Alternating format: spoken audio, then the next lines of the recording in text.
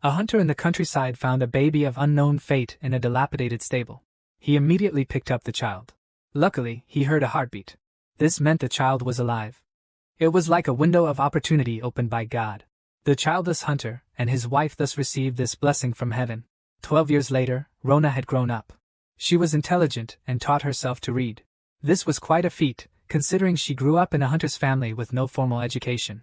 He asked his father, "How can I use magic?" His father was stunned, because he didn't know the book he brought for his child was actually a magic book. His father thought for a moment, "If I can cut down a tree with one swing of my axe, would that be considered magic?" "Yes, of course, Dad. You're the best." The father looked at little Rona, whose face was beaming with smiles, but his heart was filled with guilt. He felt like he was failing as a father. He couldn't give Rona a better education. So, he decided to take her to the city the next day. This is a local town in the kingdom of Tolmia, called Kreth. Little Lorna is very excited, because there are a dazzling array of shops, and all sorts of food stalls. These are sights you wouldn't see in the countryside. Dad has to go take care of some business. He told her not to go to the alleys or meet any nobles. Then he drove away. Little Rona waited for her dad at Grandpa Martin's shop. Rona was so lovable wherever she went. She started asking Grandpa if he knew about magic. He didn't understand.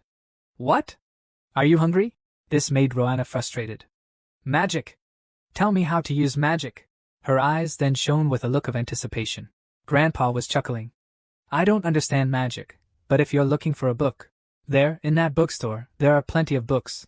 You should find what you need." Rona's thirst for knowledge drove her straight to the bookstore. Grandpa Martin picked up little Rona's book and said, "Fairy tale books are filled with memories." Then his eyes widened. Goodness me! This little one wasn't reading an ordinary book. Meanwhile, little Rona was being turned away at the bookstore. The manager was furious. These expensive books were off limits to commoners. Little Lorna was bewildered. Expensive? Then where did Dad's book come from? Just then, a well-dressed man walked in. He asked the librarian if the books he ordered had arrived. This gave little Lorna an opportunity, and she started frantically flipping through a book. Little Lorna, who had been kicked out, was still rubbing her hands. But she had just washed them. She turned around and saw the man again. Without hesitation, she followed him. As a result. But they dumped the books on the ground. At this moment, little Lorna understood something. Because this was a garbage dump. So this is where her father's books came from. She turned and saw the person standing to the side. She didn't understand what the difference was between a noble and her. Why even her father specifically told her not to meet with nobles. The more she thought about it, the angrier she became. He needed to figure out what the difference was. Suddenly his shoulder was pressed down. A man in uniform told him that he couldn't loiter around, because the other side of the gate was the noble district. He started asking where Rona's parents were. Then another man in uniform came up. They began to suspect that Rona was not right. Because Rona didn't look like an orphan, she could be a thief's errand girl. He decided to take little Lorna away. Still a baby, Lorna was abandoned in the stable of a rural hunter. The hunter and his wife, unable to have children, gladly accepted this gift from fate. They raised Lorna as their own child, cherishing her. But Lorna was different from other children her age. While other children were playing and fooling around, she was immersed in the books her father brought back. But unfortunately, he just understood the book, but couldn't use magic. But this didn't affect his studious nature. The city they lived in had a cruel social hierarchy. Rona's first trip to the city for learning was met with setbacks. As a commoner, he was not allowed to touch the expensive books. He even witnessed his own cherished books being discarded. The city's nobles treated them like trash, throwing them into a pile of garbage. This was the second time he felt the inequality of the world. He stood before the garbage heap for a long time. He only said one sentence. "So this is where Dad gets all his books." But at this moment, someone grabbed Rona's shoulder. Because of his simple clothes, the patrolling guards mistook Rona for a lookout working for thieves, and tried to take him away. Luckily, Rona reacted quickly. Sensing danger, he made a surprising sliding tackle and escaped. This made the patrolling guard completely dumbfounded. He hid behind a nearby flower basket. He was covered in dirt right now. He'd probably get scolded by his father when he got home. Just then, little Rona heard a voice coming from behind the wall. "Children, let's talk about what magic is. Principal Yuan, will you show us a fireball spell?" "It's not allowed to cast fireballs in school, silly child. But if you answer the question correctly, I can show you magic. Tell me, what is the most important talent for learning magic? It's not about being true or trying hard. Even if you study your whole lives, you'll still be wrong. I don't have a name for it. It's because many things require money to acquire. You're all mistaken. The most important talent for learning magic is the insight to see through everything. Magic is a law. Therefore, insight is more accurate than knowledge and more useful than hard work. As long as you hone your talent, you can become a magician. Alright then, child hiding behind the wall, what do you think? Little Rona was startled by the headmaster's sudden words. Should she run away or answer the headmaster? He didn't know what he would encounter next, but he was certain of one thing. That if he didn't climb over this wall now, he would definitely regret it for the rest of his life. Behind the wall was the aristocratic magic academy, Peiya's magic school, and the old man under the tree was the headmaster of the magic school. His name was Peiya's, one of the 4 recognized great mages. Hello there, little one behind the wall. Rona, still an infant, was found by a hunter in a stable in the countryside. The infertile hunter couple gladly accepted the gift from heaven. 12 years later, little Rona grew up. By chance, she arrived at the wall of the noble magic academy. She overheard the knowledge about magic. The headmaster felt the little Lorna eavesdropping outside the wall. But instead of getting angry, he invited Lorna in to chat. Lorna hesitated for a moment. For the sake of learning, this wall must be scaled. But little Roina's simple clothing caused astonishment among the people at the school. For this was an event with a cruel social hierarchy. Even the children had a clear understanding of high and low, noble and common. Little Roina, being a commoner, was looked down upon by a group of noble children. Fortunately, the headmaster wasn't that prejudiced. He accepted Roina's commoner status. Rona, strong and outspoken, said, I want to see what magic is, because I've only read about it in books. I've never seen it with my own eyes. The children of the nobles were arguing again. How could a commoner possibly understand books? Little Rona bent down. Whatever magic it takes, please, I beg you. The headmaster laughed heartily. Then he waved his hand. Suddenly, a gentle breeze swept across the room. In an instant, it turned into a howling gale.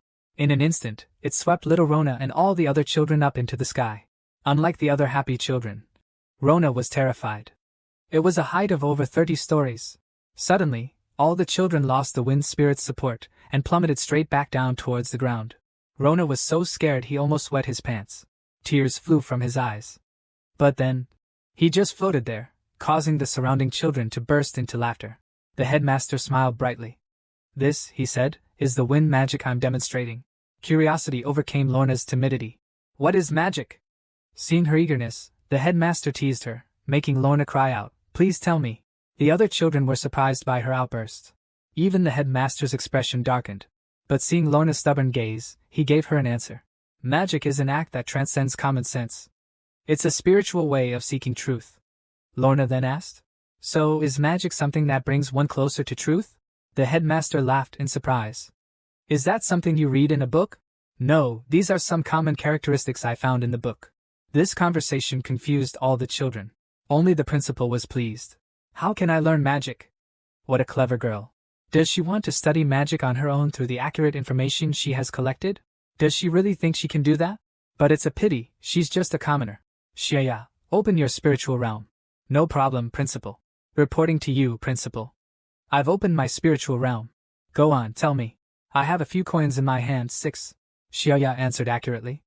She really does have 6 coins in her hand. When a magician concentrates, her mind becomes very sensitive. So sensitive that she can perceive everything around her. For example, right now, Shaya knows there are only 3 coins left without even opening her eyes. Any mage who can enter this domain can control this phenomenon. It's a highly sensitive mental domain. Little Lorna was completely blown away by this sight. First, you have to perceive your own existence. Then erase your own existence. If you can do that, you'll open up a whole different world than before. But if you can't perceive yourself, you can't erase yourself, right? The headmaster was surprised by this answer. Do you want to try it here? Little Lorna closed her eyes. She began to feel her own existence. Is it the brain? No, it's just an organ of the body. But the senses and perceptions she can feel don't escape the concept of the brain. So it's not about defining it. It's about experiencing it. Then erase everything she feels, one by one. Finally, when all that remains is a spiritual existence. Little Lana slowly opened her eyes. The principal greeted her. How are you? Did you feel anything? Little Lana widened her eyes and gasped. He was scared. Because he heard everything around him. The principal patted little Lana's head. Then he took the other children back to school. He is truly a very talented child, a genius even. If he were a noble child and received training from a young age, he could have achieved great things. It's a pity, there are so many talented children in the world. Too many. Young Rona did not linger. But after scaling the wall, he stood still, gasping for breath. For him, it was an initiation into the path of magic. There was a boy, his name was Rona, who was enclosed within walls and left in a hunter's stable. He was therefore raised as a hunter's child. Young Rona was a genius. He learned to read and write by himself at the age of 6. When he first entered the city, he encountered magic. Guided by a great mage, he successfully opened his spiritual realm on his first attempt. But this simple country boy was bullied and intimidated by a noble lady. In extreme fear, he transformed into a terrifying being that sent chills down people's spines. When little Lorna opened his psychic realm before, he had an unprecedented experience. He heard sounds from the entire world. His consciousness felt like it was split into countless pieces, inhabiting every corner of the world. To use his own words, it was as if he was the world. The immense and vast feeling overwhelmed him. Although it was only for a moment, he was detached from his physical body. In that moment, he became this infinitely vast world. So the infinite one bumped into someone. That's bad. Because the person little Rona bumped into wasn't a good person. She was lifted up by the person. Little one, since you bumped into someone, you should pay compensation, right? Where are your parents? This was the first time little Rona had been threatened in her life. Luckily, there was a voice of persuasion coming from the side. A red-haired noble girl emerged from the crowd. Her name was Amy. In this world with a cruel social hierarchy, the nobles reigned supreme. Little Rona quickly explained that it was a misunderstanding, but she was immediately shoved. The impact sent her sprawling to the ground in pain. The girl's arrival didn't improve the situation. Instead, it emboldened the thugs. They kicked her brutally, again and again. Amy walked up and just quietly watched little Rona. Amy didn't come to rescue little Rona, and her next words made little Rona feel even more occupied. Are there any other fun things to do? The voice from the side discussed how to sell her as a slave. Little Rona wasn't stupid, she knew what that meant. Amy pondered, if she were to sell her as a slave. It's only valuable if it's flawless, right? Shouldn't we check if she has any flaws first? The crowd erupted. They shouted, laughing, that they wanted to give Rona a full-body examination. They threatened to continue the abuse if they didn't comply. Amy, strong and robust, blushed. She only wanted a closer look at Rona's face. She had only intended to toy with Rona for a bit, and then let her go, but things seemed to have gone too far. Because now Rona seemed to be in a disturbed mental state. Yes, Lorna's mental state is indeed abnormal. In her world, everything is now slowed down countless times. And in this mental realm, her consciousness was drawn into a profound light. That light carried her consciousness back to the Magic Academy. She saw the Archmage casting the wind spell again, but this time it was different. Because she saw the wind spirits dancing in the Archmage's hands. Then this scene became a light. It flooded her mind in an instant. Her spirit was instantly numb. She became like a puppet. Amy noticed something was wrong and was about to stop her, but it was too late. A gust of wind swept up from beneath Rona. Those standing beside her were all swept away. In a flash, a needle-controlled zone appeared beside her. So where did everyone else go? The answer is in the sky. Little Lorna suddenly regained consciousness. At the same time, the people in the sky fell. They crashed hard right in front of her, plunging her back into fear. How could she have ever witnessed such a gruesome scene? A fall from dozens of meters onto concrete is no joke. Amy rushed towards little Lorna and demanded, "Who are you? You're just a commoner. How can you use magic?" Before Rona could react, the commotion drew the attention of everyone on the street. Seeing this, Amy didn't hesitate. She crouched down and charged up, vanishing from Rona's sight in the blink of an eye. But little Rona couldn't jump that high. She knew she was in big trouble, and how could she possibly explain what had just happened? Only one thought filled her mind: she had to find her dad. Yes, this world is truly cruel. As the sun set, in the esteemed Kalna's family, the head of the family, Kalnas, asked his daughter, "Have you run away again? You've learned everything you can. And it's not fun at all, is it?" She huffed and continued up the stairs. The head of the family muttered, "Even if you're a genius, you can't be careless. What will you do if someone stabs you in the back?" This sentence stopped Amy in her tracks. After a moment of thought, she said, "Dad, I want to learn magic. If you know anyone from the Magic Academy, please introduce me." In just one day, 12-year-old Lorna experienced 2 mental realms. The first was initiated under the guidance of the Grand Mage. This allowed her to experience the vastness of the world. But it also filled her with immense anxiety. The second time, extreme frenzy. instinctively drove her to open her spiritual domain again. But this time, the raging magic power caused her to lose control. After the harrowing experience, the underage girl understood the dangers of the world. Winter arrived. The north wind brought a distant cold current. Her father called out Rona's name everywhere. Her mother replied that Rona had gone to chop wood. This startled her father, because the heavy snow hadn't stopped yet. She held the book she had just picked up for Rona, eager to teach her. But now she had to hurry out and find her. Because when she took Rona to the city in spring, she thought she almost lost her. Rona had simply told her she was lost. But the child cried her eyes out, shattering her heart. In the snowy, dense forest, a dead tree stood tall. But she was covered in footprints. A child holding an axe stood before her. The child gasped for breath. Since casting the wind magic that day, she hadn't been able to use it again.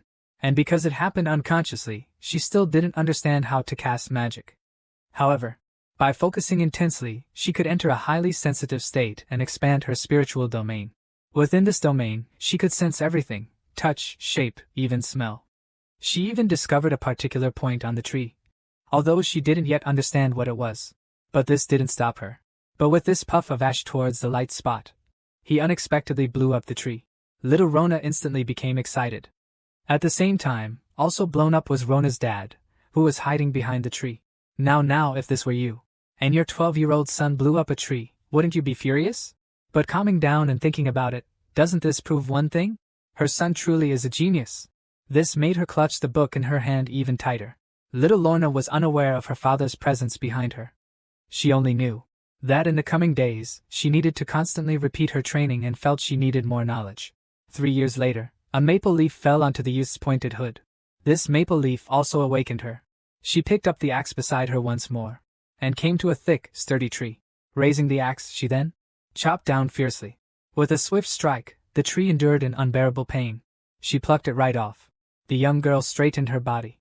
Her hair shimmered with a pale blue light. She had been in her mental realm for 5 hours straight, deeply immersed in this natural world. She recalled the principal's words: if you can expand your mental realm, you will open up a new world. Those words weren't an exaggeration at all. They were actually an understatement. Rona had just arrived at her doorstep when she saw 2 white horses. She also understood that this golden-green magnificent carriage further indicated the high status of the person inside. Back home, Rona found it unbelievable because that person was actually sitting at the same table as her parents. The source was Termila, the deputy steward of the Orson family. Rona first bent down to show her respect. Then the deputy steward put his hand on her shoulder. He then directly lifted her up, as if examining an object. She turned her around. Never thought I would work for the Orson family. Their large library was going to be moved. Over 10,000 books contained confidential information that couldn't be leaked. It would take 2 years. Over 10,000 books need to be categorized. Only you and I can finish this. Rona knows that if it's the Orson family library, then there must be advanced knowledge needed for wizards. Also, listen carefully, only your family knows about this. Regardless of what causes the books to leak, you and your family will die. This is a job you do with your life on the line. I'll pay you handsomely. The kind of money you'd be hard-pressed to earn in a lifetime. Don't worry. It's enough to last you the rest of your life. This clearly struck a nerve with the old man. It's not about the money. I'm doing this for you. I just want my Rona to achieve her dreams. But in this situation, those words sound pretty weak. The butler burst out laughing. He didn't buy it. What dreams can a commoner's child have? How can they possibly get ahead? If it weren't for the money, why would I beg you to hire my son? Dad's face changed after hearing this. Didn't you say you could let him read the books in the library? Of course he can read. What I meant was, I can't monitor him 24/7. But you want him to achieve his dreams. Have you been lying to your son this whole time? Is that really the case? Actually, no. Rona's mother only taught her a few words for fun. Rona, at just 6 years old, started teaching herself and hasn't stopped since. Looking at Rona's noble appearance and intelligent little head, he couldn't help but wonder if she might be of noble birth. Thinking of this, he shook his head. How could he think that? She's his daughter. And since she's a mountain man's child, she should learn how to live in the mountains, shouldn't she? But seeing Rona working in the mountains, he was suddenly filled with regret. Because he had actually raised Rona as a mountain man's child. Rona shouldn't be like this. That's why later, when he heard that the steward needed a commoner who could read, he knelt on the ground, tearfully begging the steward to hire his daughter. He could refuse any payment. And if he knew what the butler was thinking, he definitely wouldn't have asked him for help. At this moment, the man snapped. He ordered the butler to get out immediately. The butler didn't say a word. He simply turned around. People nowadays, they get angry when they're exposed. Forget it. Unexpectedly, Rona spoke up. I'm sorry, butler. Please forgive my father's rudeness. I'm willing to go. This sudden interjection surprised her father. It also surprised the butler. Are you serious? I'm not trying to scare you, but if word gets out, you'll lose your head. It's fine. Please let me go. I absolutely won't make any mistakes. And if something does happen, I won't blame anyone. I'll come back for you in a week. You can change your mind anytime. But you have to think carefully, because once you enter the mansion, you absolutely cannot leave for 2 years. Dad almost went crazy. Dad, thank you for giving me such a great gift. Dad just collapsed from exhaustion. Rona actually understands. Others don't. He can understand. Dad is truly filled with love. He's sacrificed so much to see him succeed. Even now, Dad has only one thought in his mind. Good son, I wonder if I've finally become a competent father this time. The week went by quickly. Dad signed the confidentiality agreement. But that meant he had just signed a 2-year indenture. Rona was taken away. Unable to imagine his parents' feelings at this moment, he expanded his spiritual domain. He wouldn't see them for 2 whole years. He wasn't just reluctant, he was worried about his son's safety. Despite his reluctance, he knew he couldn't waver. This was a once-in-a-lifetime opportunity. But it was a double-edged sword. He would have to survive navigating the treacherous currents of power. No one knew if he would make it through the next 2 years unscathed. As of now, over 4 million people are eagerly awaiting the gross story of the abandoned child found in Machu. Little Rona. He learned to read at the age of 6. He understood the book of magic at the age of 12. At 15, he could control his mental realm freely. And now, he has received a great opportunity. Even if this path is full of twists and turns, it doesn't matter. Rona will still embark on the path to discovering the truth. Actually, Rona didn't have much trouble along the way. Until he reached his destination and was shocked by the police officer. His life became full of meaning. This is Winchim Avenue, the magnificent manor belonging exclusively to the second-rank noble family, the Altsons. How could a child from the mountains have ever seen such a grand estate? This scene opened up a whole new world for him. Magnificent, imposing, incredibly opulent. Even the dust seemed to smell of money. The deputy steward, Temulin, was waiting for Rona's arrival. Without resting, he immediately took Rona and began to explain his job responsibilities. Finally, Rona arrived at the place he had long dreamed of. The Altson Library. The deputy housekeeper will move the more than 10,000 books here to the new library. Rona's job is to categorize them. He'll give her a new list every week. Rona has to find the books. Then store them properly. 9 to 6. After that, it's free time. But she can't go out. And there are no special instructions, just that she can't leave the mansion. Work officially starts tomorrow. The next day, Rona was ready and quickly got into her role. She also understood why only one person was doing the categorizing. Because the classification standards must be consistent. Multiple people would definitely mess it up. For example, if I were to categorize this book on the history of swordsmanship, should it be classified under history or swordsmanship? Everyone will have different opinions. And in the process of Rona building her classification system, she discovered another phenomenon. All knowledge, surprisingly, is interconnected like a Mobius strip. And there's a central hub connecting all this knowledge. That is the kingdom's history. History is the foundation of all knowledge. After thoroughly understanding history, if she strengthens her knowledge in other fields, her learning speed will become faster. Out of over 10,000 books, approximately 850 are history books. To achieve his magical dream, he must keep it in mind for the next 2 years. Just then, someone arrived. Rona quickly hid the book because he wasn't allowed to read. It was the assistant steward. Working late again, young man? You've done a good job categorizing the books. You're still young. You have a long way to go. Don't ruin your health. Otherwise, if you neglect this responsibility, you'll have to bear the full consequences. Suddenly, the steward stopped leaving. He walked directly towards Rona. This made Rona break out in a cold sweat. Could it be that my late-night reading has been discovered? But the housekeeper only said a few words. It's not just the housekeeper who uses the library. The head of the house and the young master come here too. Don't neglect your attire. And fix your hair. You look like you've just crawled out of a grave. This truly frightened Rona. At the same time, she knew she had to be more careful and not get caught. Late at night, Rona discovered another problem. These books were so difficult to understand. 3 emperors, 7 kingdoms. But even the history of the Ptolemaic kingdom was daunting enough. To memorize all these books, she really needed to be strong. She had to think of a memory technique. As she thought, her eyes grew wide. She slumped onto the table and fell asleep. No way. If it were us, we'd probably have fallen asleep even earlier. Suddenly, the books on the table were lifted. A man appeared in front of Rona, muttering to himself. This little guy is really bored. There's no need for that now. He's just a fool with grand dreams. 3 months have passed unnoticed, and he's gotten the hang of sorting. But he's discovered something that makes him very uncomfortable. That is, the nobles here don't really care about the books in this library. If they lose a book, they just scratch their heads and say they'll take care of it. But that's normal. After all, truly important books wouldn't be kept in a library like this.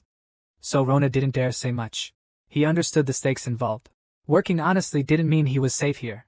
Although the nobles' leisure relied on the commoners' loyalty.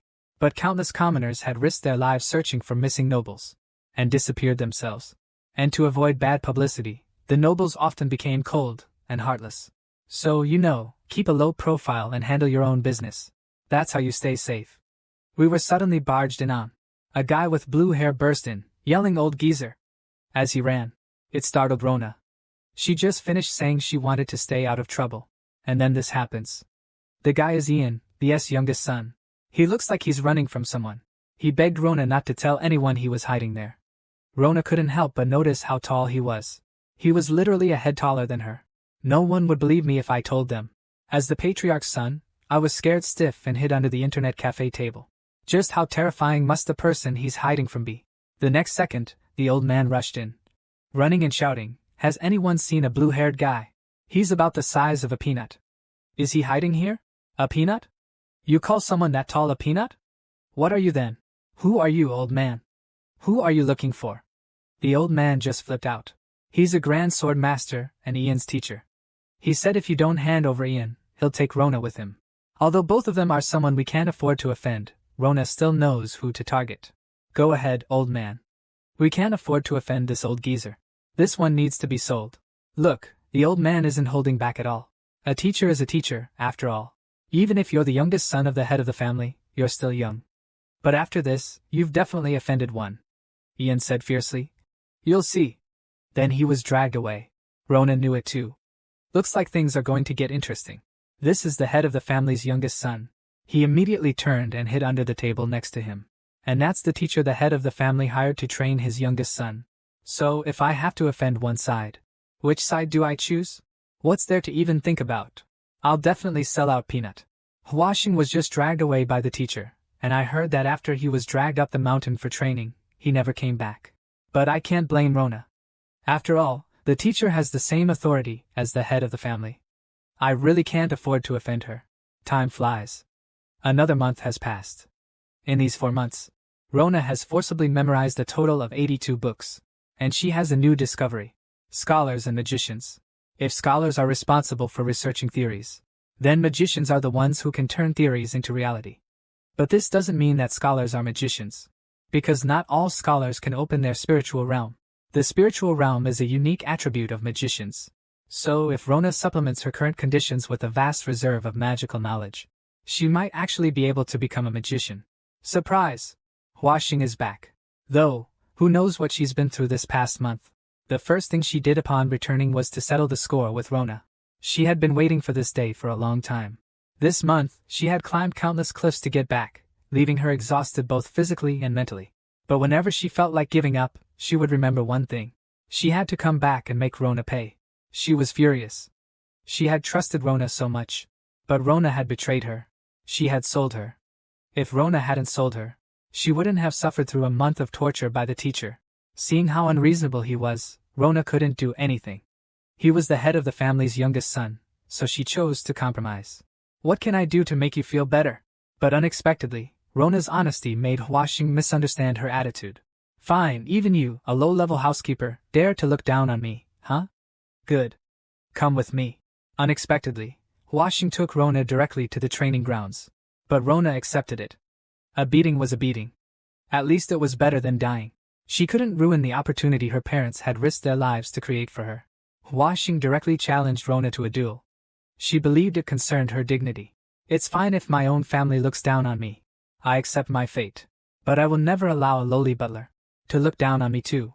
However, considering the difference in our strength, I'll let you have 3 moves. An arrow on the string must be shot. Since it's unavoidable, I'll make my move. The difference in skill is too obvious. Peanut simply blocked her with a single strike. It was enough to make Lorna's fingers twitch. Second move. Unfortunately, without any surprise, she was blocked again. After 2 moves, she realized something. Humph, little yellow hole, you've never held a sword, have you? But Peanut's mockery didn't affect Lorna's cunning. Rona unhesitatingly activated her spirit domain. The blue king bomb appeared. The third move was also smoothly intercepted. But something unexpected happened. Before Huaxing could react, the wooden sword suddenly exploded. Just like the exploding wooden sword, Huaxing's composure also shattered. Because this strike was Luo Na's weakness strike. Huaxing stared blankly at the broken wooden sword in his hand. Because Luo Na's strike was a type of sword skill. This is sword kill. You're a low-level butler, how do you know sword kill?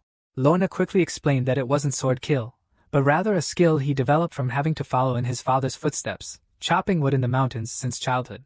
And to compensate for his lack of physical strength, he mastered this technique.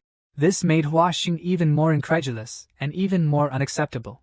I've been holding a sword for 15 years and haven't learned sword kill, and you're telling me you figured out this sword's skill by chopping wood? Do you even hear yourself?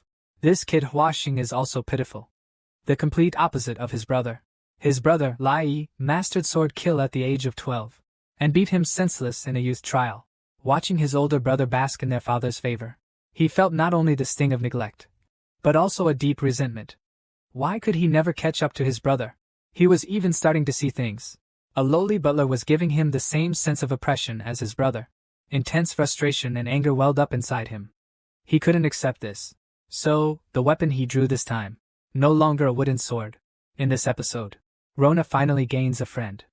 Rona, who has never held a sword since birth, is challenged to a duel by Peanut, who has been practicing swordsmanship for 15 years. But what no one expected was, in just 3 rounds, Rona actually managed to pull off a sword move. That was a move Peanut had been practicing for 15 years and still hadn't mastered. This realization struck Peanut with a terrifying truth. That boy in front of him, just like his own brother, possesses a terrifying talent with the sword. Their weapons are both destroyed, yet the outcome is still undecided. So, Peanut draws his true sword. But the duel isn't now. Peanut knows he can't bully a newcomer. And because he has talent, he can be treated differently this once. A month later, at this same place, we'll settle the score and decide life or death. Rona understood what this duel meant. If she lost next time, she would surely lose her head. She asked Huaxing to reconsider, but Huaxing refused. If you could learn swordsmanship while chopping trees, you can definitely find a way to learn sword skills. 1 month from now, to the death. I will definitely surpass you. After some investigation, Rona finally discovered why Huaxing's personality was so extreme. The head of the Orson family had 3 sons and 1 daughter. The eldest son is a recognized 6th-rank swordsman. The eldest daughter is also talented, but I prefer music to her, so she often travels as a royal pianist. The 4th child is Lady Rai, and she is known as a genius, unlike her siblings who show great promise. The youngest son, Ian, or Peanut as she is called, even required the head of the family to hire a special tutor for her. She's been described as having no talent whatsoever, which means Peanut has always been compared to her siblings. And then, Lorna's actions were like rubbing salt in the wound. Realizing the truth, Peanut's tears stopped flowing. She thought that as long as she didn't lose, she would be fine. But now that a new problem has arisen, she has to face it. She has enough confidence in her physical strength. So now, if she can only learn swordsmanship, she might have a chance to survive. At this moment, Peanut is also training frantically. Seeing Master Peanut training so seriously, unlike his usual self, I feel deeply gratified. My boy has grown up. He's actually become so hardworking. But my gratification was met with Peanut's critical hit. What kind of training is this crap? I can still stand on 2 legs. Is there anything harder? Seeing Peanut working so desperately, I began to wonder. Could it be that Aunt Lai learned a new trick, stimulating him? But that doesn't make sense. Aunt Lai has even unlocked the architecture. There shouldn't be anything new to stimulate her. So what is architecture? Here's how to explain it. If we say a mage has a spiritual realm, then construction has architecture. Architecture is a force that allows one's physical body to be greatly strengthened. Some masters of architecture can even use this force to strengthen every cell in their body, pushing their physical limits. The pattern of architecture is the exact opposite of the spiritual realm. Through the teachings of books, Rona decided to give it a try. First, she had to feel her own existence. This part was simple, she could do it, because it was the same as with the spiritual realm. But what followed was the complete opposite of spiritual projection. She only had to draw power into her body to build the architecture. But Rona knew very well that if she trained in architecture now, her efficiency would be the lowest, so she decided to learn swordsmanship based on her spirit. This path would be better suited for her at this time. Meanwhile, Peanut was training desperately, almost self-destructively. It made her teacher's heart ache to watch, because Peanut was literally crying while training. She was frustrated because she still couldn't grasp the framework. Until the training stick was caught. Her teacher's heart broke. She couldn't bear to watch anymore. Let's stop here for today. The teacher cleaned her wounds while chatting with her. Peanut was cursing her arm, which felt like it was about to break. The teacher mentioned that she had never written in her report that Peanut was talented. This naturally earned her a glare from Peanut. Peanut knew this, of course, so she was trying hard to prove her teacher wrong. The teacher thought she was doing well, but Peanut didn't feel it was enough. She knew where she still needed to improve. The old man chimed in, "That's why I said you're not a genius. Just chat, why do you have to keep pushing her buttons?" Peanut was furious. The old man ignored her and continued talking. Only heaven knows whether you're a genius and if you're doing well. So the effort geniuses put in is just to do well for them. Those geniuses don't have that strong will to challenge their own limits. But it's exactly that kind of will. It's the natural enemy of genius. Peanut knew the old man said this to comfort her, but his words also reminded her of something. That's right, if she never had that talent to begin with, then all she has to do is strive for it, fight for it. Genius? So what? She must win. Rona's training was also meticulous. She was training in her own unique poisonous way. What's behind swordsmanship? The root of swordsmanship is actually a high-stakes psychological battle between life and death. So she'll start by setting up a hypothetical enemy in her mind. There are actually only 8 true directions of attack. But in reality, there are only 2 categories, offense and defense. So, by continuously training basic swordsmanship, both offensive and defensive, from 8 directions, I can build a solid foundation. With the last parry, she released her mental realm. The special training, which lasted a whole month, finally ended. Moonlight bathed the earth, but it felt particularly desolate. Rona looked at the moon and started murmuring to herself, "The world of swords is truly amazing. Like magic, it's endless. Dad, Mom, I'm sorry. I might not be able to go home. But I don't regret it, because I've seen such a wonderful world." The 4 torches in the arena were filled with the chilling air. Huasheng slowly entered the arena. Rona was already there waiting for her. Huasheng stared at Rona for a moment. In just a month, Rona's aura had changed. She couldn't help but think that if Rona truly had the same swordsmanship talent as Aunt Lai, then she would have an even better chance of winning against Huasheng's attacks. Rona didn't dare to delay. She directly unfolded her spiritual realm, but she unexpectedly concentrated all her attention on Peanut's sword, and under her intense focus, she successfully dodged the blow. This completely stunned Peanut. At such close range. This kid, isn't he afraid of the sword? He chose to dodge instead of drawing his own sword. Meanwhile, Rona had already figured this out.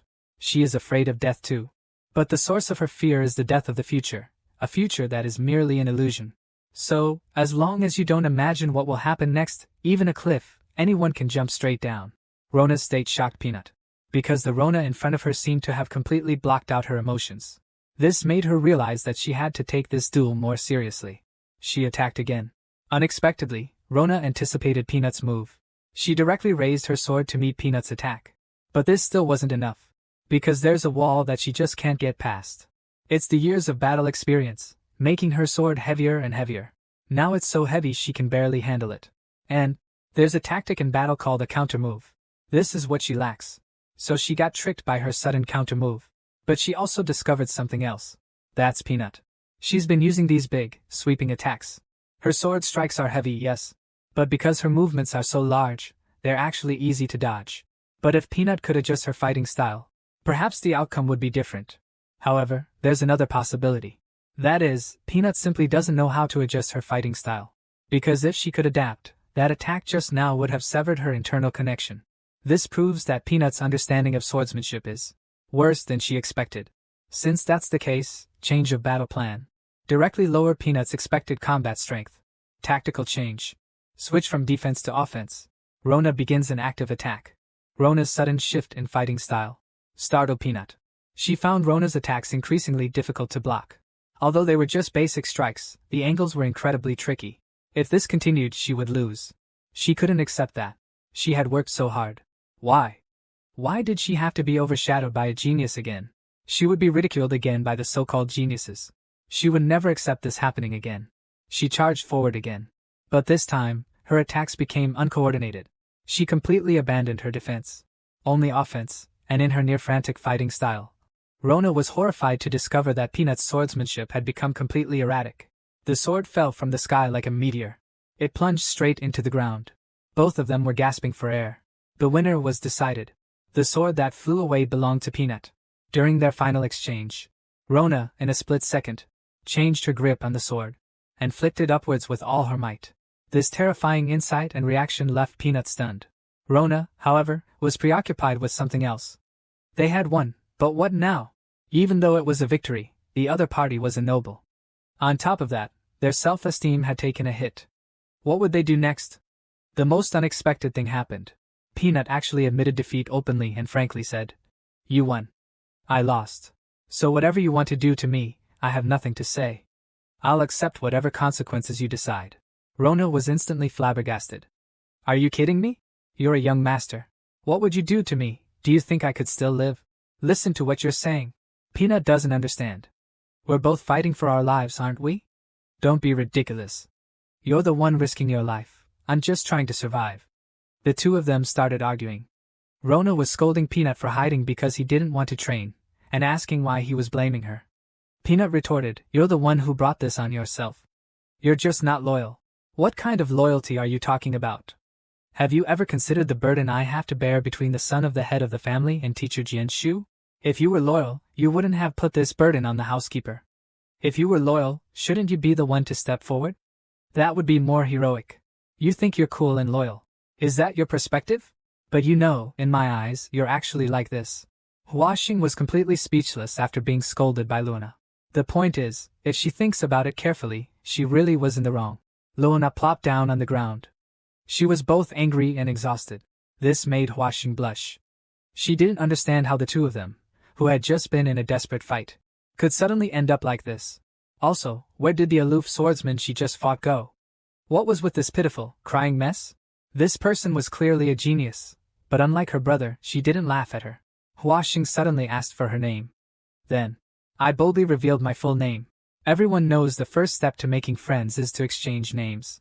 So, from this moment on, a friendship between a noble and a commoner was born. There's a saying, adversity makes strange bedfellows. These two guys are a bit different. They forged their acquaintance through a life-or-death duel. But after the duel, they gained a priceless friendship. A year later, the autumn wind quietly turned the leaves red, and then tucked them away for safekeeping. The servants in the Oscent library were busy as usual. The deputy butler turned around, and saw the pretty little Rona. She was 16 years old this year.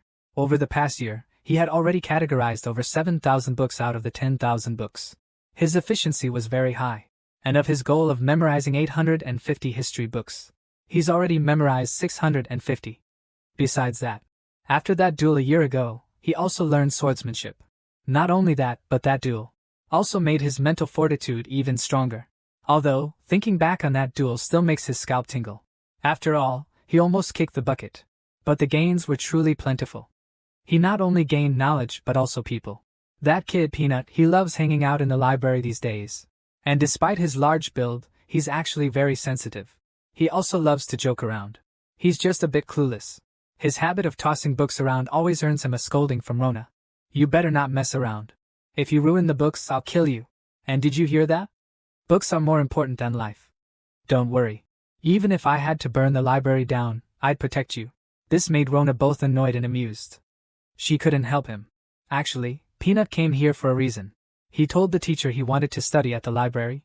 Come on, Rona knows him better than anyone else. He clearly just wanted to skip training. Look, he started acting crazy again after Rona exposed him.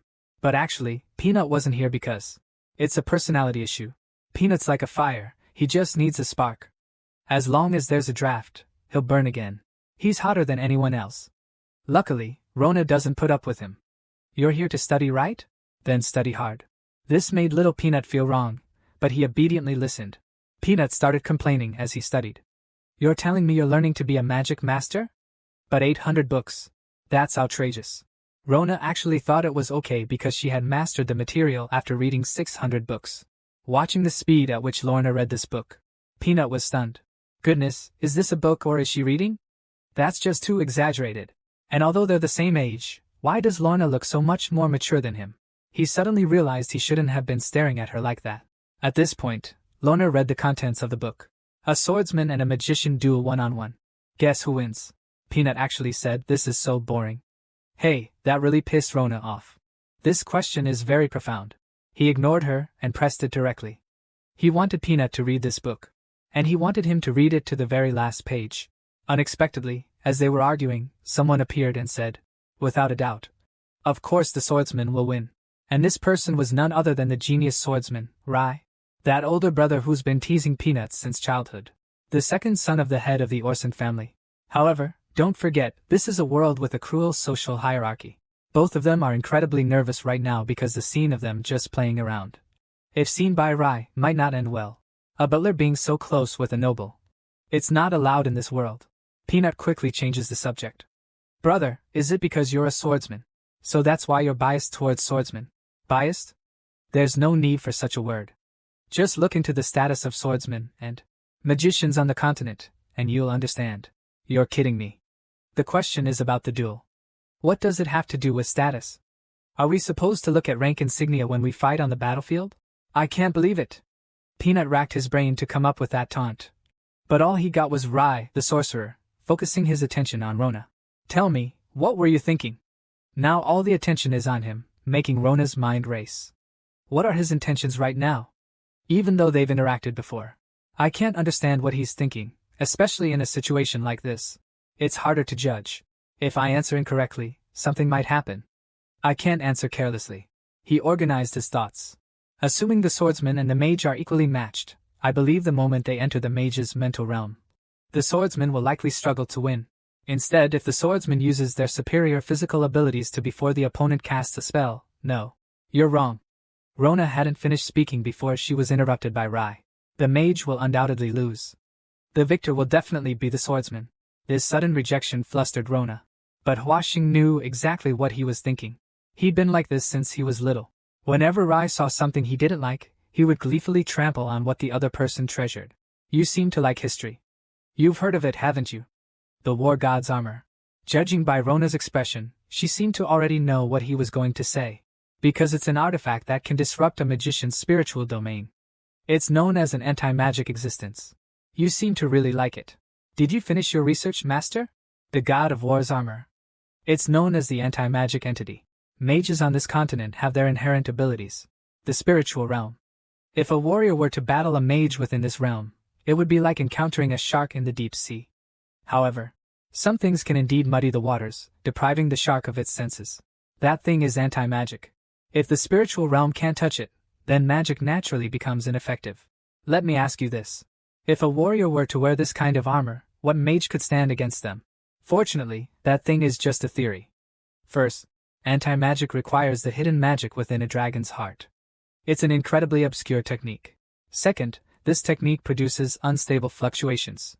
Even the continent's top wave equation masters can only raise the war god armor's usability to 65%. Because of the price. Exactly. It's an astronomical sum. Just one piece is enough to equal the kingdom's expenses for an entire year. The crux of the matter is that the person who created anti-magic is also a mage. Why would they do this in the future? Isn't it obvious? Because there are too many places on the continent that need anti-magic. It's a cash cow. So if these mages want to be hired, they don't necessarily have to go out and fight. Understand? These mages are just despicable villains who will betray their own kind for money.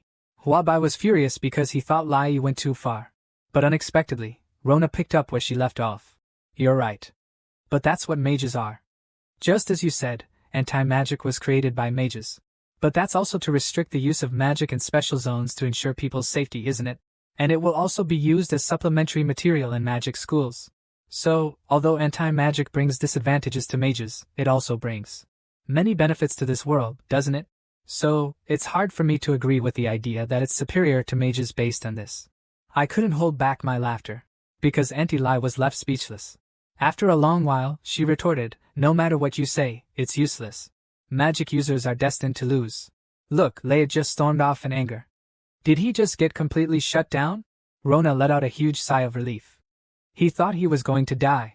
Fan Guan was truly overjoyed, because he had never seen his brother eat dirt before. He even boasted that if his tongue was a blade, he'd seen the strongest magic user in history, and this incident made Rona think deeply. Maybe what Leia said did have some truth to it. But the fact that a magic user can put their own weaknesses on the table for investigation, and that kind of fearless, cold rationality, isn't that what makes them exist for this world? Time flies, and in the blink of an eye, another 6 months have passed, bringing winter. The butler reviewed the new documents, and these documents were about Rona. The library relocation finished earlier than expected. It only took a year and a half to complete. This is a full 6 months ahead of schedule. According to the contract, Rona's contract has been fulfilled and she should go home. But the old butler felt it was a shame, because Rona is truly talented. He suggested finding an excuse to extend her contract. This would save everyone a lot of work. The deputy butler retorted, "Just listen to what nonsense you're spouting. Go back to work." But everyone understands. There's a saying about speaking unintentionally but being heard intentionally. What was Rona doing at this time? That's right, still reading. Flipping through a book isn't that hard. But to flip through over 800 books, that's a whole different story, isn't it? Yet Rona did it. It's terrifying. She herself was surprised, feeling like it was all just a dream. Peanut rushed into the library. The empty space froze her in place. She couldn't believe Rona had actually finished all the work. Seriously, classifying over 10,000 books. For a simpleton like her, completing such a task was nothing short of a miracle. Just then, Rona made a request. "Hey, Peanut, before I leave, can I go play at your house?" Rona was stunned from the start. "I've never seen anything so extravagant in my life. This place is Peanut's home. Isn't a house this big easy to get lost in? His family isn't here right now. They won't be back until tonight. So there are only servants in the house at the moment." Rona was shocked when she saw the door next to her. "Even the doors are this huge. I'm afraid a single room here is bigger than his entire house. Peanut really is a young master from a rich family. The difference is huge. After walking for a long time, I finally arrived. This is Peanut's room. But to be honest, this just looks like a dorm room to rest in after training. Swords and bandages are scattered all over the floor. It actually shows how hard Peanut usually trains." The sun gradually shifted westward. The sky was draped in a smoky red garment, dazzling and diverse. The young man was sweating profusely and panting. On the other hand, he was relaxed and humming a tune. Finally, Peanut shuddered. He couldn't take it anymore. His attitude exploded. Good heavens, he'd lost the whole afternoon. This is ridiculous. He was not accepting this. You must have been cheating with some kind of spirit realm, right? There's no need to be alarmed. It's simply because Peanut has too many actions. He places the king card to the side immediately, and hesitates for different lengths of time when he draws a pair and a non-pair. Peanut was startled this time. "How did you notice that?" Rona explained that it's about observation. Focusing too much might not lead to a good result. You shouldn't observe a specific part of your opponent. Instead, you should look at the whole picture. It's clear that no matter how much you teach him, he won't get it. Peanut just can't grasp this kind of thing. A few sentences and his CPU would fry. Look, his head is steaming. However, Rona found something good. It was a novel. She'd been reading history books all the time. Her brain was fried. She was even smoking in her sleep. Okay, but she suddenly remembered Peanut saying that his family would be back tonight. She couldn't help but feel a little panicked. Suddenly, the sound of piano music floated over, giving her a jolt. She had already guessed that the only person in this mansion who played the piano was her. She was the court pianist. At the same time, she was Peanut's older sister, the eldest daughter of the Orson family, Rena Orson. "How's my playing? Do you think it sounds good?" Rona, you're just being mean." Caught eavesdropping outside someone's door and discovered by their eldest daughter, this is not going to end well. This is the first time I've seen a wish slot like this. "Are you new here?" Rona was so nervous, she didn't want to be misunderstood. She quickly told the girl that she was the librarian. "Oh, you're the child. You seem very intelligent. Have you ever played the piano?" Rona knew she couldn't let her guard down, because Peanut had said that her sister was the most arrogant person in the entire estate. But she still answered honestly, saying she had never touched a piano. "It's okay. I'll teach you. How about you come sit here?" Rona was stunned. A noblewoman's eldest daughter wanted her to sit over there. Teaching her, a commoner, to play the piano, it was truly a terrifying thing. "It's all right. Come over here. I brought this up. No one will dare scold you." Don't worry. Things have been said, and with Rona's stance, it's not something I can refuse. It seems there's no other choice. I'll have to go honestly. Here, these are the keys on the piano. Give it a try. See? It's really simple. Press these 3 keys at the same time. What's Rona thinking now? She's nervous, but it does sound beautiful. But she's starting to relax her guard and asks if she can try playing. Reyna says, go ahead and try. Because she actually has no ill intentions. It's just that Rona was being too cautious. This flurry of random notes carried Reyna along. Although all the notes were wrong, Rona continued playing without hesitation until she realized the melody seemed to be getting stranger and stranger. Yo-Yo television series exclusive, Rona told Reyna. This was her first time playing the piano. But Reyna didn't doubt Rona was lying to her at all. Because Rona curled her fingers when she played, and curling one's fingers is a mistake only someone who doesn't know how to play would make. It was a telltale sign of inexperience. This meant Rona only had the music in her head, but she had never actually played before. So she wasn't playing randomly at the beginning. Instead, she was trying to figure out the distribution of the 7 sets of keys on the piano, and memorize all the notes on the 88 keys of the piano. She didn't understand. Why would such a genius come here to work? And this little doll is way too outstanding looking. Suddenly, a roar came out, startling Rona. Huaxing had woken up. She thought it was her sister playing the piano and disturbing her sweet dreams again. Rona was frightened when she saw Huaxing. This was definitely going to cause trouble. Oh, you guys know each other? You know, if it were discovered that a commoner and a noble were so close, it would be a huge scandal. Now, she really didn't know how to explain it. And she had this strange sense of guilt. As for Peanut, she was straightforward. Yeah, that's right, Rona's my good friend. Rona was terrified. All she could think about was how to explain it. But Peanut just said, don't worry, she's just a grumpy old witch. She won't care about stuff like this. Rona was still a little incredulous, because this could be a matter of life and death, until Reyna also said a few words. So your name is Rona? Don't worry, it's alright. At this moment, the cognition that Rona had built up over 16 years crumbled directly. So it's okay for commoners and nobles to be friends. And Peanut, why did you lie to me? Your sister is such a nice person, beautiful and understanding. What are you talking about? You think I'm lying to you? My sister is an angel, not a devil. Do you believe she could devour you whole in the next second? I'm so sorry, Rona. I have such a useless brother. But it's really great that she met you.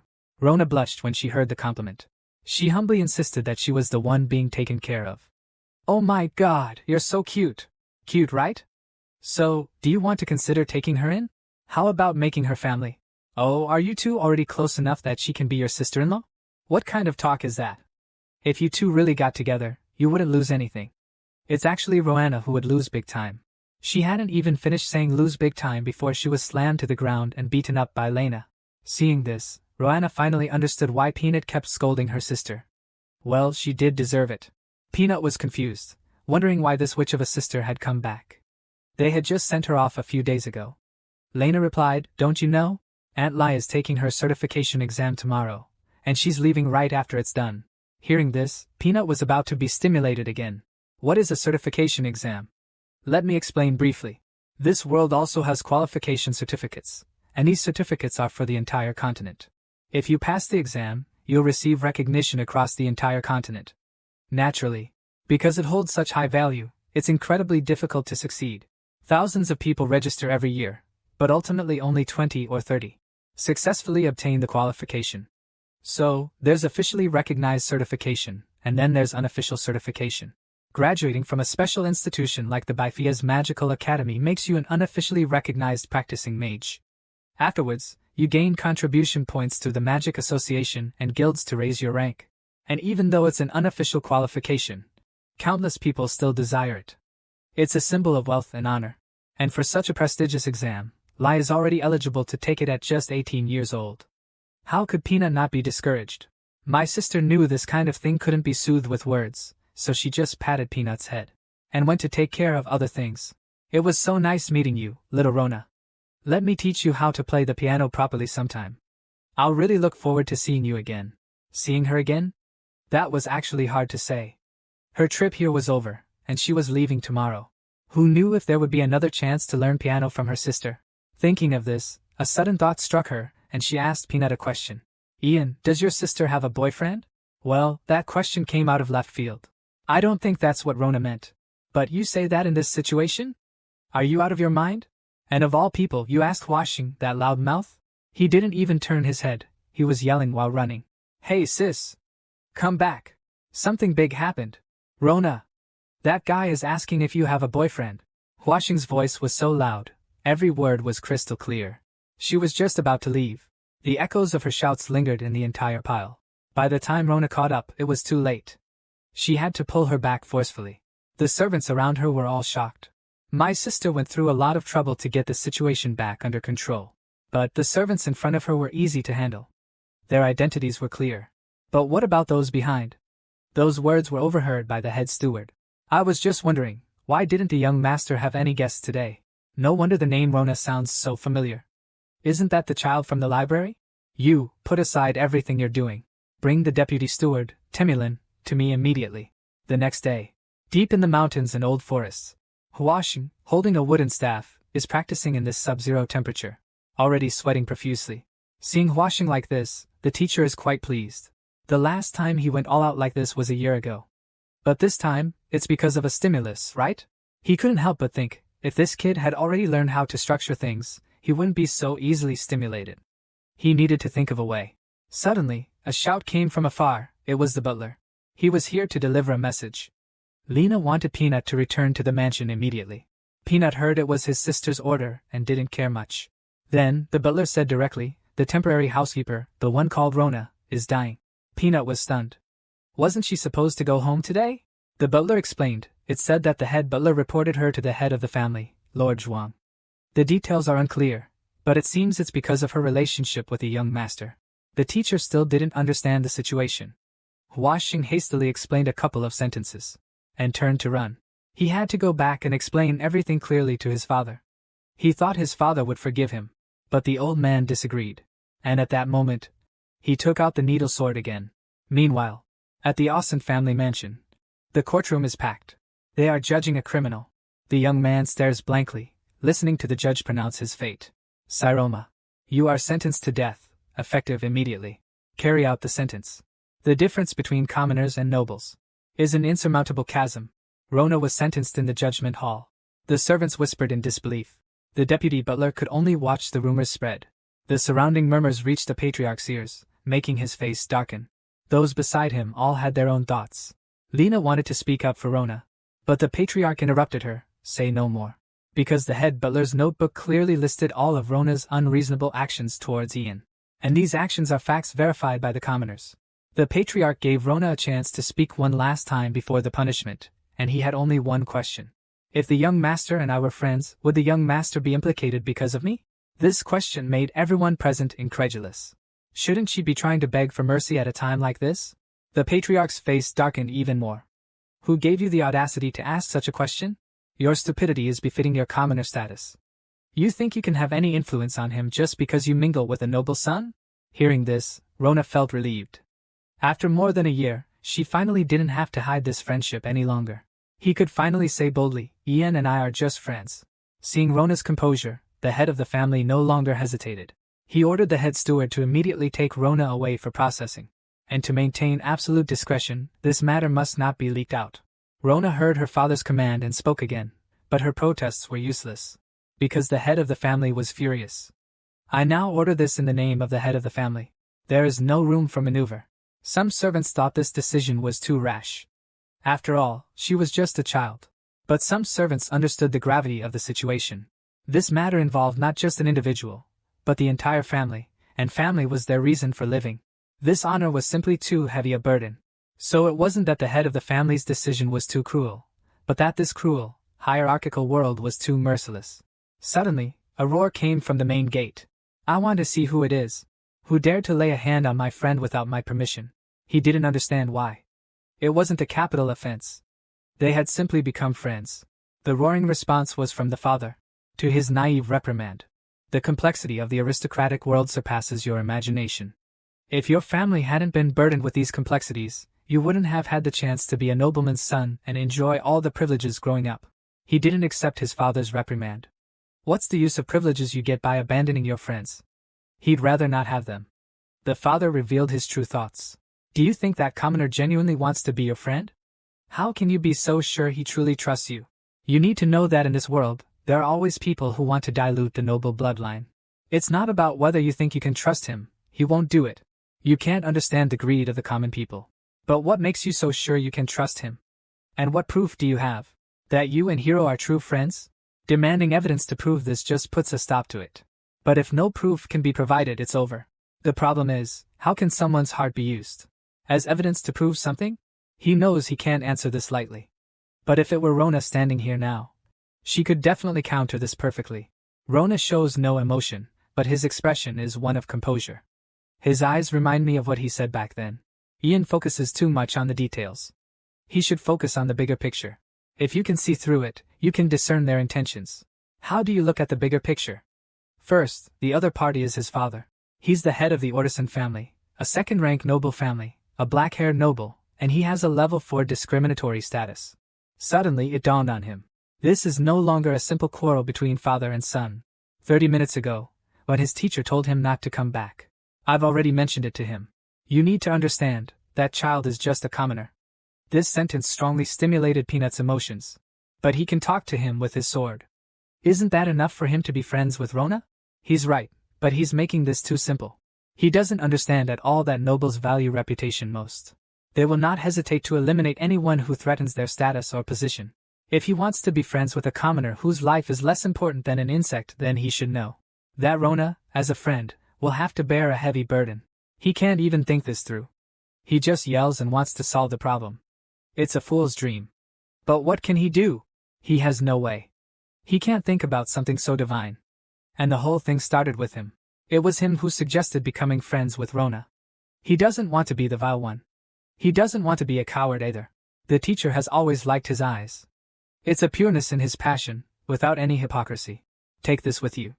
I'll let you go if you're willing to take this sword back to the manor, but you have to think it through. If you don't have this kind of resolve, just stay here quietly.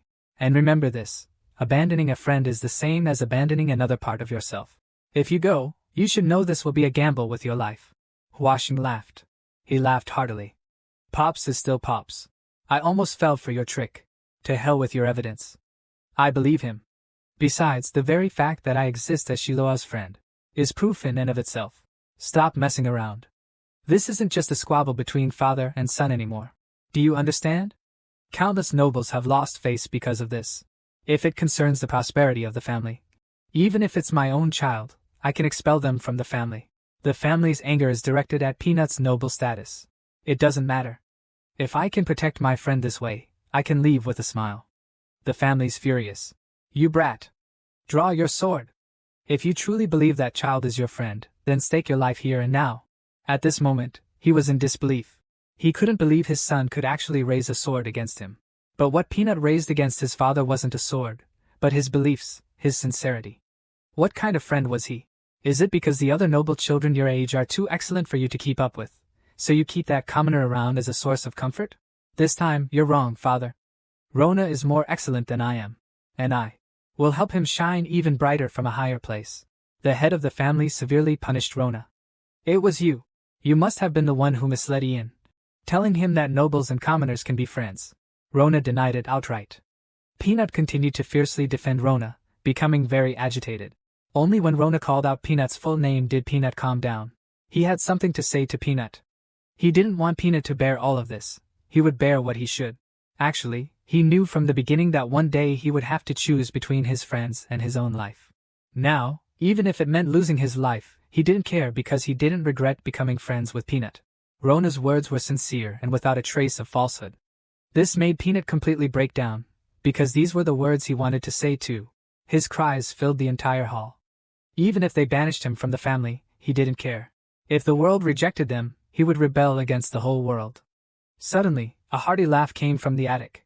I didn't expect to see such a scene at my age. As expected, youth is the best. The old man who called out was Rena's grandfather, the current head of the family's father. Faced with Lorna's sincere and completely genuine honesty, caused Peanut to completely break down. His roar, "I'm willing to take on the world," filled the entire hall, while the current head of the family was in disbelief. From the attic came the old man's sigh, "Youth truly is the best." The old man's identity was Lorna's grandfather, the current head of the family's father. The old man just happened to come back, and he saw this scene right after he got back. His appearance also stabilized the situation that had already gone out of control. And the clever old man had already guessed what was going on. Since everyone has something to say to this young man, let's take turns. Let's hear everyone's opinions before making a decision. Let's start with the eldest daughter, Rena. Although I have only met Rona once, I can feel that this child is actually very smart. He has already finished his work and can go home today. So in this situation, it's hard to say that his approach to Yayan was with ulterior motives. The old man nodded. That makes sense. What does our second grandson think? This kid, he has no manners at all. I don't like him. The head of the family is a bit excited. If he were to say anything, it would be, but it's none of my business. He doesn't understand. Don't you dislike him? And it's none of your business? Dislike means what it means. But dislike is dislike. It doesn't matter to me who Ian makes friends with. Understand? I just want this to be over quickly. Then I'm going to Wanggong to take the exam. Wow, this person is really cold. The old man is happy. It seems there are always the most things happening in this family. So what does the deputy steward think? As the deputy steward was about to speak, he was distracted by the head steward's cough. The head steward made a gesture. His meaning was simple. We're not in a position to offer suggestions. The important thing is to reflect the master's wishes. As for Rona, he not only completed the work I assigned him perfectly, but he also finished it a full 6 months ahead of schedule. He's quite exceptional. The deputy butler is so handsome, but he's practically squeezing the head butler out. When the old man asked him if he knew about their friendship, this was his reply. In response to the head of the family, I am aware that he is very close to the young master, but I didn't know they were friends. However, I'm certain of one thing: if he were a child with no discernment, he definitely couldn't have completed the task of categorizing over 10,000 books. Good. Public opinion is now overwhelmingly on our side. Only father is still insisting on punishing Rona. Now, all we need is... No, I'm afraid I still can't accept this. Don't jump to conclusions. I haven't finished. I mean, I understand that their relationship is purely platonic. But that's all it is. If this relationship continues, it will eventually get out. Other families will use this to discredit us. Everyone in our family holds a position of prestige in the kingdom. And Lai is about to take the exam. We can't have any mishaps. With so many mouths to feed, what else can I do? Rona, you're a smart child. You understand what I mean, don't you? Not bad, that subtle little look. Kid, of course, I understand how you feel. The weight of the family, the lives of so many people. So, there's nothing I can do. Well, Cynthia? He's still teaching my good-for-nothing grandson, thanks to you. Out of compassion, I'll waive your punishment. But can you just say goodbye to Ian like this? Everyone is waiting for Cynthia's answer. But no one expected Cynthia's response to be so astonishing once again. That is, she can't do it. He said that if he would hinder Ian's growth, he could choose to leave. But he would absolutely never consider them not being friends anymore, as long as he understood this request. He would accept whatever it took. Rona's reply stunned everyone present. It also made a new thought sprout in him. He had originally thought that as long as Rona could survive, he would have been relieved. But he found out that Rona had already understood the lesson her teacher had taught her, which made him feel incredibly ashamed. So he made a new decision. And leave everyone present completely dumbfounded. I do. From this moment forward, the third son of the Dawson family, Ian Dawson, will be the warrior of the Chiron ship. The Dawson family, this time it's completely blown. You're absolutely crazy. This roar pierced through the mansion. Straight to the owner. Yo-Yo television series exclusive, The Orson family. The Orson family. You're absolutely insane. This roar pierced through the narrow valley floor, soaring into the clouds. I will become the sword of Sirona, swearing to defend the glory of Lord Harvey, with my life and soul. The head of the Orson family completely lost at this time. You're absolutely insane. This roar. It directly pierced through the narrow bottom, straight towards the sky. Actually, the declaration was a matter passed down from the founding of the Kingdom of Tolmia. When the powerful Adolf ceremony unified the Kingdom of Tolmia, it did not purge the kings of the defeated countries. This newly formed nation needed to be able to withstand the forces of the surrounding kingdoms. So he kept the kings and allowed them to continue managing their original territories. During this process, the oath of knights swearing to become the sword of the main army also emerged. In return, the main army would bestow upon the knights a noble status. This is the origin of the Knights' Declaration and also the catalyst for the birth of nobility. This peanut kid is still showing off. How about it? You guys have nothing to say now, right? Hey, absolutely, of course. Does anyone have anything to say about this? A noble making a knight's oath to a commoner. This is unprecedented since the founding of our nation. My teacher would curse if he knew. I didn't give you that sword for this. Only after Rona reacted did everyone else turn around. Well, you little rascal. Since you're willing to become his sword, that means this boy is worthy, right? Answer me. Does this worth come from his excellence? Or from your own emptiness? Huashing's reply was a stark contrast to his usual personality. A sword doesn't judge. A sword only protects. See? They're all dumbfounded. Who can understand such nonsense from a brat? Even Grandpa is laughing from anger. I guess being this clueless qualifies as a low point. I'm honestly at a loss for words with you. But for your friend to receive this scraping sword of yours. It's quite the ordeal, isn't it? Cynthia, listen carefully. Although this brat hasn't been taught by the master yet, he's definitely not someone who will be abandoned by his owner. From now on, I'll entrust my grandson to you. Oh, right. Since they both went to such lengths, we can't just let him go back. Head steward, bring the carriage that was supposed to take Rona back. Use it to bring his parents here. You shut up and go now. Don't mess this up. Alright, everyone disperse. Get back to your business. Go back to your rooms, Peanuts. Just thinking about his family's expressions will make him happy for a whole year. Rona thought it wasn't worth it. She didn't need to go to those lengths for him. Peanuts finally spoke his mind. He said, "It wasn't just because of our friendship that I made this vow. You're different from your brothers. You have a power that attracts people. So I want to entrust my life to someone like you. I don't regret it." Ugh, seriously, that's enough. Saying that really changed the mood. Rona didn't know how to respond to that. He thought for a long time and finally squeezed out, "If you want to protect me, I'm afraid you'll have to put in several times more effort." Peanut couldn't respond to that. He just coughed up blood. At this moment, his sister suddenly came in. She had heard about their previous duel, that Peanut had lost, and found it hard to believe. She wanted to understand the situation. But then she saw this scene. Peanut was still scheming. Without even looking up, he tried to dismiss me. Rona immediately scolded, "How rude. I came here with high-level intel, you know. Come on, tell me. If it's not high-level enough, I'll cough up blood all over your face." As soon as the news broke, chaos erupted. Over there. Because Peanut played the Knight's Oath card, their original plans are all messed up. And because they already know about Rona witnessing the emergence of extraordinary talent, the head of the family now wants to send both Rona and Peanut to swordsmanship school, to attend classes. And now, since Rona is also a member of the family, they plan to invest in her as well. And now, because Rona is also a member of the family, they plan to invest in Rona. This is also for Peanut's future, you know? Peanut's furious. What's the deal? They just suddenly arranged it. I thought I could finally have some real fun with Rona. What's the deal? You have the nerve to ask? Don't you know what you did? You good for nothing. Peanut couldn't hold it in anymore. He yelled, "Rona's going to some stupid swordsmanship school. She's a magic student. She even opened her spiritual domain." His sister blew up at that. But then she suddenly realized something. Isn't this even more ridiculous? This is absolutely humiliating. You lost a sword fight to a magic student. How dare you even call yourself his sword? These words made Huashing so furious he cursed, clinging to Qin Jin and unleashing a torrent of impotent rage at his sister. But when his sister learned that Lorna had used her spiritual domain to defeat Huashing, she was even more astonished, and showered her with praise. To use a spiritual domain to such an extent is truly a strategic application. Lorna, however, couldn't handle the praise, and immediately shriveled up. The two instantly became worried. She's too easily embarrassed. How will she ever fall in love? Even Ghostblade would be worried.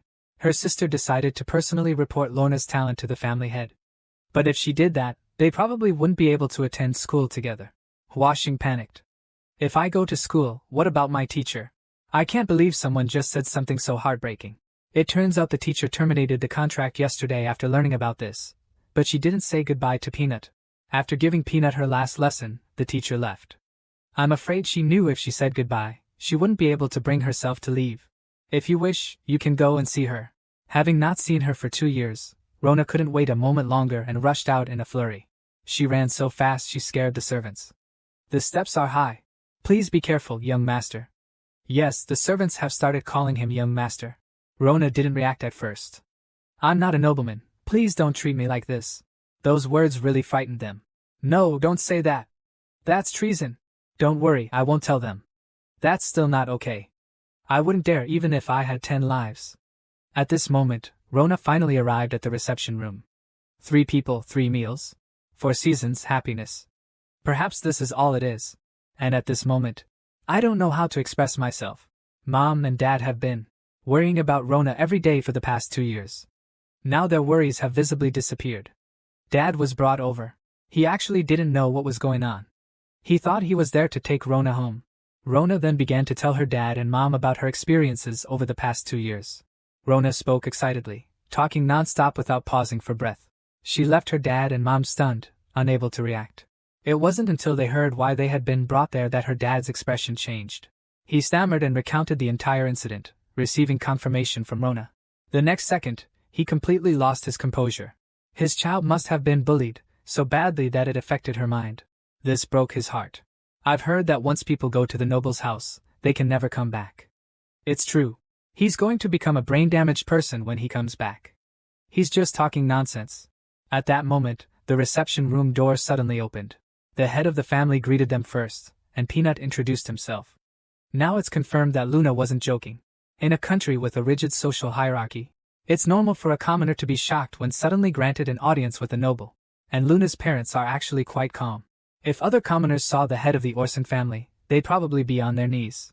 But even now, Dad still finds all of this unbelievable, which is right. If you want to know just how bewildered he is, take, for example, when the whole family is dining together. Dad's like this. Half his soul leaves his body, and even after the meal, that half is still floating around out there. And during afternoon tea afterward, the group across from him makes him even more nervous. He doesn't really understand what discrimination is. But he knew that the nobility wouldn't normally treat a mountain dweller's original family this way. He felt he needed to explain it clearly to them, saying that this was probably a misunderstanding.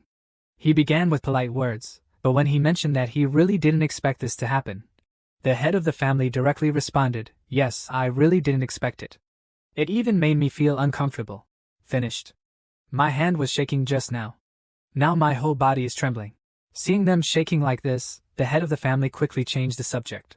But even though we're not happy about this, we respect Ian, so we won't taint his pride because of our different statuses. Therefore, please don't worry about it. Our family will fully support your son in the future. Humph, it's been a long time since I heard you say something good about someone. Obviously, he didn't seem like he wanted to pay attention to his old man. In contrast to his terrified old man, Rona was surprised by the change in the head of the family's attitude. In the last 2 episodes, he still wanted to get rid of this commoner. But now, he can actually make the decision to protect a commoner, placing them under his and the doctor's care, for the sake of his family. And here we can also see that the head of the family is definitely not deceiving them. The head of the family said he would fully support him, and he truly means it with his life. The head of the family knows that the spiritual domain isn't a magical talent that can be obtained simply through hard work. And he also already knows that Lona's goal is to become a mage. So he will help Lona obtain an unofficial mage qualification certificate as quickly as possible. Well then, Althea's Magic Academy, one of the 5 prestigious schools in the kingdom, is absolutely the most suitable magic school for Rona right now. I wouldn't recommend other schools. Currently, only Althea's Magic Academy is prestigious enough to befit the status of the Orsini family. Stop with the fancy talk and just get to the point. Look at the state her father is in. So you're saying that after my son graduates from that school, he can become a mage? Yeah, if you don't put it like that, her father won't understand what the head of the family means. You can't really blame Dad. Although Rona studied magic as a child, Dad thought it was just a child's fantasy. Besides, from another perspective, a mountain villager wouldn't dare to think about making their child a magician. Because of the status issue, all existing magic schools are special schools. Besides the children of nobles, commoners are not allowed to enroll. So, there's only one option now. I want to adopt Helona and let her live with me as my foster child. Actually, this is the result of the family council's discussion. There is no other way. One of my cousins is a bit slow, she still doesn't have any children. If we register her household there, the issue will be easily resolved. But don't worry, we don't want to take your daughter. It's just a matter of registration on paper. We can use this as proof to make Helona a noble. This is definitely a move that will blow Dad's mind, because it will directly make Helona a noble. Who wouldn't want a chance to change their status? But she's worried that Helona will be taken away. She looks at Helona, but this glance makes her even more worried. Why is Helona so calm? What is her attitude right now? Could it be that Helona has already made her own decision? Suddenly, Helona moves. She looks at her father, and placed her hand on her father's.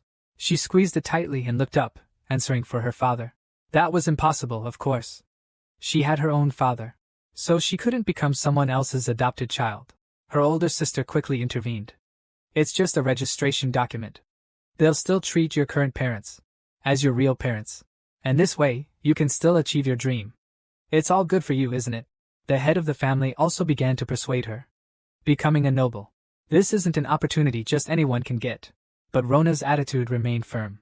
If she had to change parents, she'd rather be a commoner. But if you're a commoner, you can't go to magic school.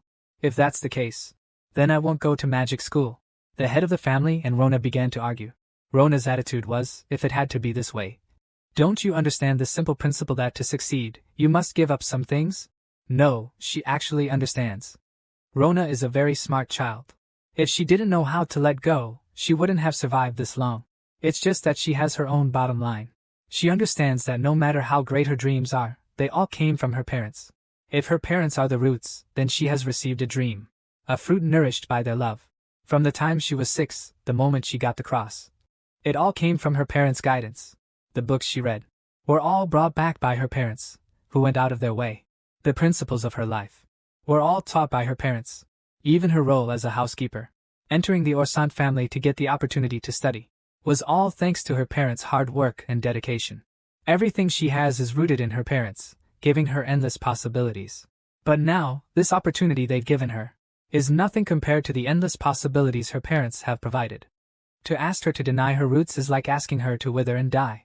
She is deeply grateful for the help the old patriarch has given her, but her parents will always be the two standing before her. Is it guilt? Or a matter of moral ethics? No, it's neither.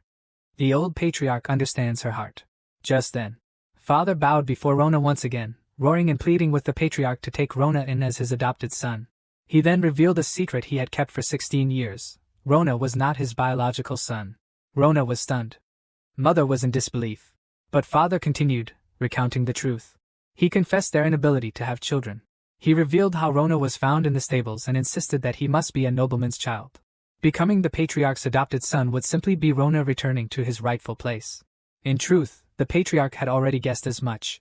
Because from the moment they met, he had already discovered that Lorna's appearance was completely different from his parents'. He couldn't help but wonder if his father's statement was a declaration of abandoning his own son. Lorna stopped her father's speech, and her father's eyes were filled with guilt. He felt sorry for hiding the truth from Lorna for 16 years, but Lorna was already grown up. He thought it was time for Lorna to know. But in fact, this was not a one-sided secret. Because Lorna could not be kept in the dark about this matter, she had already known the truth. He never asked about it though. Just like everyone in the world only has one pair of parents, he hoped it was the same for him. But now, does his father want him to have 6 parents? This question terrified him. He didn't mean it that way at all. His father was really worried and heartbroken. He was terrified that Rona would give up her dreams because of them. But this kind of love from his father would put more burdens on Rona. He loved Rona too much. He only thought about giving everything he had to Rona. But because of this, he unintentionally overlooked the fact that Rona had been abandoned by her parents twice. This made Lorna cry uncontrollably. Only at this moment did the father suddenly realize how heavy a burden his love had placed on Lorna. Just like when they had said goodbye before, he hugged Lorna again. He felt guilty, sad, and sorry for his child once more. The entire hall fell silent. Everyone was afraid to move. They didn't want to disturb Lorna and her family. Sometimes, wanting what's best for your children can actually leave them with a lasting pain. Being a parent is truly difficult. The head of the family looked at his son. The family head covered his head, stifling his sobs. Raising 4 siblings alone, he understood the hardships of parenthood. He could deeply empathize with the pain Rona's parents were feeling. He looked at his own son. Rona's father had gone to such lengths for her. For his son, and for Rona, he decided he had to get her into the Magic Academy. Alpheus Magic Academy had a special preferential admission. He demanded the elder head find a way to secure that spot. The elder head was stunned. How could he possibly reason with that stubborn old man at the Magic Academy? Was there truly no way? I heard he owes you a great debt. The old patriarch suddenly realized something. That makes sense. This tactic seems to be a special remedy for unreasonable people. Born but not raised. Severing ties is enough repayment. Born and raised, only beheading can repay the debt. But if not born but raised, then even repaying 100 times over. I'm afraid it would be difficult to repay this kindness of upbringing. Rona understood this principle well. So if he had to choose between his parents and wealth and glory, he would abandon those so-called dreams without hesitation. And the scene of their family huddled together made the head of the house realize just how absurd their actions were. It was because of this that he decided to do whatever it took to get Rona into the Alpia's Magic Academy.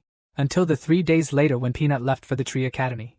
Under the care of the head of the house of Orson, Rona and her family were able to enjoy the long-lost warmth in Orson's manor. His father still looked full of regret. It will probably be a long time before things get back to normal. And these two boys, willing to risk their lives for each other, who made a pact of discrimination because of this. After a whole year of knowing each other, finally got a short period of time where they could enjoy each other's company freely, and without any worries. But time always flies. 3 days passed in the blink of an eye. Today is the day Rona goes home. The day Peanut sets off. It is also the day they must wave goodbye. Peanut's crying like a tired child, but I think it's mostly because he has to go to school. The two boys promised to see each other during the holidays and to keep in touch through letters. Peanut made another promise, a mutual encouragement. You must become a magician, and I will become the strongest knight, a sword to protect you. But the truth is, it's questionable whether this rascal will even graduate. He's being so sentimental, but he's the one we should be worried about. Her sister assured Rona not to worry, saying their influential family would definitely get her into school. So before they left, enjoy spending time with your family. With this, Rona expressed the gratitude deep within her heart. Her sister looked at Rona and couldn't help but exclaim. The clerk had thought Rona was just a cute little brother, but he never imagined she was such a thoughtful child. And to maintain her beliefs under such terrifying circumstances, that's truly a rare and valuable spirit. Her sister was about to give Rona some advice for after graduation, but the words got stuck in her throat. Because she knew the magic world was full of endless possibilities. And for Rona, it would be a vast and new world. So, the advice turned into encouragement. I believe you can become a great magician. Let's work hard together. Just like that. The siblings embarked on the path of cultivation. Luona also embarked on her journey home. The two teenagers, born into different social classes, began their journeys with dreams as their guides, striving to reach the pinnacle of their respective fields. And this story, although just the encounter of two passionate youths, but it was precisely because of this encounter that it was recorded by the world as the starting event that shattered the world's structure, and thus, it was forever etched in the annals of history. Meanwhile, in the office of the Alpheus Magic School, renowned as one of the 5 prestigious families of the kingdom, the old patriarch was trying every possible way to secure that opportunity for Lorna. I've been waiting for you for half an hour now. I should be able to expect a positive answer from you, right? I really can't agree to that kind of request. Even if we've been friends for 50 years, I can't. Hey, what are you talking about? Have you forgotten how much I suffered because of you when we were young? You're really pushing it, old man, trying to force me with this. Looks like you're playing hardball. I'm not asking you to take him in. Quite the opposite. That kid is unusual. Do you know what I thought when I saw him? I swear I saw a younger version of you. If his grades are good, then he'll officially enroll. Is there a problem? There is a problem. And it's a big one. That kid, he's not a noble. Wait a minute, it can't be that much of a coincidence. Don't tell me it's a kid with blue eyes and blonde hair. The former head of the family personally went to Alpheus Magic Academy, just to ask the old principal for a spot at Zayu, so Rona could attend school. But wouldn't you know it, during their conversation, the old principal learned that Rona was the child who climbed over the wall 4 years ago. They started chatting about Rona. The child actually said that even if he lost his life, he wouldn't regret being friends with that person. Oh, he said it so beautifully. However, that was just my first impression of him. I thought he was just a child who knew how to play on adults' sympathies. But when I brought up adopting him, he said denying his roots would be like letting them wither and die. Come on, tell me, what the hell is the point of this? He actually dared to refuse becoming a nobleman. This kid, at such a young age, already understands the essence of Britain. Exactly. He didn't even hesitate. You know, so many people are still lost because they don't understand this. Modern people always have so many new opportunities presented to them. But those opportunities can also be the very moments they deny the foundations of who they are. One misstep, and they'll be doomed. And look, he never compromises on what he believes is right. Doesn't that remind you of yourself in your younger days? No compromise, because he believes what he does is absolutely right. But not compromising also means risking facing judgment. You know, I actually think that would be really dangerous. Old white hair, you still can't forgive yourself, can you? You've done everything you should have. You've even trained a lot of talented people. Don't you think it's time you forgive yourself? Humph, what are you talking about? Forgiveness? Where would I even begin? That's just arrogance, my old friend. I've always been training these kids, but I do it because I don't want this world to have another person like me. Even if what you say is true, if that kid really is like me, who can guarantee he won't end up on the same terrible path I did? You're a genius, Alpheus, a once-in-a-century genius. You, the so-called light of the family, merely took one wrong turn. Although that one time almost ruined everything. But you came back. Though honestly, I gotta say, who would have thought someone like you would end up in this backwater town as a wrinkly old headmaster? Look who's talking, you lazy slob. Look at yourself before you criticize me. You're clearly an idiot with no discernible talent, yet you somehow became a recognized third-tier expert. Haig became a general. I'm truly worried about the future of the kingdom of Tolmia. Too lazy to argue with you. Let's get back to business. Old geezer, don't you think this is all destined? Not to mention, he actually met you once before. The boy you sent beyond the wall 4 years ago has actually returned. Oh, come on, lazybones. I don't believe in fate. But the talent that was once sent away due to his status, after 4 years of twists and turns, has reappeared before my eyes. Could he truly be fate? Fine. Send Rona to me. I'll let him enroll. Under the patriarch's disdainful pressure, the headmaster carefully considered and finally decided to accept this possibly fateful arrangement. He agreed to let Rona enter the school as a specially enrolled student. After that, 3 months quickly passed. The Orson family carriage arrived to pick up Rona. Excited, Rona had already packed her luggage and, at her mother's behest, had her hair cut short.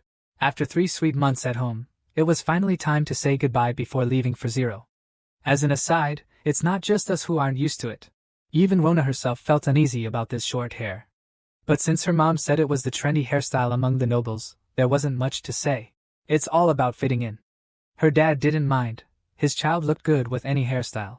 But there was one essential thing to do before leaving. But the child has grown up. She's 17 this year.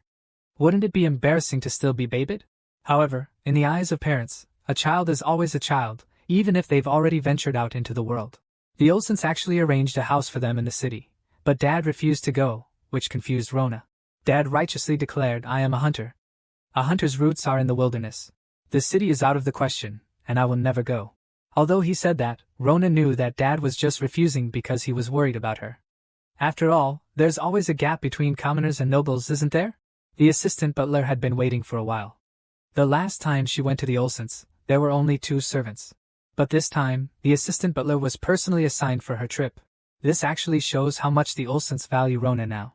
This is how her first day at the Magic Academy begins. In stark contrast to the warm scene with his parents, the two rode in a carriage in silence, so awkward that Rona practically carved a 3-story villa with his toes. Finally, Rona arrived at his destination. Helped down by the assistant butler, he reached the place where his dreams would set sail. This was the prestigious Alpia's Magic Academy. Rona's tuition and textbook fees would be fully covered by the Orson family. He only needed to focus on his studies. And it suddenly occurred to Rona that after everything that had happened, he hadn't properly expressed his gratitude to the assistant butler. As expected, after Rona's gratitude, what she got was still strict advice from the old, arrogant deputy steward. Even if commoners soar, they're still commoners. Never surpass the nobles. However, he didn't finish his sentence. His second half was, once the young master enters the school, many nobles will look down upon him. Even so, I hope the young master can endure again. If you can endure until the end, there will eventually be guidance. That is the day of soaring high. It's just the old, arrogant one. He's been like this since the moment he met Rona. During their first meeting, he was worried that Rona was being deceived by her father, so he spoke those seemingly cruel words. The deputy steward has always been someone with a sharp tongue but a kind heart, hasn't he? Lost and unaware. Here, in this cradle of geniuses, what will Rona learn, and who will she meet? It's all so exciting. Jingxiao's arrival is greeted by 2 rows of guards. One of the kingdom's 5 great families, truly living up to their name. Such grandeur. After all, who would expect a welcoming party lined up from the school gate itself? Not just anyone. Farewells always come quickly. After dropping Rona off, the deputy butler had to leave. As she looked around, Lorna noticed the school's operational system. Alpia's school is organized into 10 classes. The total number of students is 420. But there are only 30 students in the graduating class. And the number of students graduating each year is even smaller, only 10. Suddenly, someone called out Lorna's name from behind. It was the old principal. He greeted Lorna with concern. Lorna deeply thanked the old principal for his guidance during her youth. In a cheerful atmosphere, the old principal began to take Rona for an entrance exam, a test that would determine her class level. Suddenly, the old principal asked Rona if her mental domain could be activated.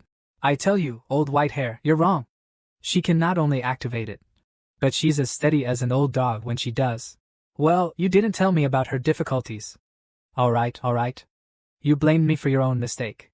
It's not too late now. Take her away. Run away! But we still have to start from the basics. Then hurry up. Are you trying to poison me with your chatter? It's too early now. The children in the examination hall are only about 10 years old. What if it hurts their self-esteem? Alright, take him to the 6-person class. It'll be good for him to get a tour of your school, and it'll give the little masters a chance to see him too. Next episode. Look, there's a little kid reading a book on a floating tree right here. Don't be so surprised, it's just basic operation. Okay, see you next episode. You old white-haired rascal, I suspect you're messing with me. Alright, let's see some more. Come, this here is the basic class. Level 8 through 10 classes. Just like that floating tree. All the kids here can do it. And the kids at this level are generally around 10 years old. Alright, next episode I'll show you the intermediate and advanced classes. Oh, and Happy New Year! Give me a reason why you're stopping now, old white hair. I'm stopping now because Amy is also here with us. Will she appear in the next episode? Which one? Perhaps you could help me remember. Oh, what a memory you have. It's that red-haired noble lady from when we were kids? Yun-shi. Wake up. Don't bother me. I'll sleep a little longer. Hey, we're working. It's New Year's. What do we do if you don't allow us to sleep? Still sleeping? If you sleep any longer, I'll call Nan Chu over. Old white hair is really annoying, you know. Come on, it's your turn. Nan Chu. Come quick. This brat wants to go on strike. Sorry. Misunderstanding, don't jump. I will start now. You go back. Wait, I'll cut to a different scene. Last time, we saw the headmaster taking Lorna to visit the foundation class. Children around 10 years old can already use magic. This scene made Lorna gasp in amazement. Now, the headmaster is taking Lorna past the advanced class. But the atmosphere here is completely different from the foundation class. Most of them were children around Lorna's age. Lorna, who was passing by, also heard their conversation. How about bringing the atmosphere down to below freezing to do convective energy? But it seems like directly condensing the refrigeration mirror would be more efficient. It has drawbacks. This can't promote reversible reactions, if it's without changing the direction of energy. I'm done. It's the same language, but I can't understand a single word. This is even more ridiculous. There was a big explosion in the middle of the auditorium. This little girl must be the culprit. But the old principal didn't react at all. He just asked, seems like something went wrong. The little girl replied normally, it's the output circuit of the sound amplification experiment that's wrong. The people around were completely unfazed, as if it was very commonplace. The headmaster gave the little girl some advice. The little girl nodded, makes sense. I'll try again. Still doing it? Why don't you stop? Rona only now realized deeply. It's really different here than the outside world. The people here have a perception and daily life that transcends the norm. Being in this place, it's like being in a new world, a realm carved out within the kingdom. An independent little world filled with fantasy. Just now, Rona, walking along, saw a notice board. On the golden plaque, a list of elite overall rankings stood out. The name at the top of the board was clearly visible. Amy Kalmiz. Rona knew that the Kalmiz family was a noble lineage of the highest rank. She uttered a heartfelt admiration for the owner of this name. Everyone here possesses extraordinary abilities, and for this person to stand out among them speaks volumes about their power. At the same time, another thought crossed his mind. He really wanted to measure himself against them. If he could just study hard here, he was sure an opportunity would present itself. The same look he had worn in the Osset library reappeared on his face. It was a look of yearning for great power, and a desire to challenge the strong. Suddenly, he heard the surprised cries of passers-by. The top ranker is actually here? He followed their gazes. And he saw something that filled him with terror. The moment he saw this person, the unforgettable image of fearsome wings instantly blocked his vision. The bullying he experienced in his childhood. The red-haired noblewoman who suddenly appeared but was merely a troublesome child. The chaos he created with his own hands after his magic went out of control, and The terrifying gaze and hysterical questioning from that red-haired noblewoman, these scenes replayed in his mind like a carousel. And all of this, just because he had glanced at this person. It was clear just how heavy the shadow he left on Lona's childhood. At this moment, Rona's heart nearly leaped out of her throat. Because this person was probably the only one she never wanted to encounter again in her life. The girl accompanying Amy, however, felt the complete opposite. Did you see him? That new student is so handsome. We can't broadcast that whole sentence. Amy couldn't be bothered to respond. But he actually saw Rona too, though he didn't recognize her at the moment. His companion looked surprised. What? Don't tell me you're interested. I thought you weren't interested in men. Amy was a little amused by the question. But it's not surprising that the little girl would ask that. Amy's reputation within the Alpheus Magic Academy is quite extraordinary. Firstly, she's top of the class. Secondly, not only is she incredibly talented, she's also completely uninterested in romance, rejecting every confession with absolute decisiveness. She is the most dazzling example of a model student in the entire academy. And unfortunately, the only person who knows about this shining example's dark past is currently going through the enrollment process, red as a beet and looking like a cat with its fur on end. The Magic Academy chapter, officially starting. This seemingly ordinary house is actually the third exam hall of the Magic Academy. And just as they arrived, they happened to encounter an exam that hadn't finished yet. The headmaster instructed Lorna to carefully watch the exam process of that child. And in the middle of the hall, there was a magic circle. As long as one enters the spiritual realm within the circle, they can sense the information about their own spiritual realm that is fed back by the magic circle. The examiners then analyze the size and strength of the candidate's spiritual realm based on the information, flexibility and magical aptitude.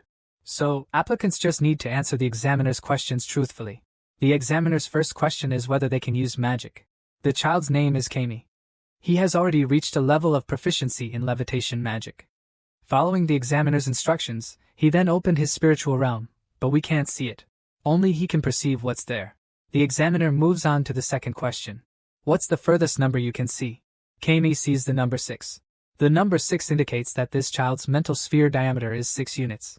The third question, what is the most vivid color you can perceive? Right now, Kami's world is filled with red. Red, a highly divergent mental sphere, is the color of light and fire. It has an active tendency with high-intensity movement characteristics. As the teacher throws out each question and records the summary, Kami's exam finally ends. The purple-haired teacher is named Ali, a recognized 6th-order magician. And the blonde teacher, Saad, is also recognized as a 6th order. Their evaluation of Kami was excellent application ability in the mental realm, but poor durability. Next up is Rona's exam. The two teachers had different opinions about this new transfer student from Zio, but neither of them had high expectations, because the information clearly stated that Rona was already 17 years old. So they judged that in this place, this outside genius would quickly become mediocre. The first question, whether she could use magic, quickly led to their disappointment. The old headmaster didn't think much of it. The children of the nobility had been learning various kinds of knowledge since they were little, so they could naturally use magic. He thought that Rona just lacked knowledge. As long as there was enough knowledge to support it, Rona would be fine too. The next step was to open her spiritual realm under the guidance of a teacher. Learning that Rona could use her spiritual realm made both teachers breathe a sigh of relief. Thankfully, this unexpected addition wasn't too much of a problem. Wouldn't she be able to keep up? It was completely different from the experience of entering the spiritual realm with Kemi. This time, all the information in the spiritual realm would be visualized for Rona, and it startled her. She wasn't unfamiliar with the spiritual realm. What's the farthest number he can see? But he didn't get a response from Rona. He just stood there silently. This made the teachers even more disappointed in him.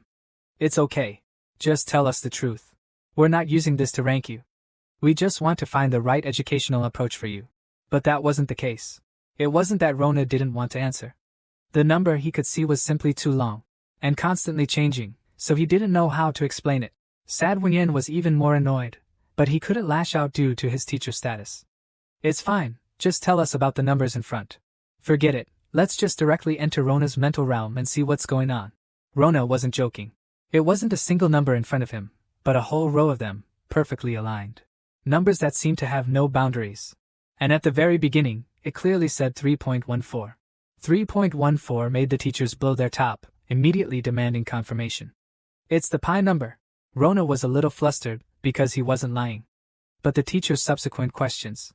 He sensed something was wrong. Ollie broke out in a cold sweat. Pi is not a value that doesn't exist, but it's a number that appears when the size of the field exceeds the range. The set measurement range is a full 30 meters. The still composed teacher let the exam continue. They needed to know the color of the field. A blue spiritual field is a convergent spiritual field. That's a completely opposite field characteristic compared to a divergent field. This naturally shocked the teachers even more. A normal convergent spiritual field should never have such a large range. The old principal was stunned. At this moment, he finally understood the old patriarch. Why did he dare to boast that Rona would surprise him? But for the old headmaster, this might be more of a shock. The exam continued, even though it repeatedly astonished them. After recording the color of the domain, they needed to know more. That is, how many orbs were floating around him. And the answer to this question, unsurprisingly, would cause another stir. Rona was in a sea of orbs, and he didn't need to count them one by one. He could sense it directly, and the number of orbs was exactly 867. This answer didn't just surprise them, it terrified them. The teacher's hand trembled as she wrote down the number 86.7%. The headmaster knew exactly what this meant. This wasn't just genius, this level could be called dangerous. Ollie suppressed his excitement and asked another question. Sharona, tell me, how cold are you right now? Sharona couldn't answer. She only felt like she was in an ice cellar, chilled to the bone. Ollie wrote down his evaluation of Sharona. A convergent spiritual domain has outstanding defensive capabilities. It's extremely durable and has a unique characteristic. That is, it has a size specification that completely exceeds the normal range. The exam ended, the teacher smiled and asked the students to wait outside, saying he was going to have a faculty meeting. Rona didn't linger, following the other children out the door. After all, he's a teacher. He needs to maintain his dignity. Even if he's scared to pee his pants, he has to cover it up. He can't let the students see, right? Just as Rona closed the door. Hey! The room erupted. Everyone was holding back their astonishment, then they all started yelling. A spiritual domain density as high as 86.7%. That's a terrifying number. And that's his pure, limited spiritual power, without any amplification techniques. The teachers found it unbelievable. Finally, someone voiced their doubts. Is it possible he's lying? It was Saad who spoke. You have to understand, a density close to 90%. A spiritual domain with a diameter exceeding 30 meters, appearing in a 17-year-old boy who can't even use magic? How is that possible? He must have exaggerated the data. Ollie countered, saying there was no reason for the student to make a false statement. Even if they got into the upper level this way, the consequences are that they won't be able to keep up with the exams, let alone the extracurricular activities. Who would brag about this? The most important thing is that pi, this numerical value, is the output of an error code. None of the teachers present understood it. How could a student possibly know about this? With a few sentences, he completely dismantled the basis of the Saad group. The old principal, seeing this, quickly intervened. So, where do the teachers suggest putting him? Ollie quickly answered. Before level 6, the focus is on developing and learning about the spiritual domain. However, starting from level 5, students begin to learn magic. This child's spiritual domain is fully formed. Therefore, I recommend that he start directly from level 5. After hearing this, Sabo couldn't sit still. He cast a dissenting vote. He's only 17. Putting him directly into an advanced class could lead to a very bad situation, maybe even an accident. I think he should start with the basics. Hey, that makes sense. But not all students are like Mr. Saad. Starting with sarcastic taunts, the two rivals began to argue. Don't you just want him to go straight into your level 5 class? All that fancy talk, what's wrong with wanting to teach talented students? Unlike you, just coasting through each day. Hey, see? This is what teachers are like. Just like us. We just don't normally see it because they want to save face. But luckily, there are those here who can speak normally. I won't go into too much detail about what they're analyzing and such.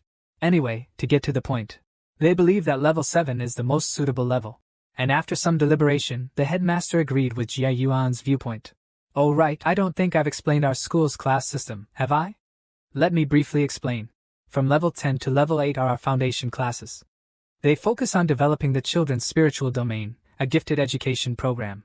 From level 7 to level 4 are the advanced classes. These focus on the proper use of magic, teaching formal knowledge and the operational methods for their spiritual domains. Finally, levels 3 through 1 make up the graduating class. They're completely different from the other classes. They face brutal training with the goal of becoming professional mages.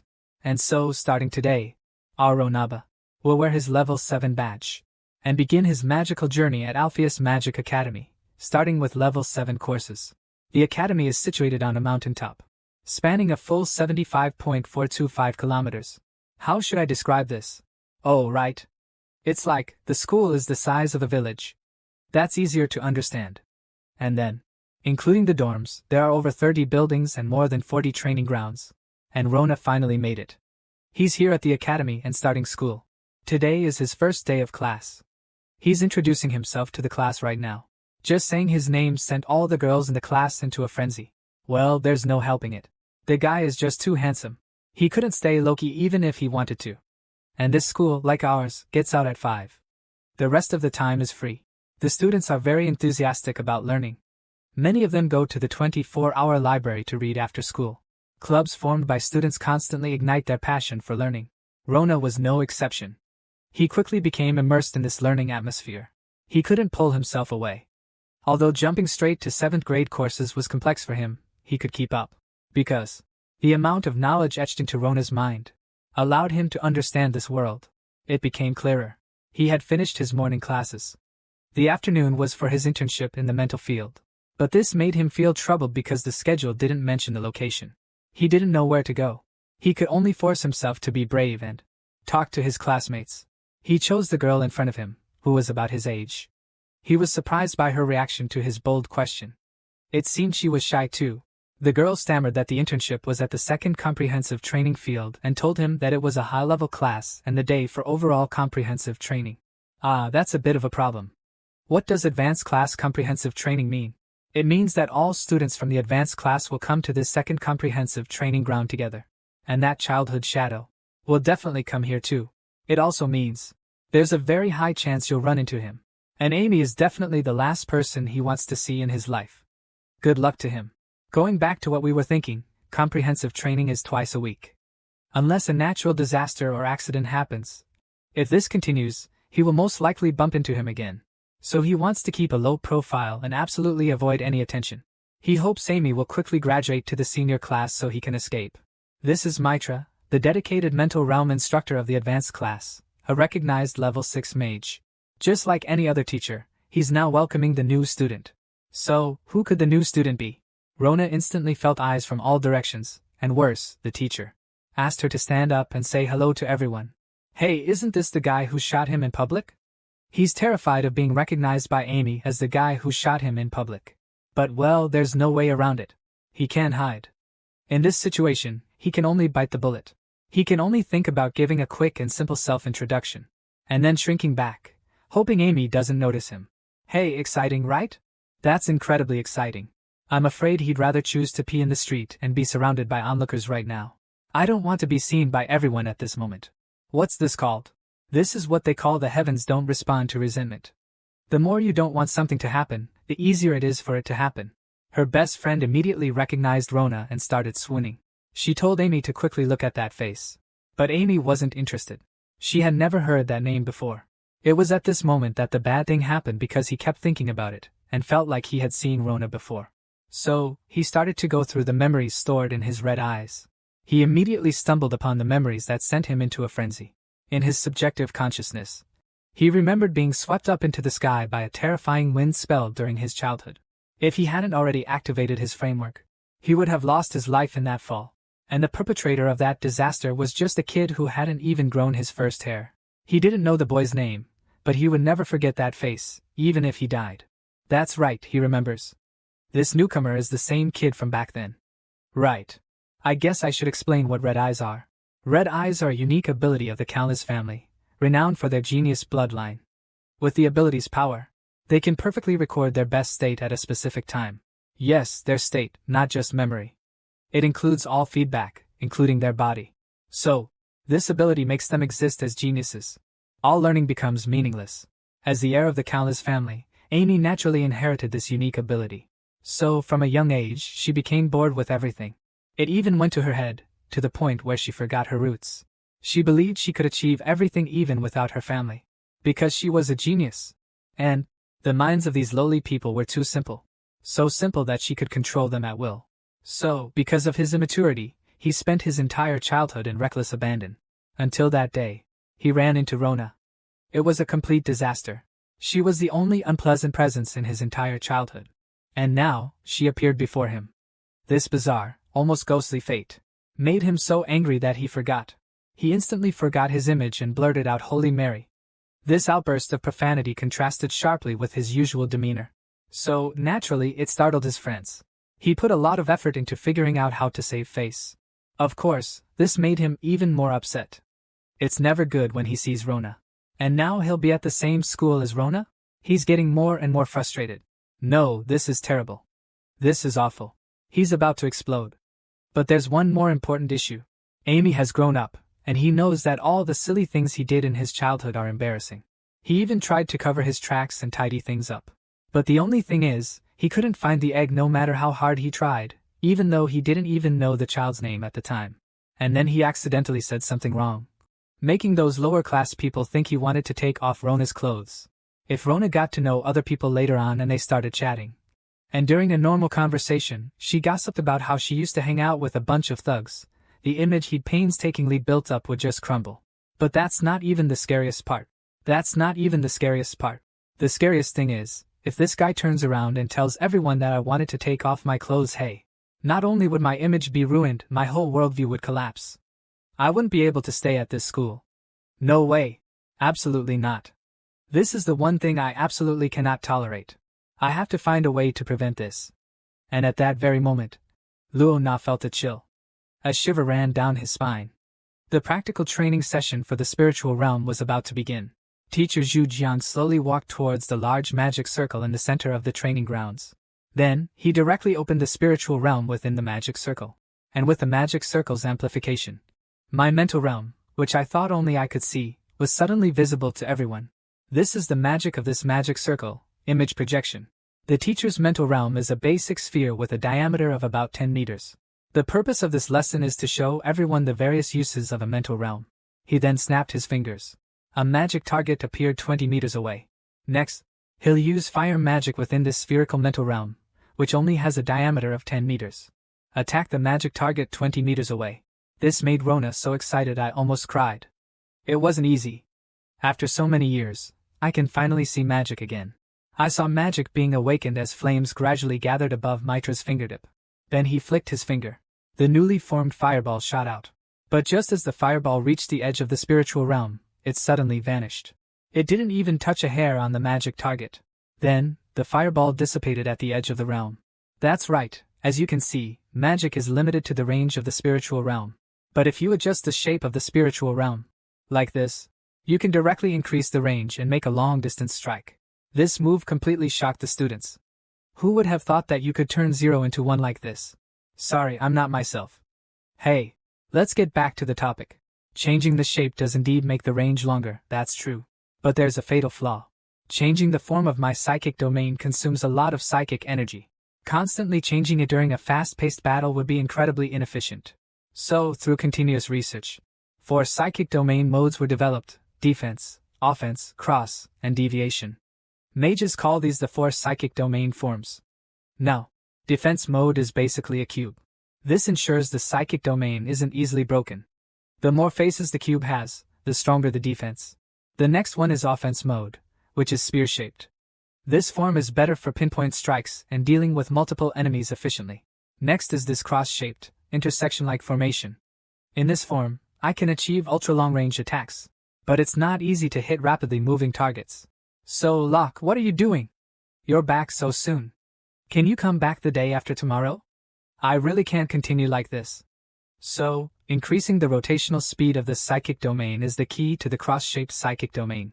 This left Rona completely stunned. He couldn't help but think that if this were the case, even a psychic domain with a diameter of only 10 meters could be used in actual combat. Finally, the teacher is going to demonstrate the deviation type. This form is famous for being difficult for even level 5s to achieve.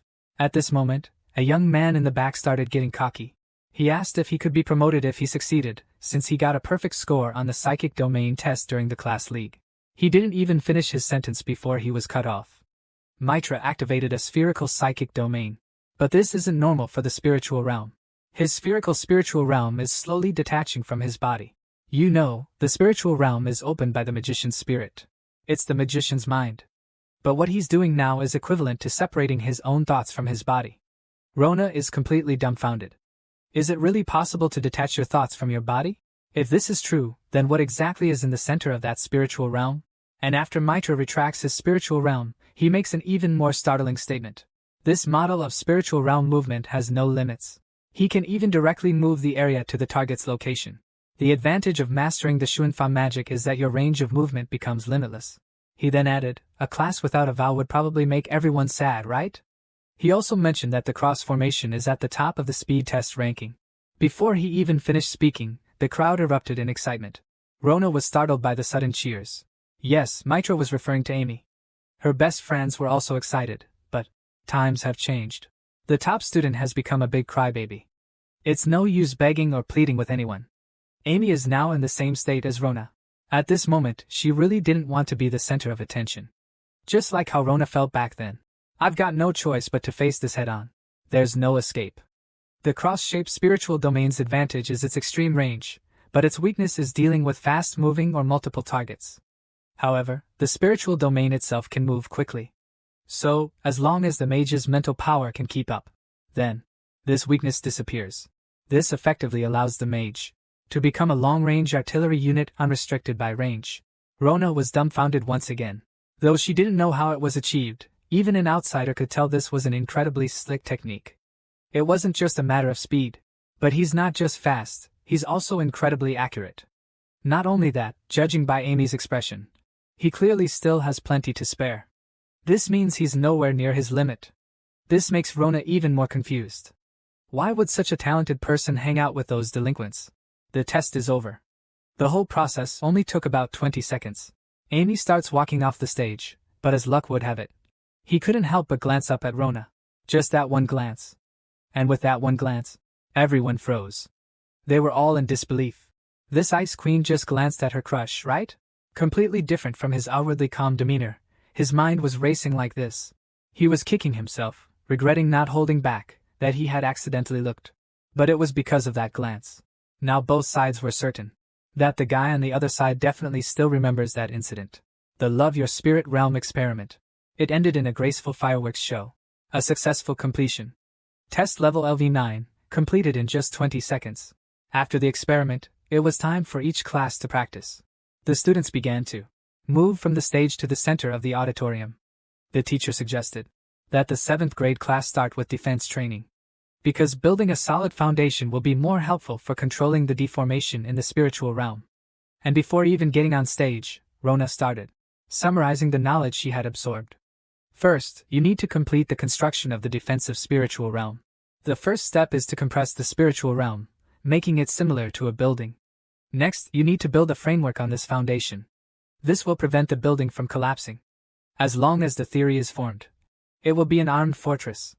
If my theory is correct, it won't be difficult to build a defensive spiritual realm. Naturally made the teacher a bit hesitant. Fortunately, teachers always want their students to succeed. After a moment of hesitation, he agreed to Rona's request. As expected, Rona's appearance on stage immediately drew a crowd of students. Amy was startled. What can a 7th grader do? She's actually going onto the magic circle? In just a short while, the image projection area was full.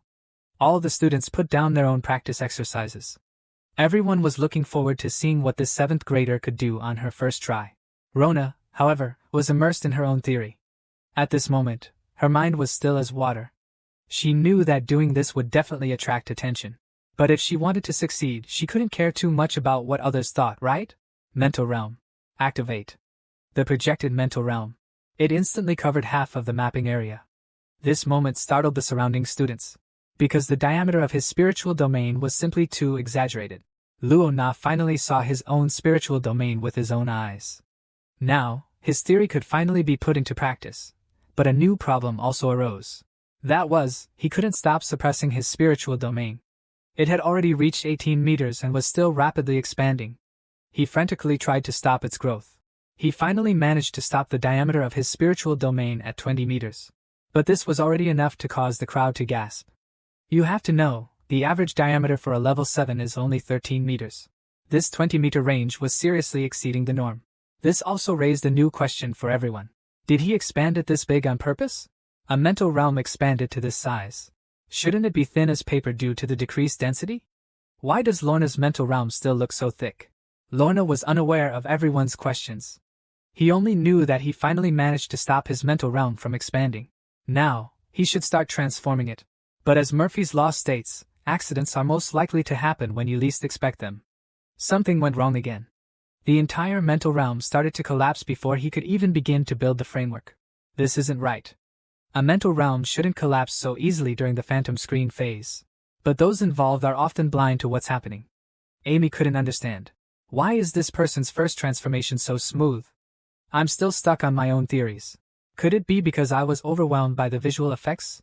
But that doesn't make sense. My focus wouldn't be disrupted by something so insignificant. So, what's the difference between being outside the image area and inside it? There's a fatal flaw. It's that when I'm outside, if I deliberately tried to keep my mental domain within a certain range, it's actually very mentally draining. That makes sense. If she's collapsing because her mental domain is too small, then it's logical. Then I'll simply expand my mental realm to my normal size to maintain balance. Next, amidst the gasps of the crowd, the mental realm began to expand again. Its range was almost engulfing the entire mapping area, and it wasn't over yet. Rona's expansion continued. When the diameter display jumped to 28 meters, the crowd was no longer surprised. Rather, their surprise turned to astonishment. Now the entire mapping area is covered by the spiritual domain. Everyone is looking up, looking at this monstrous blue ball. They don't know what to say. The image display area finally stopped at 41 meters. Now the entire spiritual domain has expanded to its usual diameter, the shell is solid, and there is no sign of collapse. So, the next thing to do is to build a base for this shell. Rona directly opened her focus. To take care of everyone at the same time, in an instant, the whole sphere turned into a rhombus. It started to compress inward, and the outer shell of the domain transformed into a giant ice sculpture with spikes. Soon, Lorna registered the entire skeleton in front of everyone. The crowd erupted in excitement. Lorna, a 7th grade freshman, had managed to register a defensive mental domain on her first attempt. Moreover, it was a mental domain that was visible and thick like armor. Amidst the cheers, Lorna illuminated her completed theoretical practice. She felt like she was inside a jewel, a sense of security she'd never experienced before washing over her. My glasses almost fell off. You can tell at a glance she's a defensive prodigy, and succeeding on the first try makes her terrifying talent even more impressive. Of course, some were surprised, others excited, and naturally, some were at a loss for words. Like Amy, for example. She couldn't describe how she was feeling. She could already envision the chain reaction that would follow. Rona's talent, displayed on stage, was undeniable, and such a gifted student would undoubtedly shatter all preconceptions within the school. Therefore, her influence would inevitably grow stronger. No, leaving Rona as she was too dangerous, but I couldn't just charge in and eliminate her. I had to change my tactics. I needed to approach her discreetly, then find a way to eliminate her, Rona, the 7th grader. On her very first attempt, she successfully constructed a defensive mental domain. Furthermore, her personal mental domain's diameter reached an unprecedented 41 meters. The teacher was astonished, gazing at Rona. The girl seemed like a monster from the deep mountains, emerging after years of secluded training. Seeing her teacher arrive, Rona anxiously asked if shrinking the size of her domain would have any negative effects. Her teacher explained that by shrinking it, the domain's density would increase, becoming so dense that even physical attacks wouldn't be able to shake it. Furthermore, it would even offer some resistance to magic attacks that affect the mind. After absorbing her teacher's guidance, Rona deactivated her domain. And as she did, she realized something quite shocking. She was surrounded by people. The advanced class students were all cheering for her. Rona, with her shy personality, couldn't handle this kind of attention. He scurried off without even daring to lift his head. Watching the little guy, the teacher offered Rona sincere praise. After this, Rona became quite famous. But don't forget, where there are people, there's society. And society is complex. So, the gazes directed at Rona weren't just filled with admiration. For example, restlessness, competition, and comparison. Or maybe it's admiration, yearning, feelings of fondness, as well as extremely nasty jealousy, resentment, unease, and other such emotions. It's even possible for it to lead to hostility. The most important thing is, those terrifying gazes lurking in the shadows. These are always unavoidable after someone gains a certain level of fame. Wish him luck. Oh right, There's also a beautiful sight to behold here. Hey, do you think I'm talking about the scenery? No, not at all. This is the second day. I'm talking about the beautiful scenery, not the object. But the person. This person. Just by entering the classroom. Is enough to get the students excited. This person has been watching our Rona from the beginning.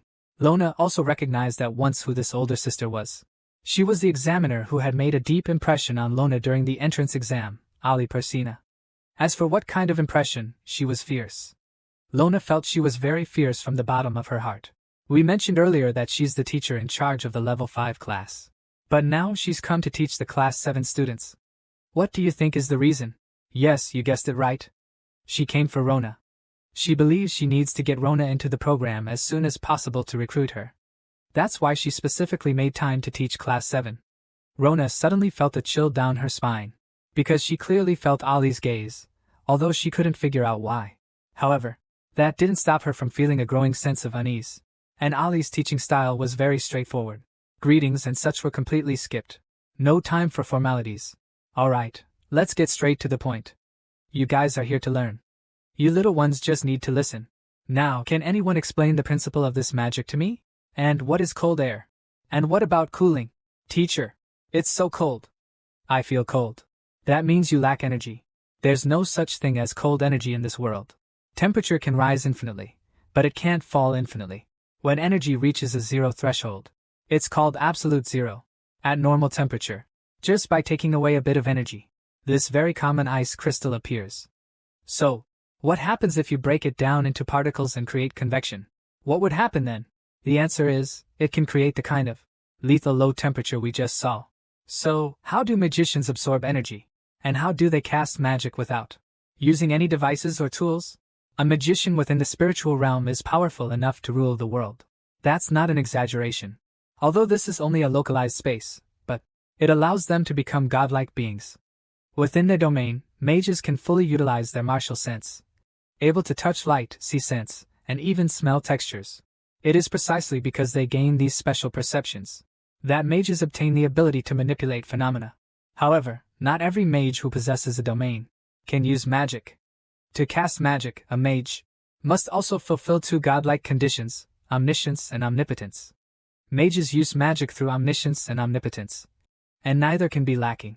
If one only has omnipotence but no knowledge, one still can't use magic. This is why even magicians with exceptional perception still need to learn about the world like scholars. After listening to the teacher's words, the child understood. It's precisely because they lack the concept of omniscience that they cannot use magic. You will all learn various subjects in the future, and the spiritual realm is half of magic. If you don't study hard, you cannot become an outstanding magician. Therefore, we will now officially begin our basic chemistry lessons. At this moment, a spark of hope lit up in Lona's eyes again, because she saw it. She would definitely become a magician. There's no doubt about it. The teacher's lesson went by quickly. Time flew by and it was dusk. The students' enthusiasm for learning remained undiminished. They still went in groups to the library to continue studying. Even while eating, they were still discussing their research topics. They were already accustomed to it. After daily classes, in the library and study groups, I have a choice to make. Rona is no exception. She spends every day in the library, although this only allows her to barely keep up with the nobles' coursework and research. This intense studying also leaves her sleep-deprived and somewhat physically exhausted. But her heart is incredibly full, even light and happy, because her dream is gradually becoming a reality. She can't help but wonder. I wonder if anyone has ever created a sleep-eliminating spell, because that would definitely make things easier for me. Floating like a fairy. Floating like a fairy. Ah, wait a minute. She seems to be actually floating. I see, it's not that she's floating. She's being lifted. That's good, that's good. If she suddenly started floating, I really don't know how to explain where she learned wind magic. Rona was dragged by the person in black to the woods behind the mountain, and without any hesitation, they threw her on the ground. It was a hard fall, she even teared up. The person in black sneakily looked around to make sure no one was there, and then took off their mask. Rona saw the identity of the person in black, and panicked. That flowing red hair. Who else could have brought her to the back mountain? The noble lady, Cal, is at your service. Hey, wait a minute. Desolate mountains and forests. A man and a woman alone, a dry twig and a raging fire. This is getting interesting. Rona was dragged into the woods by a man in black. And, After making sure no one was around, he took off his mask. Amy Calmes, the official noble lady. So you do remember who I am. As soon as I finished speaking, Amy unexpectedly hit me with fire magic. I knew I should have finished you off right there. Let's take a look at what Amy was really thinking at the time. When Rona was being beaten up by those thugs, it was actually Amy who spoke up and made them stop. At first, she wanted to send Rona home, but she couldn't resist. You could even say she was a bit twisted, just because she wanted to see Rona's tear-stained, delicate face a little longer. She didn't let Rona go immediately. And now, looking at that face again, she hesitated. Under Rona's gaze, she withdrew the flames from her hand, because she realized her actions hadn't frightened Rona at all. And Rona had already seen through her little scheme. Rona stood up, and how could I possibly forget how those thugs ripped her clothes off? Stop. Stop. How can you remember it so clearly? No, that's not how it happened. You've misunderstood what happened back then. Oh, so. I'm not that kind of frivolous woman. That whole clothes ripping thing, that was the thug's own doing. I never gave them such an order. No, although I did say I wanted to see. Anyway, it's not like that. Anyway, I wasn't interested in men at all in the beginning. These words made Rona even more intense. Dragging someone to the woods just to say this? Of course not. Oh my god, am I stupid? Why am I explaining this here? Rona looked at Amy, who had curled up into a ball. She understood. Amy was just afraid she would spread rumors. That's why she was like this. She stood up, brushed the dirt off her clothes, and declared that what happened couldn't be undone. But she wasn't that petty. As long as Amy apologized, it would be fine. What? Apologize? Wait, something's not right. This kid's way of talking is so wrong. He's speaking so grandly, trying to confuse the other person and put himself on the moral high ground. Fake. He's actually using this tactic on me? He thinks I'm too naive to see through it? Sister, seriously, your inner monologue is too much. Humph, an apology. Look, he's just a commoner. I apologize to you, what do I get out of it? After hearing these words, Rona was truly upset. She felt that apologizing was the bare minimum for someone who's been hurt. Imagine this, Amy, if she were in the show Empresses in the Palace, she wouldn't have survived past the first episode.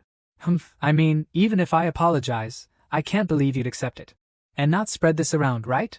If I apologize so carelessly, wouldn't I be admitting everything I did is true? Wouldn't that put me in a worse position? Oh dear, you really know nothing about how the world works. You're right. Since there's nothing to gain, there's no need to bother, is there? You speak so self-righteously. Someone like you will probably have a hard time surviving in this magic school. Hook, line, and sinker, kid. Did Ronan really fall for it? Not at all.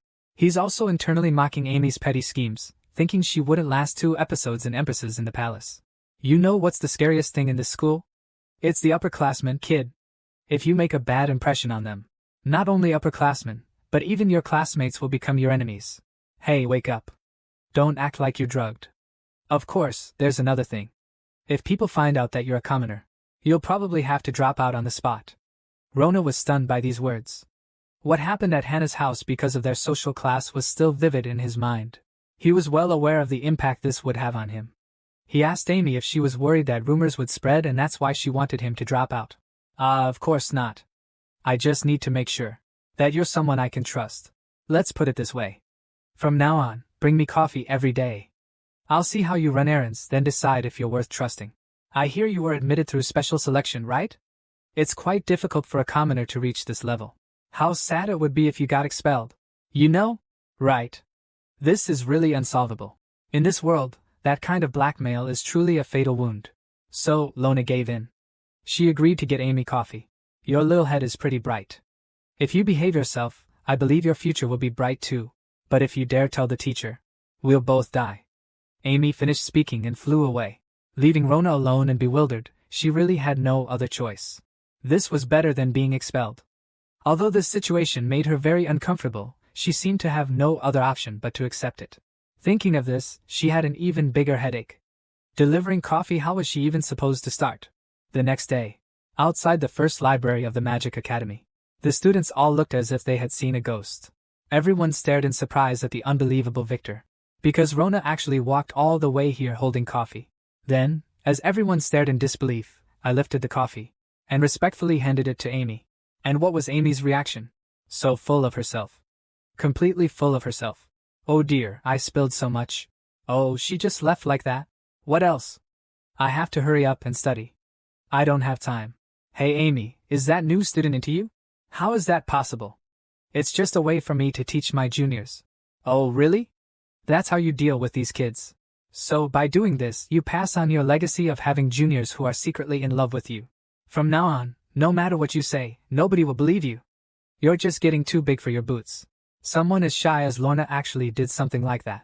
And then she was brushed off by Amy in such a humiliating way. She's completely frozen. Right now, this is basically a public declaration of love that got rejected, okay? Lorna knows she's being played, but she knows. If she expressed negative emotions over something like this, it would only make things worse for her. So she endured it. She figured since she had to do it anyway, she might as well do it perfectly, as she always did, and gain their trust. After that, for 10 consecutive days, Rona delivered it every single day without fail. She even delivered it to the point where the students cheered and gave her the title of the most innocent person in the magic school. Because in everyone's eyes, this was basically a confession, repeated every single day for 10 days straight. How could she not be innocent? Anyone else? Hey, there are more and more people who have nothing to do with this. Right, and because there are so many people, this is about to get interesting. This whole scene isn't going at all according to Amy's plan. You could even say it's gone completely off the rails. Amy, when are you going to accept Rona? What? What nonsense are you talking about? Hey, accept what? Did I forget something? The rumors are already rampant. Amy, who clearly ignores all men. But I accepted the coffee Cynthia brought me every time. This directly gave birth to a super exciting rumor. What? What the heck? At this moment, Amy messed up. Now, due to this misunderstanding, the whole school thinks that this unapproachable iceberg of a person, me, has accepted Cynthia's offering for 10 days straight. A large group of students were cheering behind them, yelling accept, and things like get together. Cynthia, this innocent little thing, is truly pure. Right now, she just wants to quickly deliver the coffee and go back to the library to read. But in Amy's eyes, this behavior was completely twisted. From her perspective, Rona was forcing her hand, pressuring her to accept Rona's confession. For the students, nothing was more exciting than a public confession. The crowd cheered and screamed. Rona was already used to this fervent atmosphere. Besides, she didn't care because, for her, this was just like any other day, dutifully fulfilling her role as Amy's unwilling personal assistant. All she wanted to do was deliver the coffee quickly and then head to the library to read. But Amy froze in place, her entire demeanor shifting. Her composure vanished, replaced by a flustered expression. Everything had taken a turn, deviating from her expected course. She slapped the coffee out of Rona's hand. "You're so annoying!" she spat. The slap came completely out of left field. Everyone gasped, covering their mouths in shock. Coffee spilled everywhere. Amy's tirade still hadn't ended. "You're a student. You should focus on your studies. Stop this chasing girls act right now. From now on, don't bring me coffee. Don't bring me anything. I'm so sorry.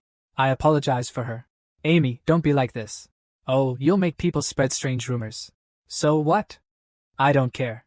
The students behind her were discussing Amy's cold-heartedness. Rona picked up the cup on the ground with a blank expression. But in reality, her heart was in stark contrast to her outward appearance. "Is it really true? Can I really stop doing this?" She stood up, her face devoid of any expression. The students behind her felt sorry for the child who was heartbroken. This is definitely a sign of severe mental trauma. But to everyone's surprise, there were many feelings. Rona felt like she was going to fly, because she wouldn't have to do this crap anymore. That night, in the Academy's first library, Amy sat at the table, dejected, still cursing. "This is such a ridiculous plot. I wanted to stop this freshman from spreading some weird rumors, and now, I've become the originator of the weird rumors." The more she thought about it, the more she became upset, so she activated her red eye. Red eye. Academically termed perfect self-memory. When the ability is activated, the user can perfectly recall their state during a specific event or time. For the past 10 days, Amy has saved every instance of Rona bringing her coffee. And she found Rona's slightly hesitant demeanor on the first day quite amusing.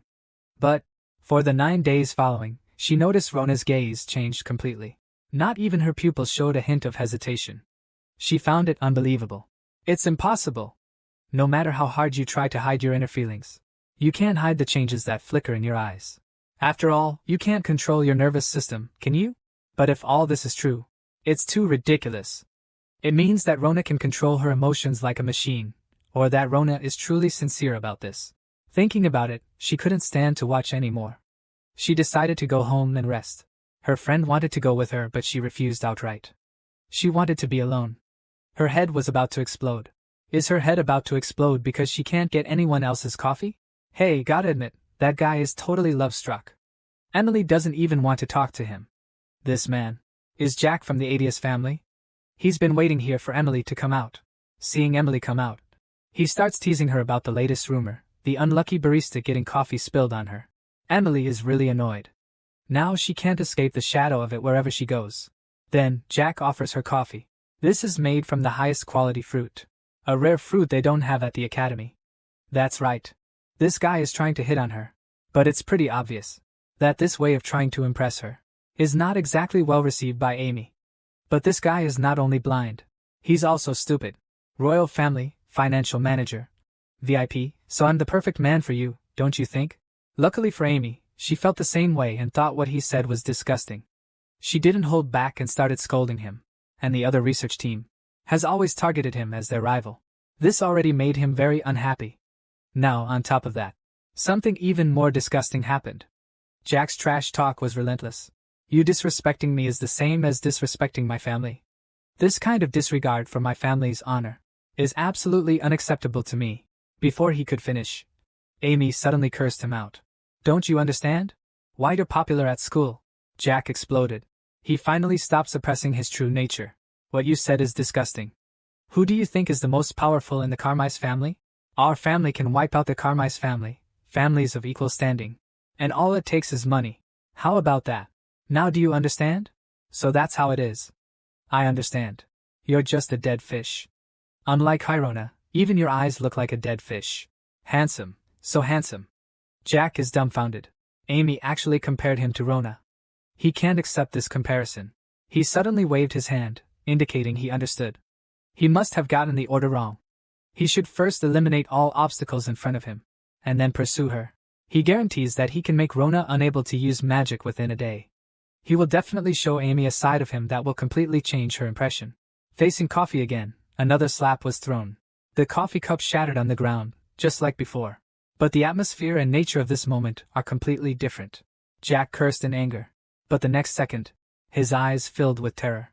Because Amy, without a word, unleashed her cross-shaped spiritual domain and aimed it directly at him. There was no doubt that if he said another word, Amy's fire magic would blast him. Jack nearly wet himself. He struggled to find words, finally stammering. This is a magic academy. Don't you know your actions are prohibited? Amy laughed wildly. How could he care about these profit-driven? He mocked Jack, saying he was like a puppet, a parasitic husk clinging to his family. In comparison, Rona was more of a man. She took responsibility for her actions. She even dared to fight. In 6 months, Jack wouldn't even be able to catch up to Rona's toes. Did Jack dare to speak up? He didn't. Now, the entire area had been filled with oxygen by Amy. He knew perfectly well that if he dared to activate his mental realm, Amy would immediately attack him. And he knew deep down that he definitely didn't have the ability to directly confront the first-place winner. But at this moment, he secretly vowed to himself that he would definitely take revenge. He would definitely repay the humiliation he had suffered. He left with a "you'll regret this" without looking back and ran away. Amy didn't bother chasing him. For such a small soul ball, it wasn't necessary to make a big deal out of it and risk getting involved. The person was gone. He sighed with relief. He hadn't been so angry in a long time. He couldn't help but ponder why he had done this. Was it because he was worried that Jack would threaten Rona and expose his secret? As he thought about it, he couldn't help but think of Rona. He had promised her that if she trusted him, he would go to the store and get her coffee. That scene kept replaying in his mind. The girl's feelings at this moment were truly complicated. She clearly hated that guy, yet she lost her temper on Jelly's behalf. It was simply absurd. Fortunately, his head was clear now, and bathed in the moonlight, some idea had probably been deeply rooted in his mind for days. Later, at the Alpheus School of Magic, a fake kidnapping took place. The victim's best friend found a letter, and its contents read, "We have kidnapped Rona. You must arrive outside Training Ground 14 before 6 p.m., before we ensure he can no longer function as a male. If you dare tell the teacher, we'll make you regret it for the rest of your life." And why do I say this is a fake kidnapping? Because the person reading this letter right now is Rona herself, the supposed kidnapping victim. That's right, the person involved is my beloved daughter. And that silly child has already been fooled. As usual, Rona leaves school, book in hand, completely absorbed in her reading. The students around her whisper rumors about her as she passes. But Rona doesn't care. 4 days have passed since that incident. The news has spread throughout the school. She had expected everyone to make fun of her even more. But she didn't. So she thought it would all blow over with time, that no crazier rumors would surface. Just her luck, she suddenly saw Amy's best friend. Rona actually thought Amy's friend was a decent person. After all, during the last misunderstanding, the friend's attitude showed everything. She wasn't someone who jumped to conclusions. But at this moment, she was standing there anxiously, as if waiting for something. Seeing this, Rona naturally went up to greet her. But unexpectedly, when the friend saw Rona, she looked as if she'd seen a ghost. Completely startling Rona. My best friend suddenly lunged at Rona, demanding to know why she was there. With Rona here, she asked, where was Amy? Rona was completely confused. Rona looked bewildered. Seeing Rona's confusion, my best friend shoved a letter in her face. Weren't you kidnapped? Why are you the victim here? After reading the letter, Rona finally understood her best friend's reaction. However, the signature Black Magician left her puzzled. Her best friend then explained what had happened. 30 minutes earlier, they had encountered a creepy-looking man who blocked their path to the library. The man pulled out a note. He claimed it was the boss's order and insisted that Amy take the letter. Her best friend was dismissive, saying she had plenty of suitors. But she'd never seen such an arrogant and domineering approach to pursuit. The man laughed after hearing this. The boss also told me to tell you this, he said. If you don't want us to ruin your man, you better read this letter. Her best friend was even more disgusted, thinking it was nonsense. But Amy understood the implication. She sensed something was wrong. I grabbed the letter and read it. Hilda's been kidnapped. They won't kill her. I knew instantly who was behind this. What bullshit Black Magician. This has to be Jack. He must have some kind of chinibu, using these underhanded tactics. Amy wanted to back out. She yelled that she had nothing to do with Hilda, but the man didn't care. He said it was just a surname. It's your choice whether you go or not. My best friend picked it up, feeling incredibly awkward. She'd heard rumors about the Dark Mage, a group of bullies who preyed on good students. But why would they kidnap Helena? And what does it have to do with you? Amy didn't know what to say. But she was sure it was her fault. Her best friend was frantic. This has nothing to do with you. We need to tell the professor. If you go, you'll be in danger. But would Amy dare? No, she wouldn't. She had her own concerns. If this involved the professor and other high-ranking teachers, they would definitely be questioned about their relationship. More of Hill's past would be dug up, and then those secrets would be exposed. At that time, her past affairs no longer mattered because something else was going to cause a huge stir. That was Rona's status as a commoner. Once her identity was revealed, the outcome would be difficult to manage. Now all of this was due to her own greedy and malicious amusement. If it weren't for her, Rona wouldn't have agreed to deliver the coffee. And, at that moment, Amy made a decision. She wouldn't let this happen again. She had to go now. She told her best friend to hold her things and wait for her.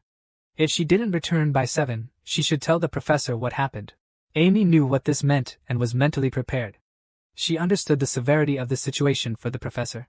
But she still told her friend to report to the professor if she wasn't back by 7. This indicated that she was already prepared for the possibility of not returning. To prevent her friend from following, she put on a brave face and pretended to be confident. I have to go. Don't worry, even 10 checks are no match for me. Rona was stunned.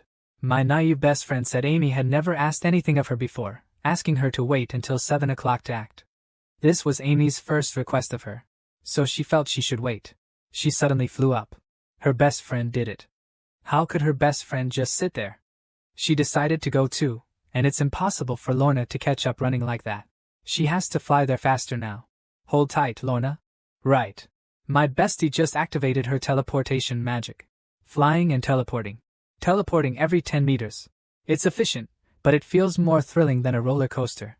This kind of continuous teleportation is actually quite dangerous. It's linear teleportation. If there's anything in the way, they'll crash and shatter. So, after reaching this side of the mountain, I can't continue using teleportation magic. Switching to flight magic. I arrived at the number 14 training ground. Behind the mountain in just a few minutes. Rona felt incredibly nauseous. It was so sudden that she didn't even have time to activate her mental barrier. As soon as she landed, she started vomiting violently, worse than a roller coaster. Looking up, she saw no one there. Rona figured they must have changed locations. Thinking it over, the fact that they were worried about exposure and moved ahead of time meant they might have other plans. This was definitely more complicated than it seemed. Her own identity wasn't important now, lives were at stake. With that in mind, she asked her best friend to immediately go back and explain the situation to the professor. There's no time for this. We're running out of time, let's go. My friend suddenly snapped back to reality. She stammered, telling the frail scholar, Luona, to wait for her right there because it was really dangerous. Finally, my friend went back to report to the professor. Luona breathed a sigh of relief. Now it was her turn. She knows the mountain environment too well. The mountain is also her route. In the spirit realm. Maybe she can find some clues. Sure enough. Not far ahead. She discovered footprints of two people walking side by side in the spirit realm. But the footprints disappeared here. They must have flown away directly from this point. Looks like we don't need to track her anymore. It's obvious there's fighting ahead. Rona just found Amy's trail. Then there was an explosion ahead. But nothing's happening here in the woods. This is just Jack playing around with Amy. In her words, it's a welcome sight. Amy just looked at Jack coldly, as if she were looking at a clown. Then something descended from above Amy again.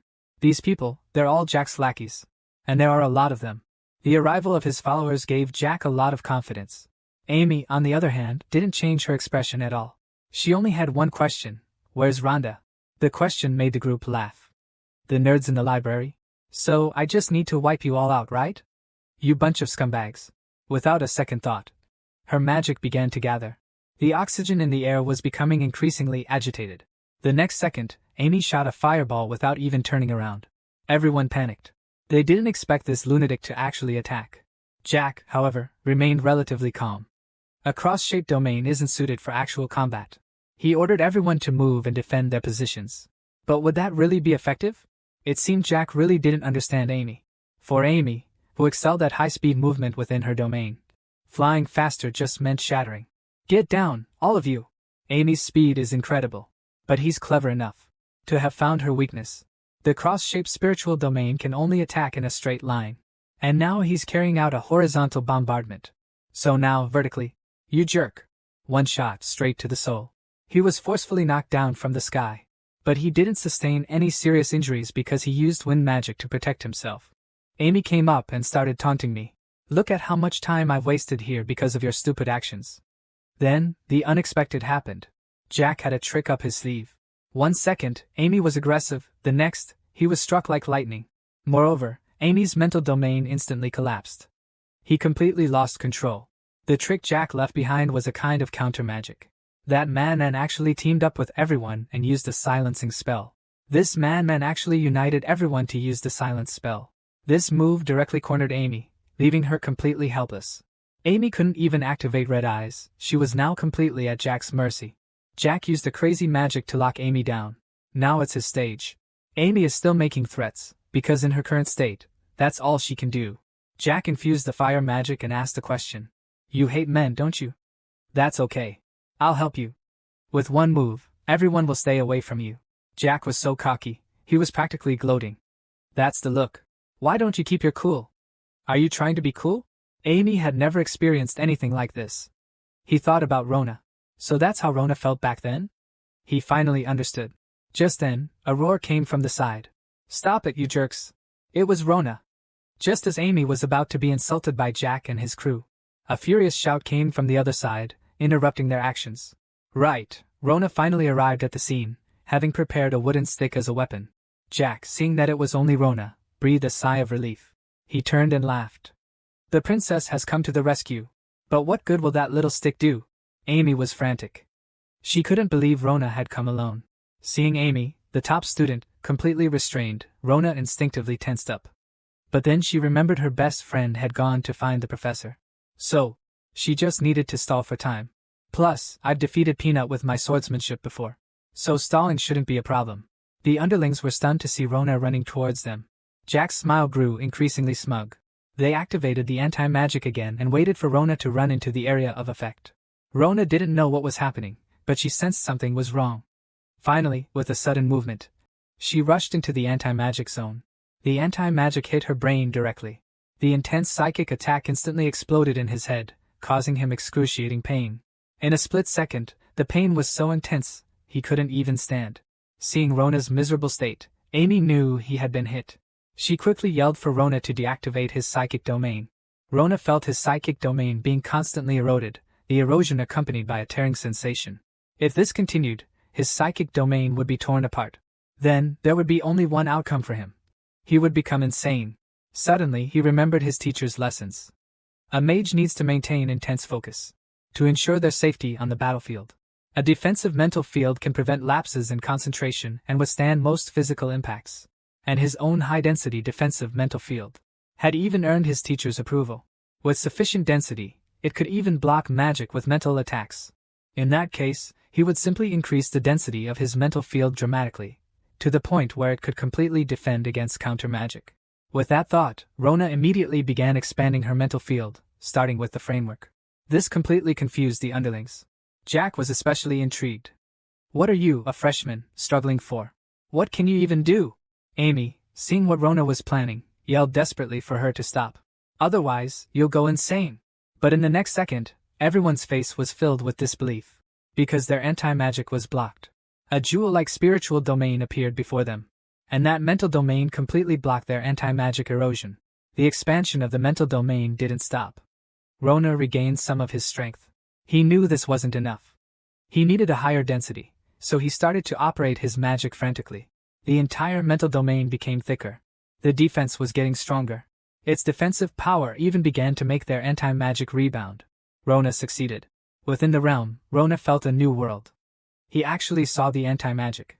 Now, the anti-magic was like little bugs crawling at his feet, constantly moving. Jack was about to go crazy. He had 6 people on his side. But a small person jumped out and wiped them all out.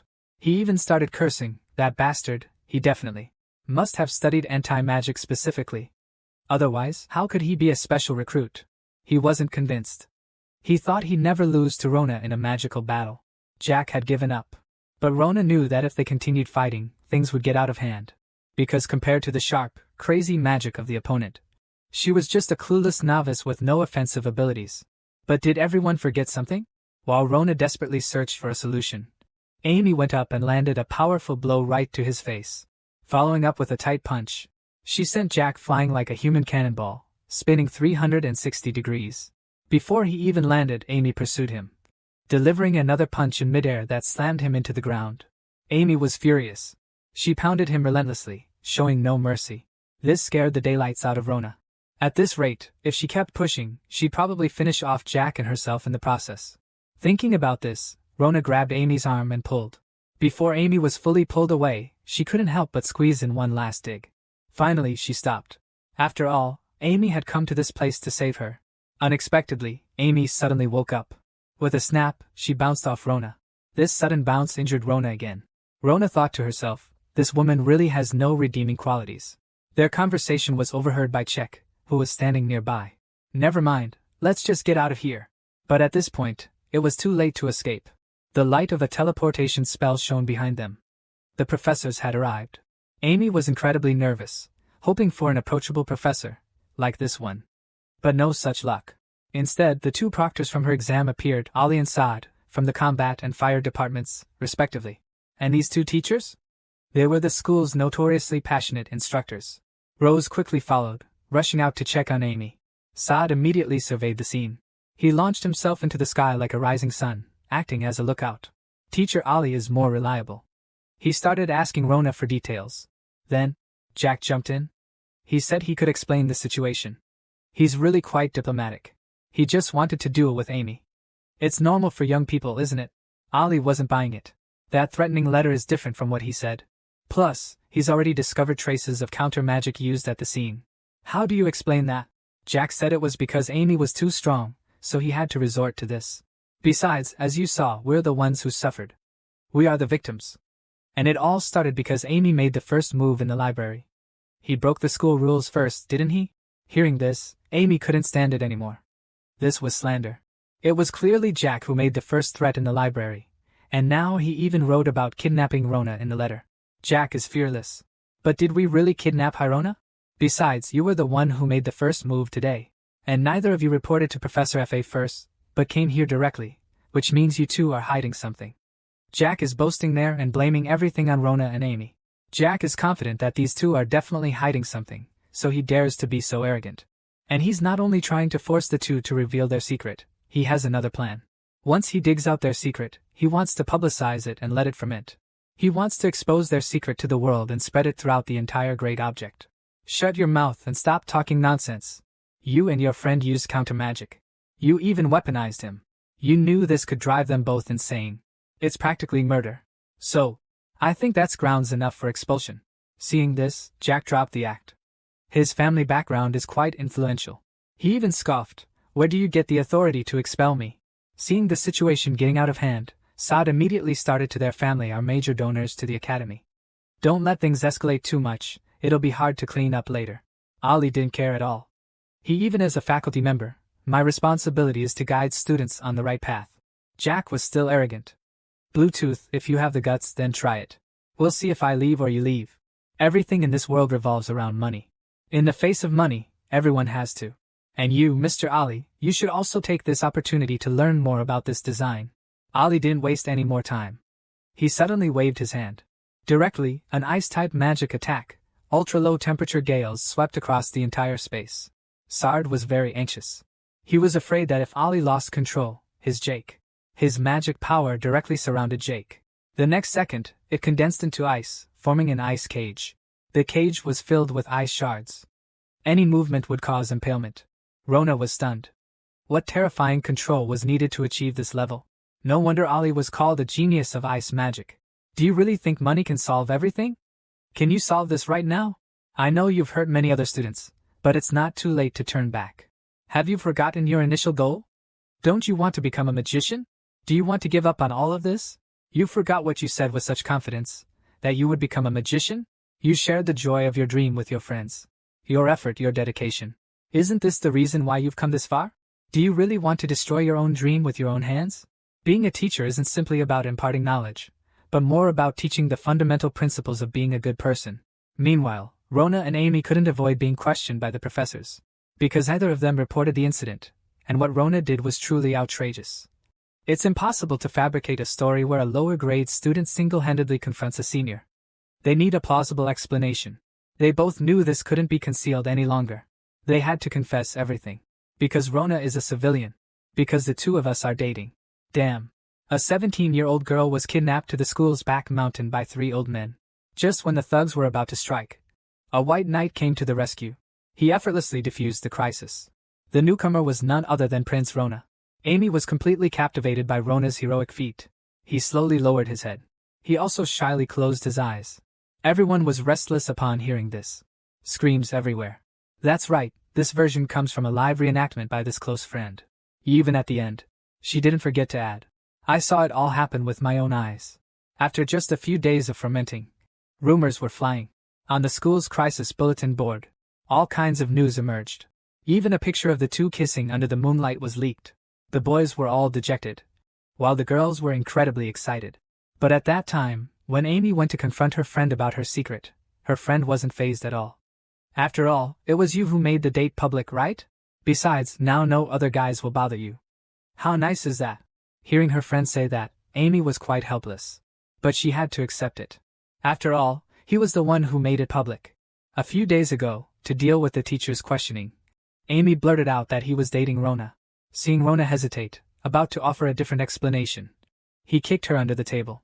He forcibly stopped Rona from speaking. Ultimately, he used this method to dispel all the teacher's doubts. Today was the day for the senior comprehensive training. After the 3 of them met, Rona greeted them normally. But Amy felt uneasy because Rona still referred to him by his old nickname. This was the problem. They were supposed to be acting like they were in a relationship. Karina's attitude was clearly keeping him at arm's length. He decided to change tactics, suggesting that friends should call each other by their names and not be so distant. Karina maintained her attitude, saying, well, you are my senior after all. So, this level of respect is appropriate. He was given the cold shoulder, but he could only accept it. They turned their backs on each other and went their separate ways. They were pretending to be a couple, but they acted like strangers. In reality, Karina wasn't doing this willingly. As soon as she sat down, Karina overheard the conversations around her. This guy doesn't know any magic. He must have gotten in based on his looks. He probably spends all his time dating and hasn't studied at all. That's why he can't use any magic. The people around him said these things loudly, almost as if they were intentionally saying them for Rona to hear. And it all started 2 days ago. 2 days ago, the rumors began to spread wildly. The boys in Rona's class wailed and argued, having lost their goddess. He slapped a piece of paper down in front of everyone. It was his first midterm report card. Rona had scored a total of 30 points in all subjects, placing him last in the class. Don't any of you see it? This heart voice doesn't use any magic at all. And on top of that, the heart voice is very picky about who it chooses to be reborn in. Isn't that obvious? He exploited people's trust to get into the school.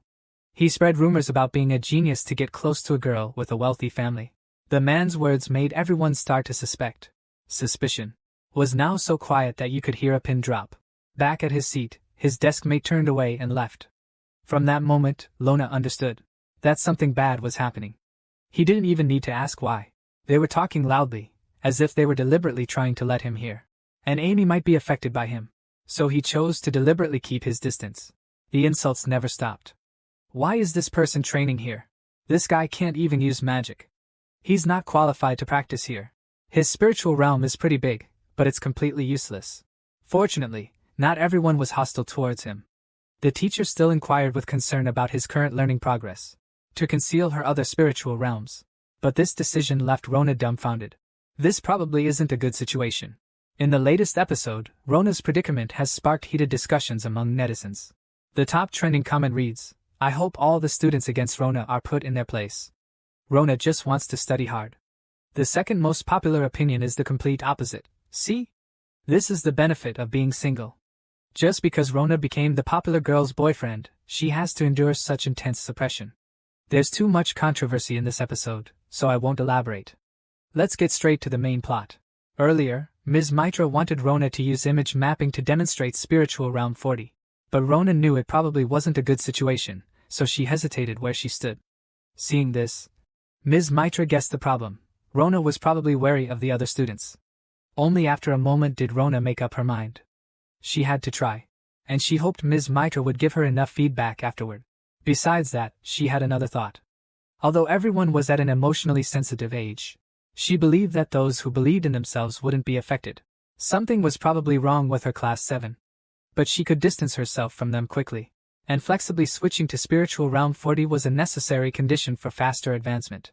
As long as I can reach that level faster, I can use my mental realm to correct the current situation. So first, let's look at the defensive mental realm. This defensive realm not only has a larger diameter, but it also has 144 facets. The students in the 5th grade class couldn't help but marvel at Rona's growth rate, but the 7th grade class was the opposite. None of them felt happy, and they were uncomfortable hearing the discussion from the 5th grade class. Rona continued her demonstration, switching to the offensive mental realm.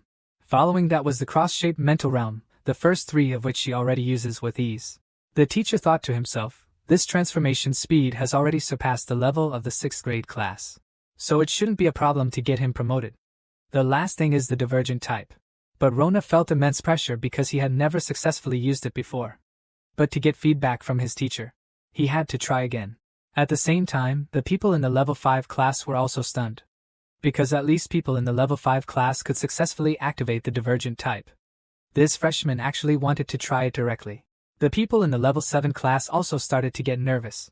Even the air was filled with tension. Rona's attempt was not smooth. Although he had successfully shrunk his spiritual domain and moved his central point.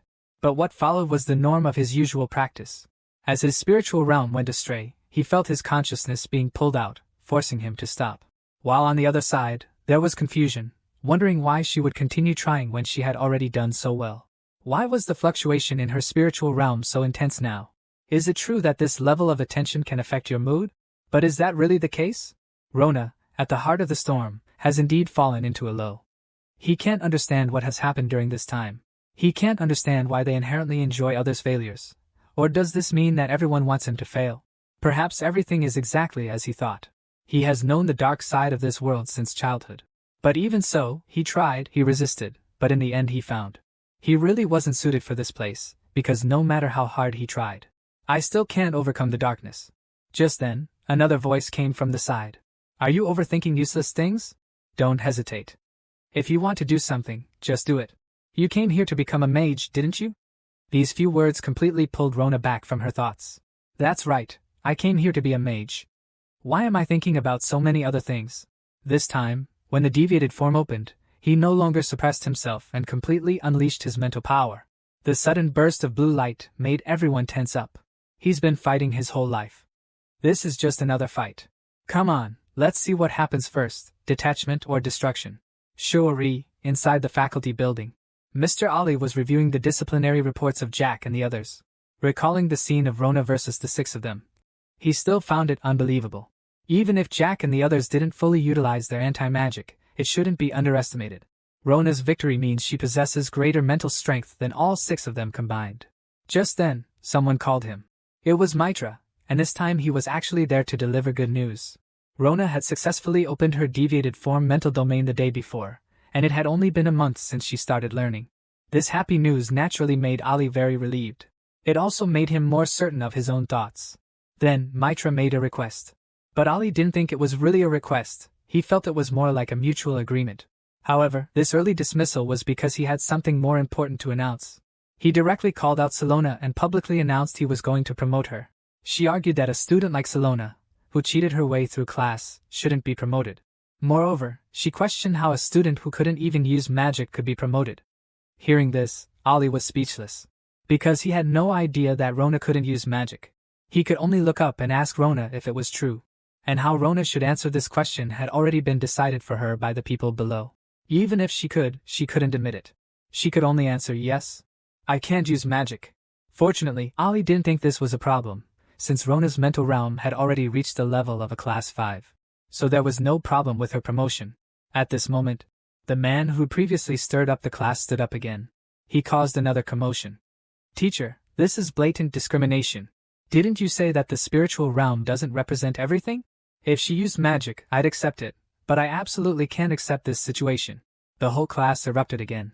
Everyone began protesting Rona's advancement. And if Rona were to successfully advance, they'll request a hearing.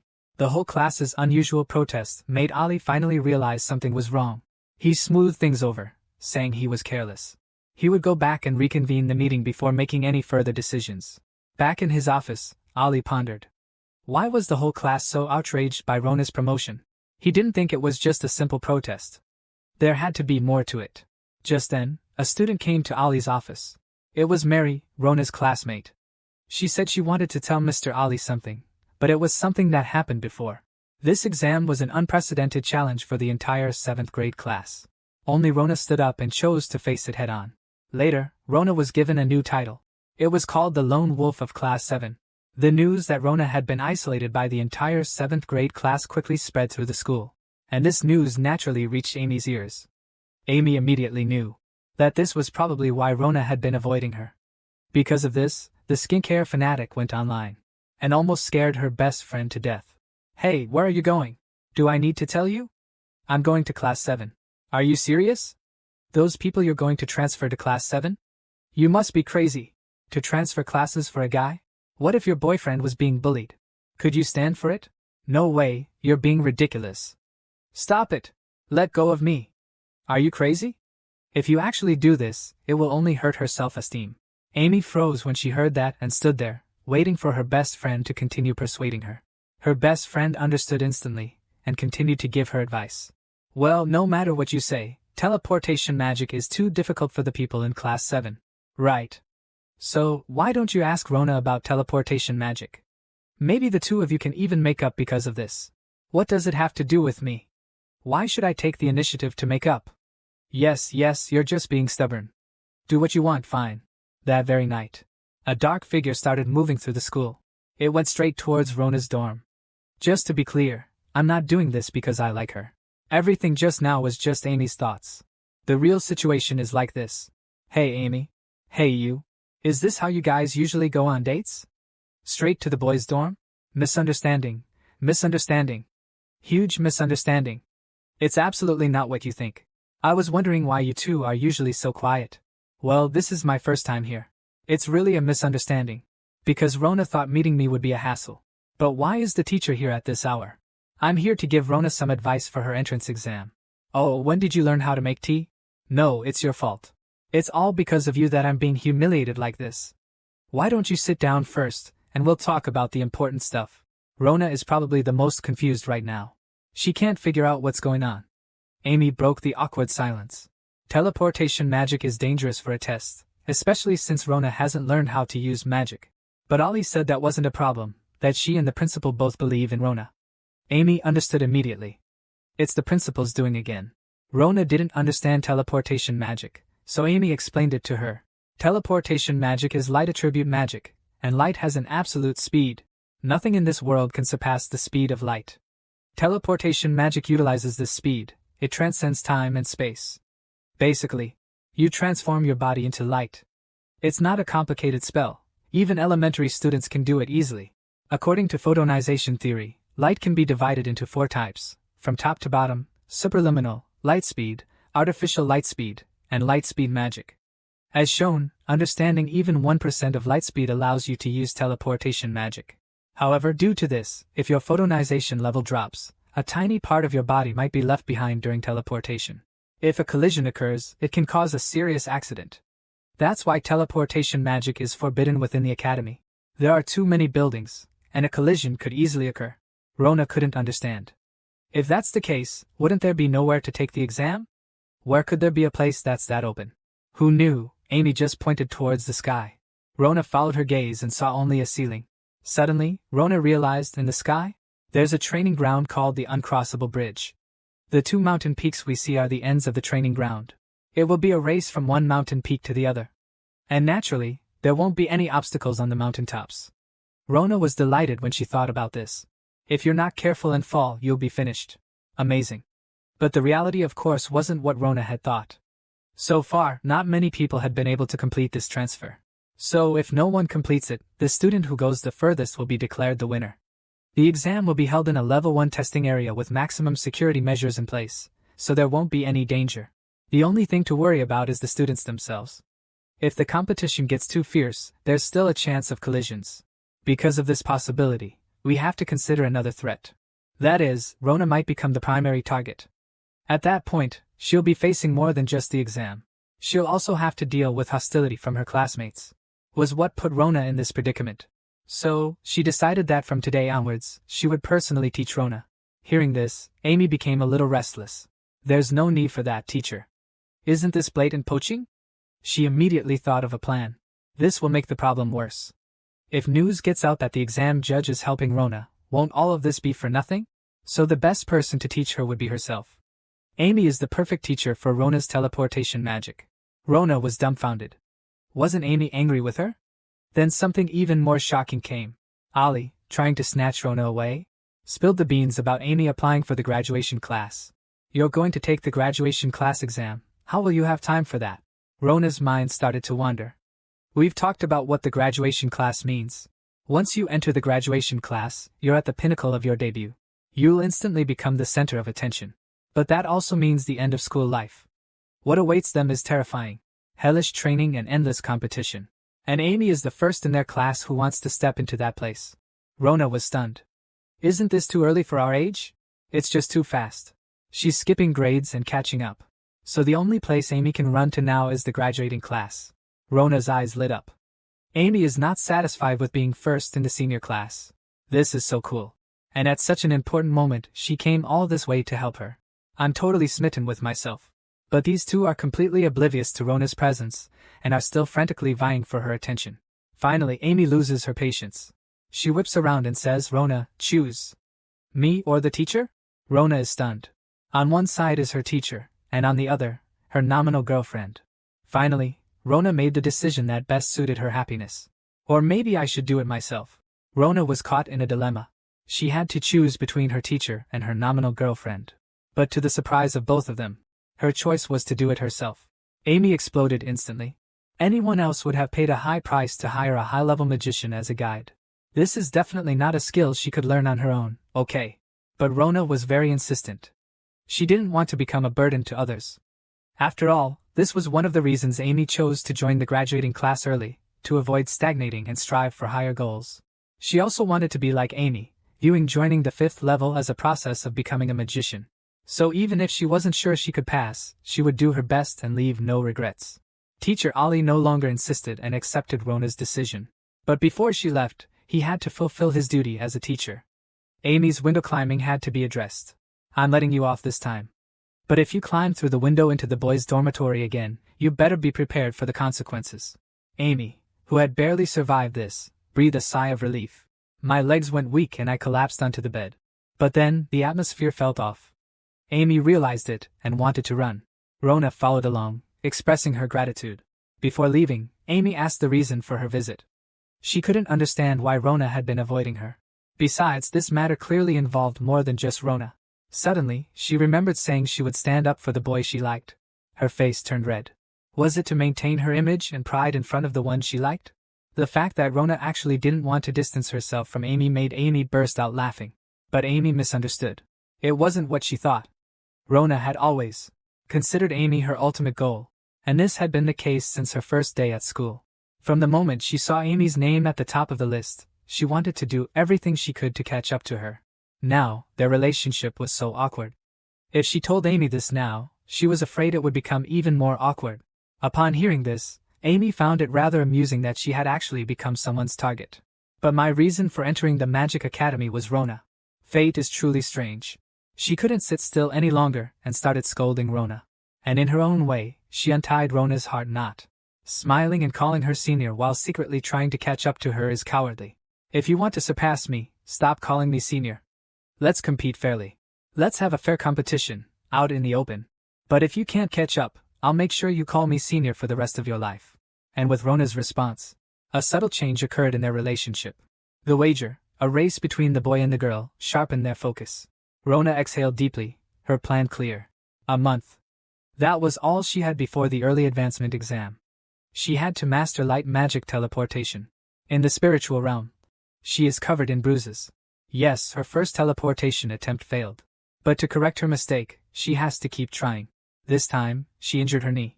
The days pass quickly, and she is constantly calculating her errors. It's a really stupid way. But she had no choice. It's the last day. The exam starts tomorrow. But in the process, every time she corrected a mistake, a new one would appear. Now she can't make any more changes. This will be her last theory practice. But the high-intensity experiments have caused her to become disoriented. She slapped herself hard, forcing herself to wake up. Then she tried the experiment again. She finally succeeded. Because she wasn't injured this time. She wanted to get up and continue pushing her limits. She knew she didn't have time to lie down, but her body had taken control from her brain. She was too tired. Today was the official exam day. Mary was about to enter the classroom, when she heard the voice she feared most behind her. It was Kana. At first, Mary tried to remain calm and greeted her. But Kana's constant belittling words made Mary increasingly unable to hold her head up. She wanted to escape Kana and hide in the classroom. But then, another sentence from Kiana made Mary's hair stand on end. You're really amazing, Mary. You actually told on me to the teacher. I have plenty of ways to get information. But it's weird that a cowardly girl like you would actually dare to snitch. I've been nice to you because you're my classmate. But once I surpass you, what do you think will happen then? Mary was so scared she completely collapsed on the ground. It's easy to imagine Mary might be just one name on Kana's list. I'm afraid she's not the only one who's been threatened. Afterward, Kana started her own small group meeting. And this group was formed specifically to target Rona. 2 people would target Rona from the very beginning. The other 2 would be responsible for clearing other obstacles for Kana.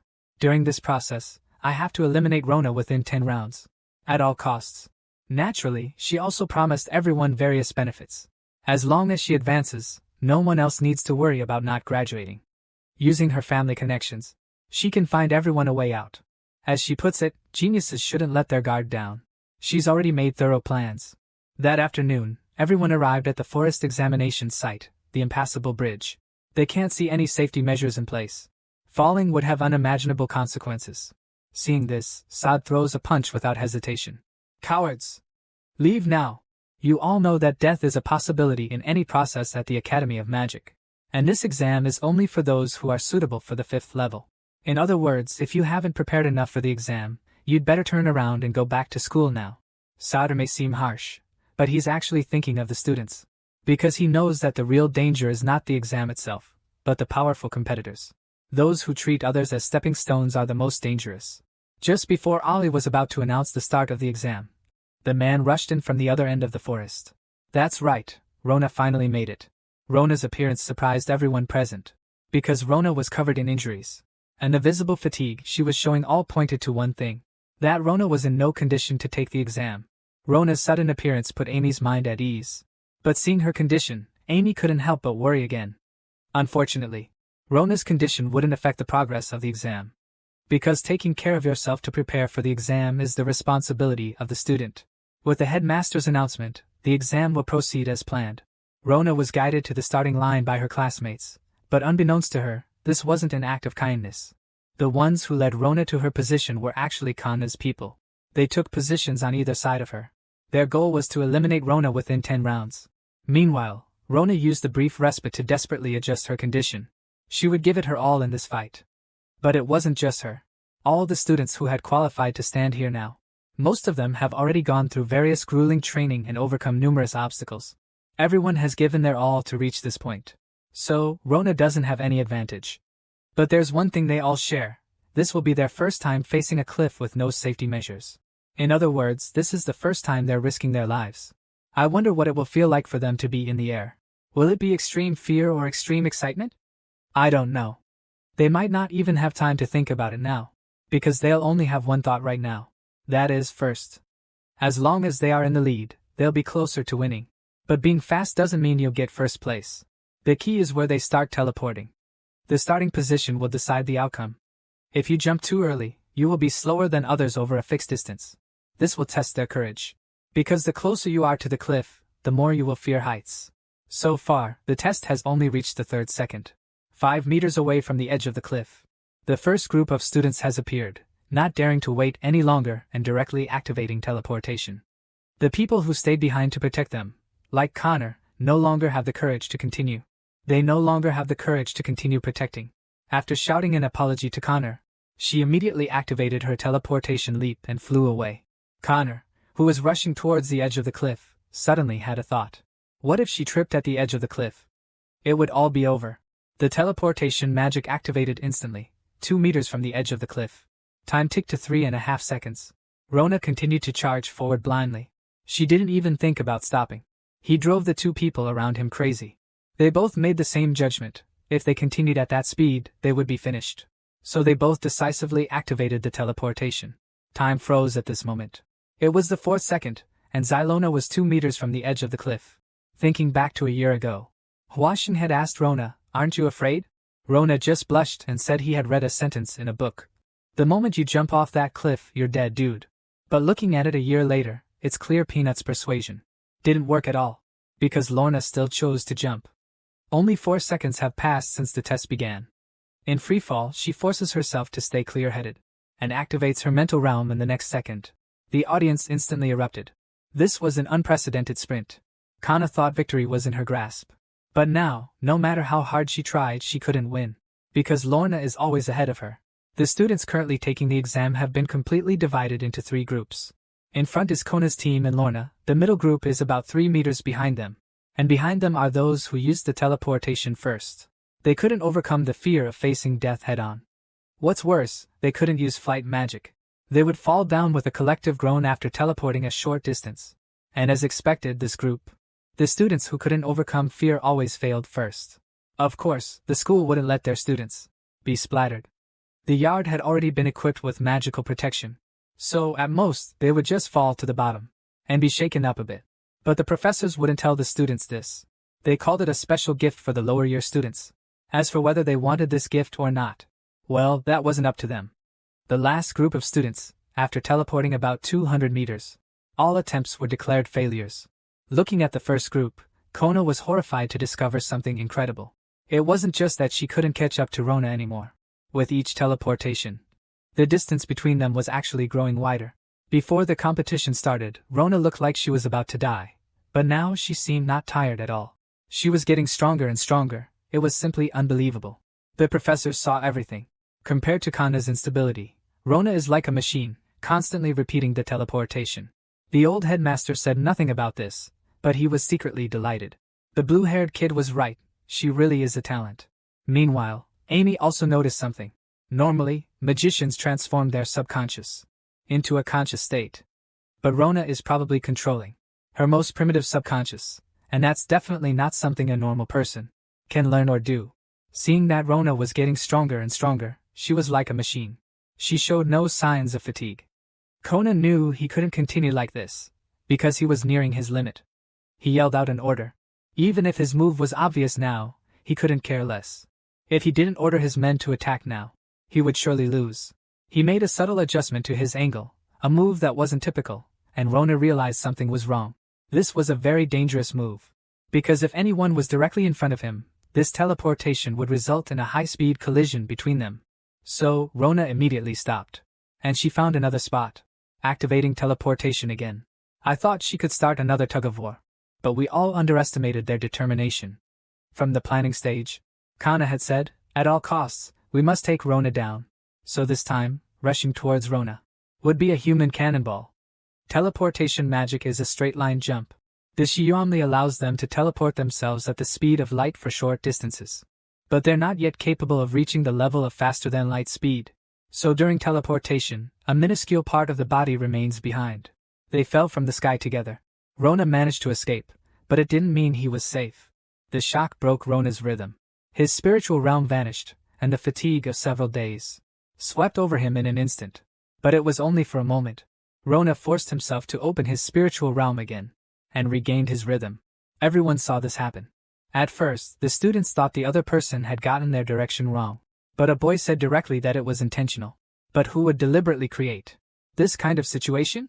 You should all know that if the new student hadn't instantly adjusted their teleportation trajectory, the consequences would have been unimaginable. But it would just have been treated as a test accident. A brain is a good thing, you guys could use yours more often. I have to admit, what they said makes a lot of sense. But then we thought, if we can figure this out, then the teachers would definitely see it too. So what's really going on? Connor, in the lead, is acting very cocky right now. He's certain that Rona can't catch him. Right now, first place definitely belongs to him. And Rona, right behind him, is very aware of the current situation. To win, she has to overtake him as quickly as possible. But if she increases her teleportation distance now, her mental energy might be completely depleted again. So, he had to pick up his pace. Just half a beat. He only needed to be half a beat faster than Kana. Only the two of them were left in the competition, but at this very moment, something unexpected happened. On the hill they were aiming for, a large number of obstacles suddenly appeared in their path. A ring-shaped obstacle even shot out, nearly hitting Kana directly. Meanwhile, alarms blared throughout the mountains. Warning, warning! The impassable Chiao engine system is about to activate. Difficulty increased. Actual. Warning, warning! The impassable Chiao engine system is about to activate. Difficulty increased. Actual. On the classroom group's side, Professor Sod reacted first, launching into flight magic and heading straight for the engine. Now the pressure is directly on the school. This assessment is related to every student's family background. If it's cancelled, they will face complaints from all the major families. The principal made his decision without even waiting for the teacher to finish analyzing the situation. Why bother asking anymore? Immediately send the signal to stop the exam. A yellow signal flare shot into the sky. This wasn't just a simple mistake. He used his mental abilities to scan the engine room. There were two people inside, and one was sitting right by the door. He was furious. Open the door immediately. If you don't, I'll blow you and the door to smithereens. But the reply he got was, go ahead, do it. Nobody would care if I died. The sound coming from inside made Sad completely serious. How could he not recognize the familiar sound from the engine room? That's right, the culprit behind this malicious incident is none other than Molly. We previously mentioned that he's a child very similar to Rona, but his situation is much worse. He's not particularly bright and was isolated and ostracized in his class. Adding to that, he disliked competition, so he stayed in the 7th grade for 6 years, never advancing. But later, after witnessing Rona's experiences, he felt injustice for her, gathered his courage, and found Ali. He then told Ali everything about Kona's actions. I thought the conflict with Chilling would settle down. But on the eve of the exam, Kana confronted him about his secret anxieties. She even told him directly about the revenge she planned to unleash after her promotion. This was the final straw, pushing him over the edge. So, he was already on his way to the engine room before the exam. He couldn't let Kana's taboo. Completely oblivious, Sauter continued to persuade, until finally, Maurice yelled, I will absolutely not open the door. It's all over. If Connor abandons me, I'll go back to hell. I'd rather die now than go through that. At this moment, even the air seemed to freeze. He curled up into a ball. These words made the truth clear to Sad. He stopped persuading him. I understand. Do what you want. If you don't want to open it, don't. It doesn't really matter anymore. Because, just as you thought, the test has been stopped now.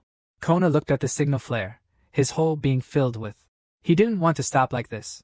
Because he knew very well that he wouldn't have another chance to win against Silona. The next second, a chorus of gasps came from the audience. The old headmaster clenched his fist, his fingers twitching. Even more unexpected things happened. In that instant, they were simply a team. They both simultaneously started the transmission again. They charged headfirst into the obstacle maze with a difficulty level of 10. Even Xiaolan couldn't stop them now. This was just a low-level magic exam. Yet heavy mechanisms that only appear in the real exams showed up. But they were just a team.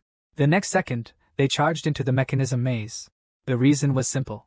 The headmaster was exasperated by the two students' reckless competition. He had signaled for the exam to stop, yet they continued to rush forward. It was pure recklessness. Those blinded by their own desires and who make such flawed decisions are destined to never become exceptional mages. As the two entered, traps were triggered one after another, firing directly along their path. Faced with the numerous traps, the two students had completely different mindsets. One was contemplating how to avoid the traps and discern the patterns of their activation. Just thinking about pushing forward, because the one who goes furthest is the winner. But both of them now share a common trait.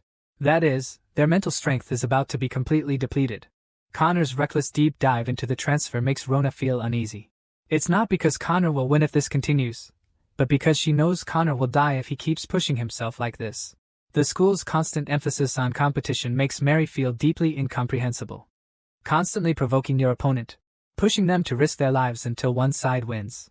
Is this really the kind of competition the school wants to see? There's been a misunderstanding, Saad said, but Mary's rebuke still echoed. What could a so-called genius magic professor know? But Saad didn't get angry at the student's rudeness. Instead, he asked Mary a question. She graduated from this school, and back when she was a senior, Mary was just a freshman. So think about it. Did she ever hear any rumors about a genius named Saad? The answer is no. She never even heard a whisper about him. Saad stayed in the 5th grade for 5 years. He was always the last one in class. He became increasingly irritable, because his classmates were progressing so quickly. One day, he was caught by the principal. He was scolded terribly. She was full of disrespect when she faced the principal's reprimand.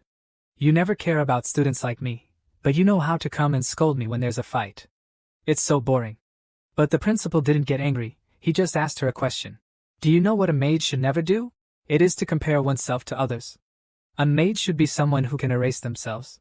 Only when you can focus on yourself can you be yourself and truly erase yourself. On the contrary, if you always look at the people around you when you rush forward, then you will surely lose your way. The road ahead for Connor has been completely blocked. For the first time in her life, she felt fear. Because it's no longer as simple as falling off a cliff. If she stops here and waits, countless heavy mechanisms will crush her into mincemeat.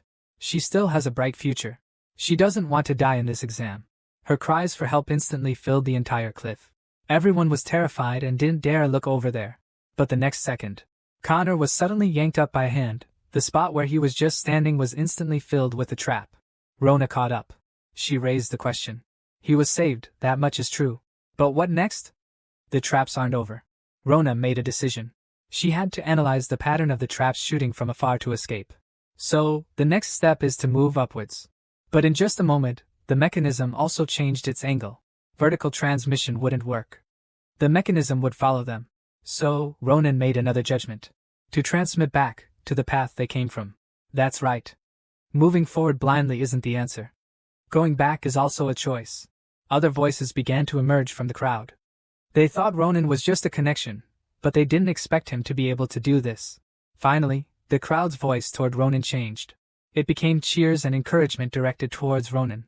They were screaming at the top of their lungs, as if they were apologizing to Rona in another way. They were making up for misunderstanding Rona's actions. Rona's achievements in the exam weren't just for good grades. He once said, after all, progress is just part of becoming something better, right? He was striving to become the best magician. And competition is just a tool for progress, a means to help students reach the finish line faster. Of course, it's fine to go slow. Because once they cross the finish line, everyone will become a magician in the end. If so, why can't you muster a little more courage? It's not too late. I will help you.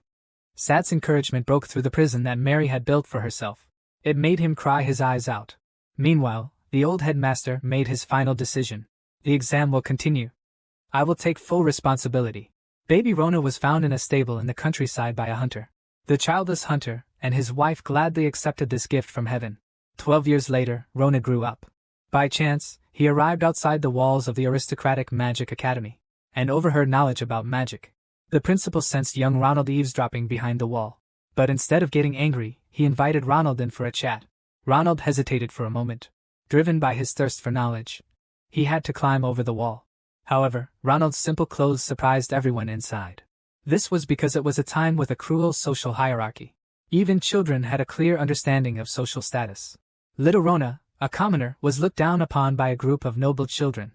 Fortunately, the headmaster wasn't prejudiced and accepted Rona's commoner status. Rona, robust and outspoken, said, "I want to see what magic really is." He had only read about it in books but had never witnessed it firsthand. The noble children began to clamor. How could a commoner understand books? Rona bowed low. "No matter what kind of magic it is, I beg you." The headmaster let out a hearty laugh. Then, with a wave of his hand, suddenly, a gentle breeze swept through the area. In an instant, it transformed into a whirlwind, a crying and laughing birthmark. In a flash, it swept little Rona and all the other children into the sky. Unlike the other cheerful children, Rona was terrified. They were over 30 stories high. Suddenly, the wind spirit stopped supporting the children, and they plummeted straight back down. Rona was so scared he almost wet himself. Tears flew from his eyes. But then, he found himself floating there, causing the surrounding children to burst into laughter. The headmaster laughed heartily. This was his wind magic in disguise. Curiosity overcame young Ronald's fear. What exactly is magic? Seeing his eagerness, the headmaster decided to tease him. This made young Ronald anxious. He blurted out, "Please tell me." The other children were surprised by his outburst. Even the headmaster's expression darkened. But seeing the stubborn glint in young Ronald's eyes, he gave him an answer. Magic is an act that breaks away from common sense. It's a spiritual way of exploring truth. Little Ronald asked a question. Then, is magic something that gets closer to the truth? The headmaster laughed in surprise. Is that written in the book? No, it's some common characteristics I found in the book. This conversation left all the children confused. Only the headmaster felt satisfied. How can I learn magic? What a clever child. Is she trying to study magic on her own using the accurate information she's gathered? Does she really think she can achieve something like that? Unfortunately for her, she's just a commoner. Xiaya, activate your mental realm. No problem, headmaster. Headmaster, I've activated my mental realm. Go on, tell me. I have a few coins in my hand. 6. Xiaoya's answer is accurate. She really has 6 coins in her hand. When her magic is focused, her senses become incredibly sharp. So sharp that she can perceive everything around her. For example, right now, without opening her eyes, Xiaoya knows there are 3 coins left. Any magician who can enter the realm can control this phenomenon. This is a highly sensitive mental realm. Little Rona is completely stunned by this scene. First, you must perceive your own existence. Then, erase your own existence. If you can do that, you will open up a world completely different from before. But if you can't perceive yourself, you can't erase yourself, right? The principal was surprised by this answer. Do you want to try it here? Little Rona closed her eyes immediately. She started to feel her own existence. Is it the brain? No, that's just an organ of the body. But the senses and perceptions that you can feel will not escape the concept of the brain. So you shouldn't define it. But feel it. Then erase the things you feel one by one. Finally, let everything be just a spiritual existence. Little Luona slowly opened her eyes, and the principal greeted her. How are you? Did you feel anything? Little Rona's eyes widened, and he gasped. He was terrified, because he heard all the sounds around him. The principal patted little Rona's head. Then he led the other children back to school. He's a truly talented child. Calling him a genius wouldn't be an exaggeration. If he were a nobleman's child and received training from a young age, his achievements would be extraordinary. It's a pity. There are too many talented children in this world. Little Rona didn't linger. But after he climbed over the wall, he froze, gasping for breath. He encountered magic. Guided by the Grand Mage, I successfully opened my spiritual realm on my first try. But this simple country boy was intimidated and bullied by a noble lady. Overcome by extreme fear, he transformed into a chilling, terrifying being. When little Rona opened her spiritual realm earlier, he experienced something he never felt before. He heard the sounds of the entire world. His consciousness was fragmented into countless pieces, dispersed to every corner of the world. If I were to describe it in his words, it would be, I am this world. The immense vastness overwhelmed him. Although only for a moment, he detached from his physical body. In that moment, he became this infinitely expansive world. The result? The infinite being collided with others. That was very bad. Because the person Rona bumped into wasn't a nice guy. He was immediately picked up. You little thing. Since you bumped into me, you should compensate me, right? Where are your parents? This was the first time Rona had been intimidated. Fortunately, a voice of dissuasion came from nearby. A red-haired noble girl emerged from the crowd. The girl's name was Amy. In this world with a cruel social hierarchy, nobles were the supreme existence. They kicked her relentlessly, their brutality escalating. Amy walked over. She stood silently, watching little Rona. Amy's arrival wasn't to save little Rona, and her next words only made Rona feel more occupied. Anything else fun to do? The voices beside her were discussing how to sell her as a slave. Rona didn't love them. She knew exactly what it meant. Amy pondered, if she were to sell her as a slave, she'd need to be flawless to be worth anything. So, should they confirm if she had any flaws before? The crowd erupted. They laughed and shouted, demanding a full-body search of Rona. They threatened to continue the assault if their demands weren't met. Amy's sturdy face flushed red. She had only wanted a closer look at Rona's face. Her consciousness was drawn into a deep beam of light. The light carried her consciousness back to the Magic Academy. She saw again the moment the Grand Mage released the wind magic, but this time it was different. Because she saw clearly the wind sprites dancing on the Grand Mage's hands. Then this plan became a beam of light. A gust of wind swept up from beneath Rona. Those standing next to her were caught in the wind. In an instant, a controlled zone appeared beside her. So where did everyone around her go? The answer is in the sky. Little Rona suddenly regained consciousness. At the same time, everyone in the sky fell down. They slammed hard in front of her, plunging her back into fear. How could she have ever seen such a sight? You have to know, falling from tens of meters onto concrete ground. That's no joke. Amy rushed towards little Rona and questioned her. Who are you? You're just a commoner. How can you use magic?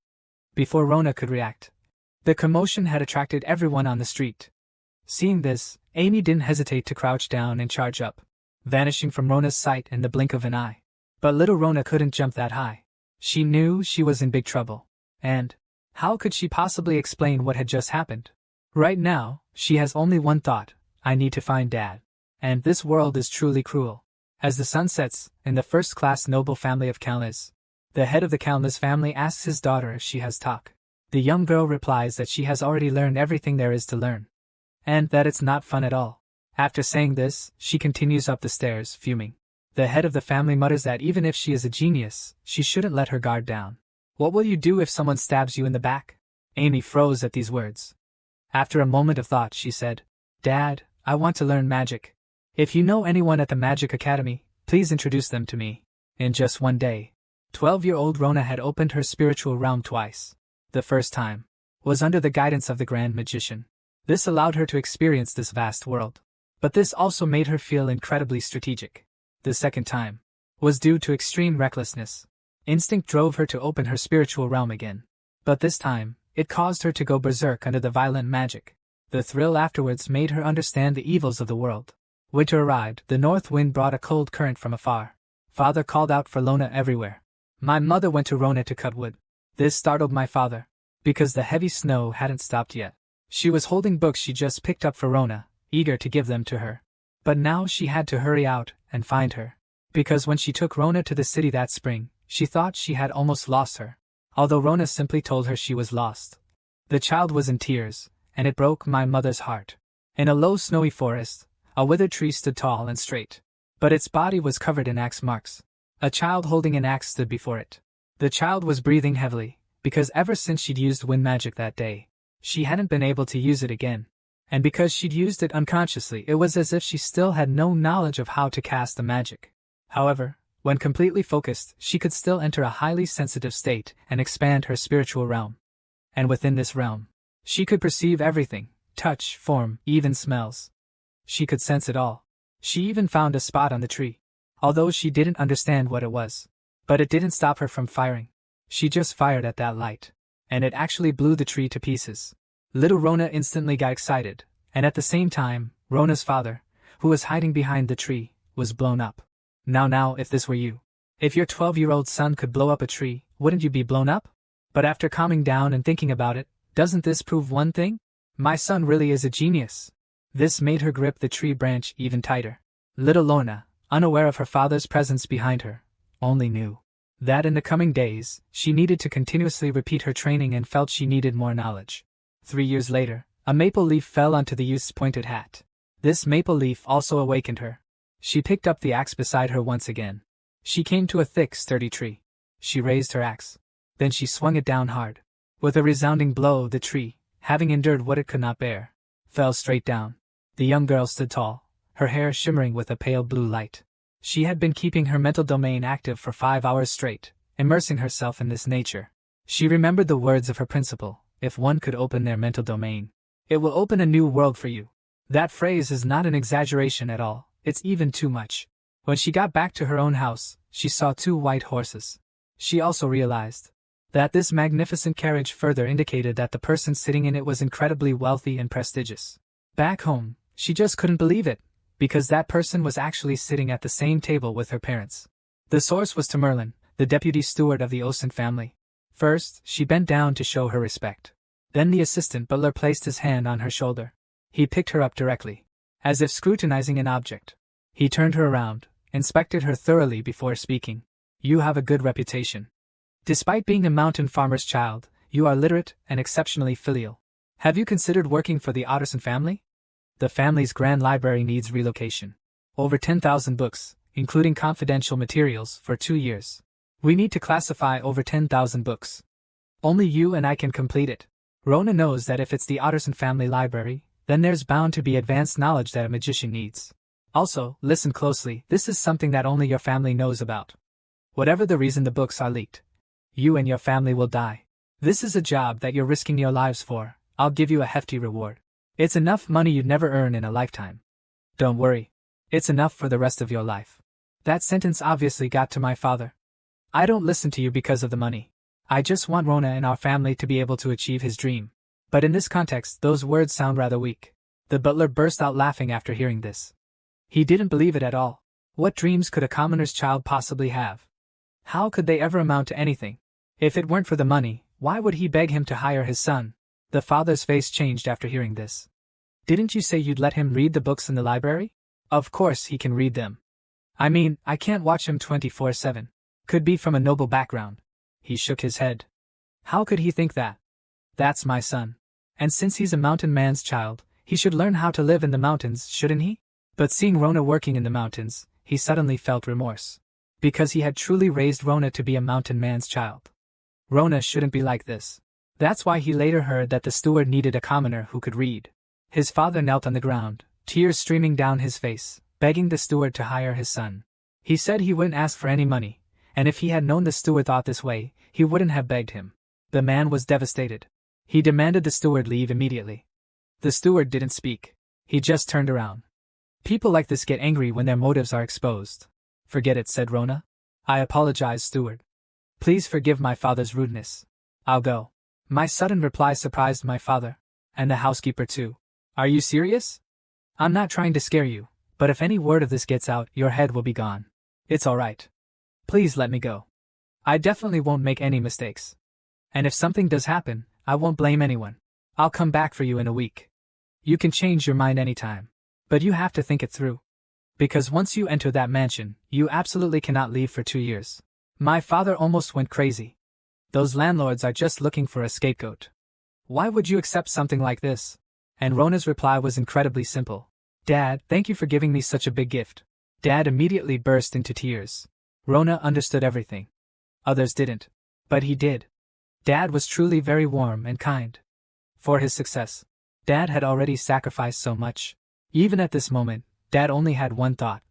My good son, I wonder if this time I can be considered a competent father. A week passed quickly. My dad signed the confidentiality agreement. But it was like he'd signed himself into indentured servitude for 2 years. Rona was taken away, just like that. I can hardly imagine my parents' feelings as they watched from the car. He's entered the psychic realm. They won't be able to see him for 2 whole years. They're not just heartbroken, They're worried about their son's safety. Even though he's heartbroken, he knows he can't waver. This is a once-in-a-lifetime opportunity. But it's a double-edged sword. He has to survive in the cracks between powerful forces. No one knows if he'll make it through these 2 years safe and sound. So far, over 4 million people have been eagerly awaiting the gross story of Rona, the boy who was found in the trash. He received an opportunity. Even though the road is full of twists and turns, it doesn't matter. Rona will still embark on the path to discover the truth. Actually, Rona didn't encounter much trouble along the way. It wasn't until he arrived at the destination and saw the manor that he was truly astonished. This is the manor belonging to the Orson family, a second-class noble. It's called Windchime Avenue. A child from the mountain forest family could never have imagined seeing such a magnificent manor. It was like he had entered a whole new world. Grandiose, impressive, and extremely wealthy. Even the dust exudes the scent of money. The deputy housekeeper, Timulin, was waiting for Lorna's arrival early. Without resting, he immediately took Lorna and began explaining her job responsibilities. Finally, Lorna arrived at her dream destination, the Otisan Library. The deputy housekeeper will move the more than 10,000 books here to the new library, and Lorna's job is to categorize them. He will give Lorna a new catalog every week, and she will be responsible for finding the books and storing them properly. 9 to 6. After that, it's free time. But you can't go out. And there's no specific reason why you can't leave the house. Tomorrow's the official start. The next day, Rona quickly got into character, ready to go. He also understood why he had to do the book classification alone. Because the classification standards have to be consistent. If more than one person does it, it'll be a mess. For example, if you want to classify this book on the history of swordsmanship. Whether to classify books by history or swordsmanship, everyone has their own opinion. And while Rona was establishing her classification system, she discovered another phenomenon. All knowledge seemed to be interconnected like a Mobius strip. And connecting this knowledge was a central pillar. That was the kingdom's history. History was the foundation of all knowledge.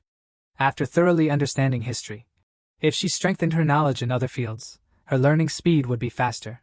Of the over 10,000 books, approximately 850 were history books. To achieve his magical dream, he must keep it in mind for the next 2 years. Just then, someone arrived.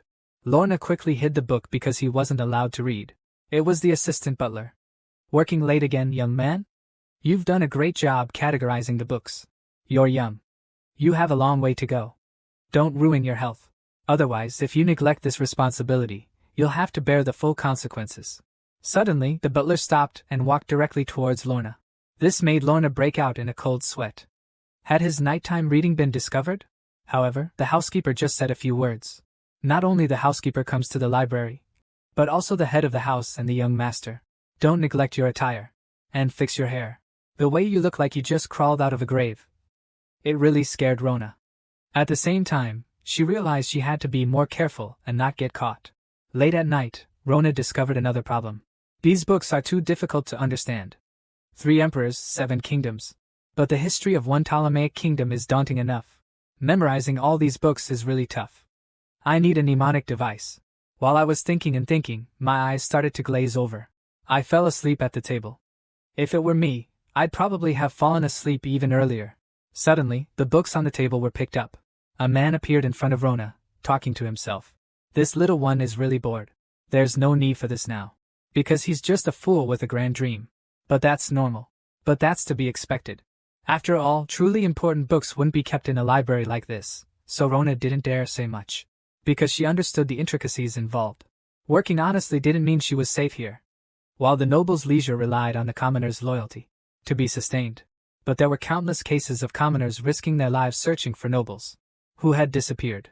And to avoid bad rumors, the nobles would often become cold and heartless. So, it was best to quietly take care of her own affairs. To ensure my own safety. We were suddenly pushed open. And a blue-haired guy rushed in, yelling old geezer. As he ran, this startled Rona. She had just finished talking about keeping a low profile. And now something else happened. This guy is Ian, the head of the family's youngest son. It looks like he's hiding from someone. He asked Rona not to tell anyone that he was hiding here. Rona was marveling at his height. He was actually a whole head taller than her. No one would believe it if she told them. The patriarch's son is so scared he's hiding under the net. Just how terrifying must the person he's hiding from be? See? The old man didn't hesitate at all. A teacher is a teacher. Even if you are the head of the family's youngest son, it's still the same. But this will definitely offend someone, Ian said fiercely. Just you wait and see, you'll be dragged away. Rona knows too. Seems like things are going to get interesting. This is the head of the family's youngest son. He immediately hid under the table beside him. And over there is the teacher the head of the family hired to train his youngest son. So, if you have to offend one side, which side do you choose? What's there to even think about? She decisively sold the peanut. The peanut was dragged away by the teacher, and it was said that he was taken to the mountain for training by the teacher and never returned. But it couldn't be blamed on Rona. After all, the teacher had the same authority as the head of the family, and it was hard to disobey them. Time flew by, and another month passed. In these 4 months, Rona had memorized a whopping 82 books, and she had a new discovery. Scholars and magic users. If scholars are those who research theories, then wizards are those who can turn theory into reality. But this doesn't mean that scholars are wizards because not all scholars can open up the spiritual realm. The spiritual realm is a unique attribute of wizards. So if Rona has the existing conditions and supplements them with vast knowledge of magic, she might actually be able to become a wizard. A surprise appears. Peanut has actually come back. But who knows what she went through during that month. The first thing she did after returning was to confront Rona. She had been waiting for this day for a long time. Over that month, to get back, she climbed countless cliffs, leaving her physically and mentally exhausted. But every time she felt like giving up, she would remember one thing. She had to come back and make Rona pay. She was furious. She had trusted Rona so much, and then Rona just turned around and betrayed her. If Rona hadn't sold her, she wouldn't have suffered so much, being tortured by the teacher for a month. Seeing how unreasonable the other party was, Rona couldn't do anything. The other party was the youngest son. She chose to compromise. What can I do to make you feel better? But Rona's candidness caused Peanut to misunderstand her attitude. Fine, even a low-level steward like you dares to look down on me, right? Good, you're coming with me. Unexpectedly, Peanut took Rona directly to the training ground. But Rona accepted it. Getting beaten is getting beaten, at least it's better than dying. I can't ruin the opportunity my parents risked their lives to create for me. Huaxing challenged Rona to a duel. She felt it was a matter of pride. She could tolerate her family looking down on her. She accepted that fate. But she would never allow a lowly housekeeper to look down on her as well. However, considering the difference in our abilities, I'll let you have 3 moves. The arrow is on the string. It has to be released. Since it's unavoidable now. Then go. The difference in strength is too obvious. Just a simple parry from Peanut is enough to make Rona's finger twitch. The second move. Sadly, without any surprises, it was parried again. After 2 moves, she also understood something. Humph, little yellow hole, you've never held a sword, have you? But Peanut's mockery did not affect Rona's cunning. Rona activates her spiritual garment without hesitation. Blue King appears online. The third move is also smoothly countered. But something unexpected happens. Before Peanut can react, the wooden sword suddenly explodes. Just like the exploding wooden sword, Peanut's composure shatters. Because this attack is Rona's weakness strike. Peanut stared at the broken wooden sword in his hand, stunned. Rona's strike was a sword technique. It was called sword kill. How can you, a low-level butler, know swordsmanship? Rona quickly explained that it wasn't swordsmanship, but a skill he learned from following his father up the mountain to chop wood since he was a child. He had to make up for his lack of physique, so he developed this skill. This made Peanut even more incredulous and unacceptable. I've held a sword for 15 years and haven't learned sword kill. You're telling me you chopped down a tree and figured it out? Are you listening to yourself? Purred Peanut. He's the complete opposite of his brother. His older brother, Lai, mastered sword kill at the mere age of 12 and beat him to a pulp in a youth trial. Watching his brother bask in their father's praise, he felt not only neglected, but also deeply resentful. Why could he never catch up to his brother? He was even starting to hallucinate. A lowly butler was giving him the same sense of oppression as his brother. Intense resentment and anger surged through him. He couldn't accept this reality. So, this time, the weapon he drew. No longer a wooden sword. In this episode, Rona finally gains friendship. Rona, who has never held a sword since birth, is challenged to a duel by Peanut, who has practiced swordsmanship for 15 years. But what everyone didn't expect was, in just 3 rounds, Rona managed to execute a sword technique. That was a sword technique that Peanut couldn't grasp even after 15 years of practice. This made Peanut realize a terrifying fact. That boy in front of him, just like his own brother, possesses a terrifying talent with the sword. Their weapons are both destroyed, yet the outcome is still undecided. So, Peanut draws his true sword. But the duel isn't now. Peanut knows he can't bully a newcomer. And because he has talent, he can be treated differently this once. A month later, at this same place.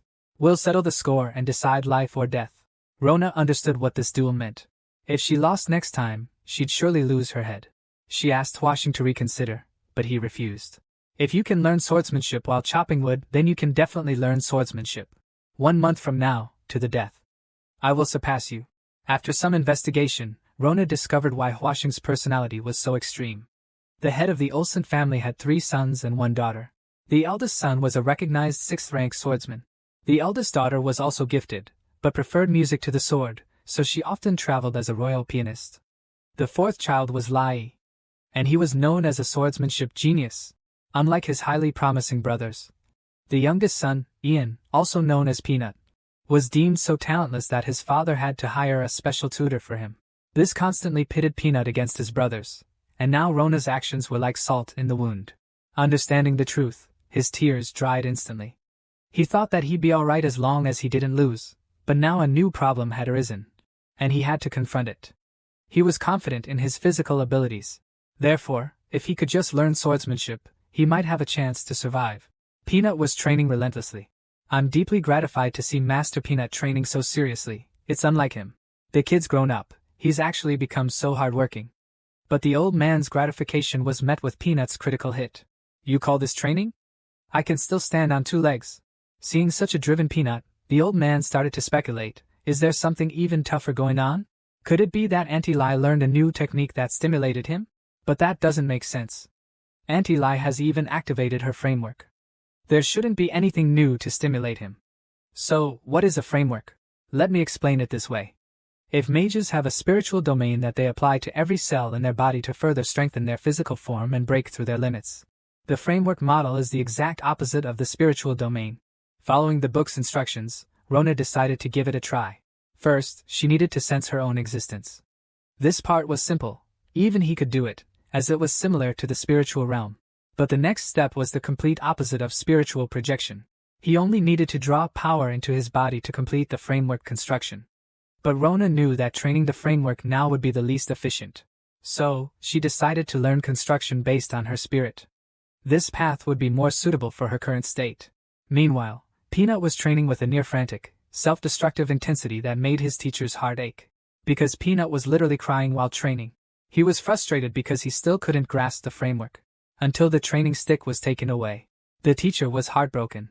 He couldn't stand it anymore. Let's call it a day. The teacher chatted with him casually while wiping his wounds. Peanut was cursing his arm, feeling like it was going to break. The teacher said he never wrote in his report that Peanut had talent. This naturally got Peanut's eye roll because he knew this was true.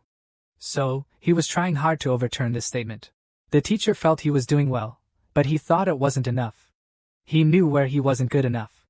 The old man chimed in, that's why I said you're not a genius. Just chat, why always trying to provoke him? It made Peanut furious. The old man ignored him, talking to himself. Heaven knows he's a genius, knows he's doing great. So the effort geniuses put in is always just about doing well, that's it. Those geniuses don't have a strong desire to challenge their limits. But it's that desire. That's a genius's nemesis. Peanut knew the old man was saying this to comfort him, but these words reminded him. That's right, if he hadn't had that talent from the start, then he just had to fight hard, to challenge himself relentlessly. Genius! So what? He has to win. Rona's training is also no joke. He's using his own unique way to conduct special training. What's behind swordsmanship? The root of swordsmanship is actually a high-level psychological battle that involves life and death. So start by mentally setting yourself up as the enemy. There are only 8 true directions of attack. But in reality, they can be categorized into 2, attack and defense. With the final block, he unlocked his mental realm. His special training, which lasted for a whole month, has finally come to an end. Moonlight bathed the earth in a chilling glow. Rona stared at the moon, murmuring to herself, this world is truly amazing. Like magic, endless and boundless. Dad, Mom, I'm sorry. I might not be able to come home. But I don't regret it, because I've seen such a wonderful world. The 4 torches in the arena were filled with a murderous aura. Huashing slowly stepped inside. Rona was already there waiting for him. Huashing stared at Rona for a moment, stunned. The same swordsmanship talent. That made him even more determined to win. Facing Huashing's attack, Rona didn't dare to delay for a moment, and immediately expanded her mental realm. Unexpectedly, he focused all his attention on Peanut's sword, and, with intense concentration, successfully dodged the blow. This stunned Peanut. At such close range, wasn't this kid afraid of the sword? He actually dodged instead of parrying. But Rona had already figured it out. He, too, feared death. But the root of fear is actually the death of the future, and the future is nothing but an illusion. So, as long as you don't imagine what will happen next, even standing on a cliff, anyone can jump directly down. Rona's state shocked Peanut, because the Rona in front of him seemed to have completely blocked her own emotions. This made him realize that he had to take this duel more seriously. He attacked again. Unexpectedly, Rona anticipated Peanut's move. He directly raised his sword to meet Huashing's blade. But this still wasn't enough, because there was a wall that Rona couldn't overcome. It was the years of battle experience. Huashing's sword had become heavier and heavier. Now it was so heavy that Rona couldn't withstand it. And there was a tactic in battle called changing moves. This was something Rona lacked. Therefore, Rona was deceived by Huashing's sudden change of move. But Rona also discovered something else. That's Peanut, always going for those big, sweeping attacks. His sword is heavy, yes, but because his movements are so large, they're actually easy to dodge.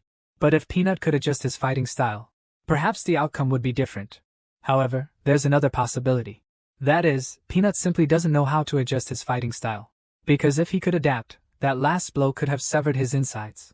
So, this completely shows how little Peanut understands about swordsmanship. It's worse than he thought. Since this is the case, change the battle strategy. Directly lower Peanut's expected combat ability. Tactical change. Turn defense into offense. Rona starts launching a proactive attack. Rona's sudden change in fighting style also surprised Peanut, and he found Rona's attacks were becoming increasingly difficult to withstand. Although they were just basic strikes, the angles were incredibly tricky. If this continued, he would lose. He found this unacceptable. He had worked so hard. Why? Why should he lose to a genius again? He would be mocked by a so-called genius once more. He refused to let it happen again. He charged in once more. But this time, his attacks were clumsy. He abandoned all defense, focused solely on offense. And in his frenzied assault, Rona realized with horror that Peanut's swordsmanship had become completely chaotic. A sword, like a falling star, plummeted from the sky. It was stuck firmly in the ground. Both of them were panting heavily. The outcome was decided. The sword that had flown away belonged to Peanut. In their final attack, Rona had changed her grip on the sword in a split second, and she had thrust her sword upwards with all her might. Peanut was stunned by this terrifying insight and reaction speed, but Rona's mind was preoccupied with something else. I won, but what's next? Even though it's a matter of winning and losing, he's a noble. Plus, his pride has been hurt this time. How will he deal with me next? The most unexpected thing happened. Peanut openly admitted his defeat and said frankly, "You won. I lost. So I have nothing to say about what you do to me. I'll accept whatever you decide." Rona instantly snapped. "Are you kidding me? You're a young master. What would you do to me? Do you think I could still live? Listen to yourself. You're afraid?" Peanut doesn't understand. We're both fighting for our lives, aren't we? Cut the crap. You're fighting for your life? I'm fighting to survive. The two argued. Rona scolded Peanut, saying he was hiding because he didn't want to train, so why was he blaming her? Peanut retorted, "You're asking for it. You're just not loyal." Loyal? What kind of loyalty are you talking about? Have you ever considered the burden I have to shoulder between the head of the family's son and instructor Jian Shu? If you were loyal, you wouldn't have put this burden on the steward. If you were loyal, wouldn't it be more dashing if you stepped up yourself? You think you're handsome and loyal? That's how you see it, right? In my eyes, you're really just like this. You know what? Rona completely shut Peanut up. The thing is, if you think about it, she was really in the wrong. Rona just fell flat on her face. She was so angry and exhausted. This made Peanut's face flush. She didn't understand how the two of them, who had just gone through a life-or-death struggle, could suddenly end up like this. And the cool, aloof swordswoman she just fought with, where did she go? What was with this tearful, pitiful demeanor now? This girl was clearly a genius, but unlike her brother, she didn't mock her. Peanut suddenly asked for her name, and then confidently revealed her own title. As everyone knows, the first step in making friends is exchanging names. So, from this moment on, a friendship between a nobleman and a commoner is born. There's a saying, two people who fight are likelier to become friends. But these two guys are a little different. They forged their acquaintance through a life-or-death duel. However, after the duel, they gained a priceless friendship. 1 year later, the autumn wind quietly turned the leaves red. And then it plucked them all and stored them away. The servants in the Osen's library were busy as usual. The deputy steward turned around. Behind him was the pretty little Rona. The child was 16 years old this year. Over a year, 10,000 books. He had already categorized over 7,000 books. His efficiency was incredibly high. Moreover, as his goal, he wanted to memorize the 850 history books. He has already memorized 650 books. Besides that, he learned swordsmanship after the duel a year ago. Not only that, but the duel also made his mental realm even stronger. Though he still gets chills when he thinks about the duel. After all, he almost died. But he gained a lot. He got knowledge in a person. That peanut kid, he likes to hang around in the library whenever he has time. And actually, his feelings are very rich, despite his big frame. And I really like to joke around. It's just that my nerves are a bit too thick. My habit of carelessly tossing books around always gets complaints from Rona. You'd better not mess around. If you ruin my books, I'll die. Oh, come on. Books are more important than life itself. Don't worry. Even if the library burns down, I'll protect you. This makes Rona both exasperated and amused. She just can't help it.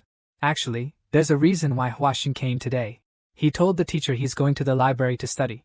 Come on, everyone knows, even if others don't, Rona knows. He obviously just wants to skip training. Look, he's getting all excited again after Rona exposed him. But to be honest, Huashin isn't here because of his personality issues, right? Huashin is like a fire. He just needs a little push. As long as there's an opportunity, he'll burn again. He's more intense than anyone else. Luckily, Rona won't put up with him. You're here to learn, right? Then study hard. This made Peanut feel so wrong, but she still obediently listened. Peanut started complaining as she studied. You said you're learning to be a magician, but 800 books? That's outrageous. Actually, it's fine for Rona because she basically mastered everything after reading 600 books. And looking at Rona's reading speed, Peanut was stunned. Oh my god, is she reading books or flipping through them? This is too exaggerated. Even though they're the same age, why does Rona seem so much more mature than him? He suddenly realized he shouldn't be staring at her like that. At this moment, Rona read from the book. A swordsman and a magician duel one-on-one. Who do you think would win? Peanut actually said, how boring. Hey, this really annoyed Rona. This question is very profound. Ignoring him, she pressed the book on him. She wanted Peanut to read this book. And he had to read it to the very last page. Unexpectedly, while they were arguing, someone appeared and said simultaneously. Without a doubt. The swordsman would win, of course. And this person was the genius swordsman, Lai, the brother who loved hitting peanuts since childhood. The second son of the Orson family's head. However, don't forget, this was an event with a cruel social hierarchy. They were both incredibly nervous now, because of their playful scene just now. If Lady Rhea sees this, it might not end well. A butler being so close with a noble. It's not allowed in this world. Ferdinand quickly changes the subject. Brother, is it because you're a swordsman yourself that you're biased towards swordsmen? Biased?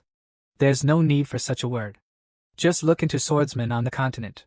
Do they fight by looking at military rank insignia? Unexpectedly, this is the taunt Ferdinand racked his brains to come up with. Instead of getting Lai Yi's sorcerer, his attention is now all on Rona. Tell me, what are you thinking? Suddenly, all the attention is on him. Rona's mind raced. What are his intentions now? Although they've interacted before, I can't understand what he's thinking, especially in this situation. It's even harder to judge. If I answer incorrectly, something bad might happen.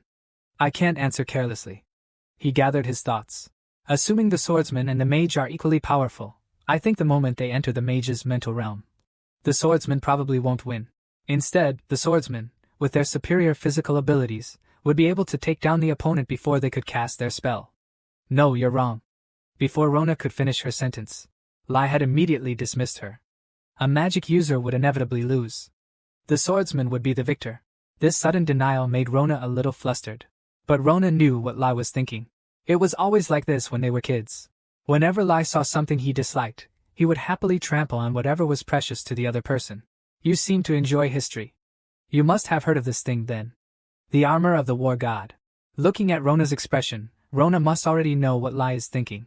Because it's an artifact that can disrupt a magician's spiritual domain, it's known as an anti-magic existence. You seem to enjoy academic research, don't you? Then you should have heard of the war god's armor, right? The war god's armor, it's known as an anti-magic existence. Magicians on this continent have their inherent abilities, their spiritual domain. If a warrior were to fight a magician in this domain, it would be like encountering a shark in the deep sea. However, some things can disrupt the water and deprive the shark of its senses. That thing is anti-magic. If the spiritual realm can't touch it, then magic naturally fails. Let me ask you this. If a warrior wears this kind of equipment, what mage could stand against them? I believe it's just a theory. Firstly, anti-magic requires the hidden magic within a dragon's heart. It's an extremely expensive process. Secondly, this technology creates unstable fluctuations. Even the continent's top fluctuation equation masters can only raise the usability of the 5 gods' armor to 6%. Because of that cost. Yes, it's an astronomical sum. Just one wouldn't be enough to cover the kingdom's expenses for a year. The key here is that the person who created the anti-magic is also a mage. Why do you think they'd do this in the future? Isn't it obvious? Because there are too many places on the continent that need anti-magic. It's practically a cash machine. So if these mages want to be hired, they don't necessarily have to go out and fight, you understand? These mages. They're nothing but despicable cowards who would sell their own kind for money. Huabi was furious. He thought Ray's words were too harsh. But unexpectedly, Rona picked up where he left off. You're right, but that's what mages do. As you said, anti-magic was created by mages. But that's also to restrict the use of magic in special areas, to ensure people's safety, isn't it? And it's also used as supplementary material in magic schools. So, although anti-magic can be disadvantageous to mages, it also brings many benefits to the world, doesn't it? Therefore, I find it difficult to agree with the statement that swordsmen are superior to mages based on this premise. Peanut couldn't hold back his laughter, because Rai was left speechless. After thinking for a long time, he finally squeezed out a sentence. No matter how eloquently you argue, mages are destined to lose. Well, Leaf stormed off because he couldn't win the argument. Lorna breathed a sigh of relief. He thought he was going to die. Reflective indeed found it hilarious. He had never seen his brother at a loss for words. He complimented Lorna, saying that if his tongue were a sword, he would be the strongest swordsman in history. This made Lorna contemplate something deeply. Leaf might have had a point. But isn't the spirit of mages, who are willing to explore their weaknesses on the experimental table, and their almost indifferent rationality, even more of a reason for their existence in this world? Time flew by. 6 months passed in a blink of an eye, and winter arrived. 6 months passed in a blink of an eye, ushering in winter. The head butler reviewed the new documents regarding Lorna. The library relocation finished earlier than expected. It was completed in just a year and a half. A full 6 months ahead of schedule. According to the contract, Lorna has fulfilled her obligations and should return home. But the head butler felt it was a pity, as Lorna was truly talented. He suggested finding an excuse to extend her contract. This would save everyone a lot of work. The assistant butler retorted, just listen to what you're saying. Go back to work. However, as everyone knows, sometimes the speaker doesn't mean what the listener hears. What's Rona doing now? That's right, still reading. Turning pages isn't that hard. But finishing over 800 books is a whole different story, isn't it? Yet Rona did it. Absolutely terrifying. She even exclaimed, it's really like a dream. Huashing rushed into the library. Seeing the empty library stunned her. Because she didn't expect Rona to actually finish all the work. Seriously, classifying over 10,000 books? For someone like her, completing this work was nothing short of a miracle. Just then, Rona made a request to Huashing. Huashing, before I leave, can I visit your home? Rona was stunned from the start. I've never seen anything so extravagant in my life. This place is Peanut's home. Isn't a house this big easy to get lost in? His family isn't here right now. They won't be back until tonight. So there are only servants in the house at the moment. Rona was shocked when she saw the door next to her. Even the doors are this huge. I'm afraid a single room here is bigger than her entire house. Huashing really is a young master from a rich family. The difference is huge. After walking for a long time, I finally arrived. This is Huashing's room. But to be honest, this just looks like a dorm room for resting after training. Swords and bandages are scattered all over the floor. This actually shows how diligently Huashing usually trains. The sun is gradually setting. The sky is draped in a smoky red garment, gorgeous and colorful. The young man was sweating profusely, gasping for breath. On the other side, he was humming a tune, completely relaxed. Finally, Peanut shivered. He couldn't take it anymore. He was furious. Good heavens, he'd lost the whole afternoon. What's the point of playing this? He refused to accept it. You must be cheating using some kind of mental field, right? No, there's no need for that. It's just that Peanut makes too many moves. If I draw an ace, I put it to the side. The time I hesitate with pairs and non-pairs is also different. That startled Peanut. How did you notice that? Rona explained, when it comes to observation, too much focus isn't necessarily a good thing. You can't just observe one specific part of your opponent. You have to look at the whole picture. Clearly, no matter how much you teach, it's useless. I can't wrap my head around this. Just a few words and my CPU is fried. Look, smoke's practically coming out of my ears. But Rona found something good. It was a novel. He's been reading history books. It's rare for him to get to read a novel. He turned around, about to ask if he could borrow it. But then, he saw that my CPU had completely burned out. He's still steaming, even in his sleep. Okay, but he suddenly remembered Peanut saying his family would be back tonight. I'm starting to panic a little. Suddenly, the sound of a piano jolted him awake. He already guessed who was playing the piano in this mansion. It could only be one person, the court pianist. At the same time, she is also Peanut's older sister. The eldest daughter of the Orson family, Rona Orson. How is my playing? Do you think it sounds good? Well, Rona, you really messed up this time. Caught eavesdropping at their door by their eldest daughter. This will be hard to explain. Your wishing well card. It's my first time seeing one. Are you new here? Rona was incredibly nervous. To avoid being misunderstood, she quickly told her she was a librarian. Oh, so you're that child. You seem very intelligent. Have you ever played the piano? Rona knew she couldn't let her guard down, because Peanut had said the most arrogant person in the entire manor was her sister. But she still answered honestly, saying she had never touched a piano before. It's okay, I'll teach you. How about you sit here? Rona was stunned. A noblewoman's eldest daughter, asking her to sit next to her, and teach her, a commoner, how to play the piano. It was truly a terrifying prospect. It's okay. Come here.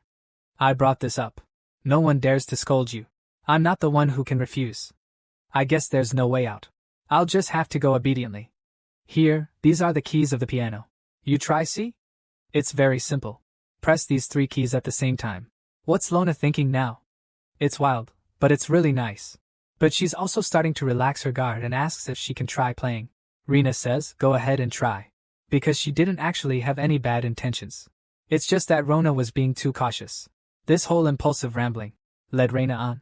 But even though she played all the wrong notes, Rona continued playing without hesitation, until she realized the music seemed to be getting stranger and stranger. Rona had said to Rena. This was her first time playing the piano. But Lena didn't doubt it for a second. Rona was lying to her because Rona would bend her fingers when she played. And bending your fingers is a mistake only people who don't know how to play would make. This means Rona only had the sheet music in her head, but she had never actually played. So at first, she wasn't just playing randomly, but trying to find the distribution of the 7 sets of keys on the piano, and memorize the names of all 88 keys. She didn't understand why such a genius would work a part-time job, and this little kid was a bit too good-looking. Suddenly, a roar came out, startling Rona. Peanut loved it. She thought her sister was playing the piano again, disturbing her sweet dreams. Rona was startled to see Peanut. This time, it looked like things were about to go south. Oh, so you guys know each other? If it's discovered that a commoner has such a good relationship with a noble, it'll be a huge problem. Now, she really doesn't know how to explain it. And she now has this strange sense of guilt. As for what Peanut's attitude is, it's straightforward. Yeah, Rona, that guy is my good friend. Rona was terrified, her mind still racing about how to explain. But Peanut directly stated his position. Just relax, she's just an old witch with a bit of an attitude. She wouldn't care about things like this. Rona still found it hard to believe. This was a beheading offense. Until Rena said a few words. So, you're called Rona? Don't worry, it's fine. At that moment, Rona's 16 years of understanding crumbled. It's okay for commoners and nobles to be friends. And Peanut, why did you lie to me? Your sister is such a good person. She's beautiful and understanding. What are you saying? You think I'm lying to you? That woman is a devil. Believe it or not, she could devour you whole in the next second. I'm so sorry, Rona. I have such a useless brother. But it's really great that she met you. Rona blushed when she heard the compliment. She humbly replied that she was the one being taken care of. Oh my God, you're so cute. Cute, right? So, do you want to consider taking her in? Making her family? Your relationship is so good you can just let her be your sister-in-law, huh? Listen to what you're saying. If you two really got together, you wouldn't lose out at all. It's Rona who might. Before he could finish saying lose out big time, Rena tackled him to the ground and gave him a beating. Rona watched this scene, suddenly confused. Why did Peanut keep insulting her sister? Although she deserved it. Peanut wondered why this witchy sister was back again. She just visited a few days ago. Rena replied, don't you know? Aunt Lai has a certification exam. She's leaving tomorrow. Hearing this, Peanut was about to get another shock. What are certification exams? Let me explain briefly. This world also has certification qualifications, and this certification is for the whole continent. As long as you pass the exam, you will be recognized by the whole continent. Naturally, because the gold content is particularly high, the difficulty of success is also very high. Thousands of people register every year, but in the end only 2 or 3 dozen people can successfully obtain certification qualifications. Those who have a recognized qualification certificate naturally also have an unrecognized qualification certificate. Graduating from a special institution like the Alpia's Magic School means you become an unofficially recognized actual magician. You can then get officially recognized by the Magic Association and Guild to level up. And even the unofficial certification is coveted by countless people because it symbolizes wealth and honor. And this incredibly difficult exam, your aunt took it at just 18 years old. How could Peanut not be discouraged? You know this is something you can't talk her out of. So she just patted Peanut on the head and went to take care of other things. It was so nice meeting you, little Rona. Maybe you can teach me piano again sometime? I'll look forward to seeing you again. See you again? It's really hard to say because she's finished her trip here. She's leaving tomorrow. Who knows if she'll even have the chance to learn piano from her sister again. Thinking about this, she suddenly blurted out a question to Peanut. Yayan, does your sister have a boyfriend? Wow, that question really took a left turn. I believe Luna didn't mean it that way. But you put it in this context. You gotta admit, your brain must have been on a different planet. And of all people, why ask Peanut, that little sprout? Didn't even turn around, just shouted as she ran. Sister, hurry up and get over here. Something big has happened. Rona, that guy is asking if you have a boyfriend. Huaxing's loud voice was crystal clear. Deafening. The echo reverberated throughout the entire hall. By the time Rona caught up to her, it was too late. I had to drag her back by force. The surrounding servants went crazy. Sister worked so hard to smooth things over. But dealing with these servants is easy, their status is clear. But what about those behind the scenes? Those words were heard by the head butler. I was just wondering, the young master hasn't had any guests today. No wonder the name Lorna sounds familiar. Isn't she that child from the library? You, put everything else aside for now. Get the deputy butler, Mulan, here immediately. The next day, in a deep mountain forest, Peanut held a wooden stick, sweating profusely in this sub-zero temperature. The teacher was actually quite relieved seeing him like this. The last time he trained this hard was a year ago. This time, he must be motivated by something again. He couldn't help but think, if this kid learned how to frame, he wouldn't be so easily stimulated. He needed to come up with a plan. Suddenly, a call came from the little steward in the distance. He was delivering a message. Rena wanted Peanut to return to the mansion immediately. Peanut heard his sister's instructions, but he didn't seem to care. Then the junior butler blurted out that the temporary butler, Rona, is about to die. Huaxing was stunned. Isn't she supposed to go home today? The junior butler then explained that he heard the head butler had accused her to the head of the household.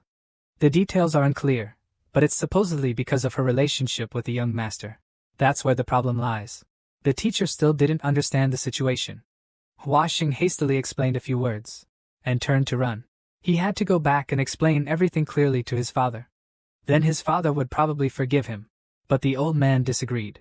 And at this very moment, I took out the needle sword again. Meanwhile, at the Orson family mansion, the judgment hall was packed with people. They were judging a sinner. The boy, his gaze vacant, listened numbly as the person on the platform declared his fate. Rona, you will be executed, without delay.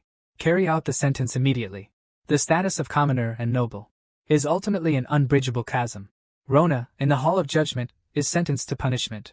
The servants whisper amongst themselves in disbelief. The deputy steward can only watch silently as the gossip spreads. The surrounding murmurs reach the head of the household, making his expression even more grim. The few people beside her each had their own thoughts. Rena wanted to speak in defense of Lona, but the head of the family directly interrupted her, saying there was no need to say more, because the head steward's book clearly recorded Lona's various unreasonable actions towards Ayan, and these actions were certified as facts by the commoners. The head of the family gave Lona a chance to make a final statement before her punishment. But he had only one question. If you and I are friends, would you, the young master, be implicated because of me? This question left everyone present in disbelief. Shouldn't he be trying to beg for mercy at a time like this? The patriarch's face darkened even further. Just who gave him the courage to ask such a question? Your stupidity is fitting for your commoner status. Do you think that associating with a noble like fourth young master will have any influence on him? Hearing this, Rona felt a sense of relief. After more than a year, she finally no longer needed to hide this friendship. She could finally boldly declare, Ian and I are friends. Seeing Rona's composure, the patriarch no longer hesitated. He ordered the head butler to take Rona away and deal with her immediately. And we must maintain absolute discretion. This cannot get out. Rena, hearing her father's command, spoke up again, trying to stop him, but to no avail. Because the head of the family is furious.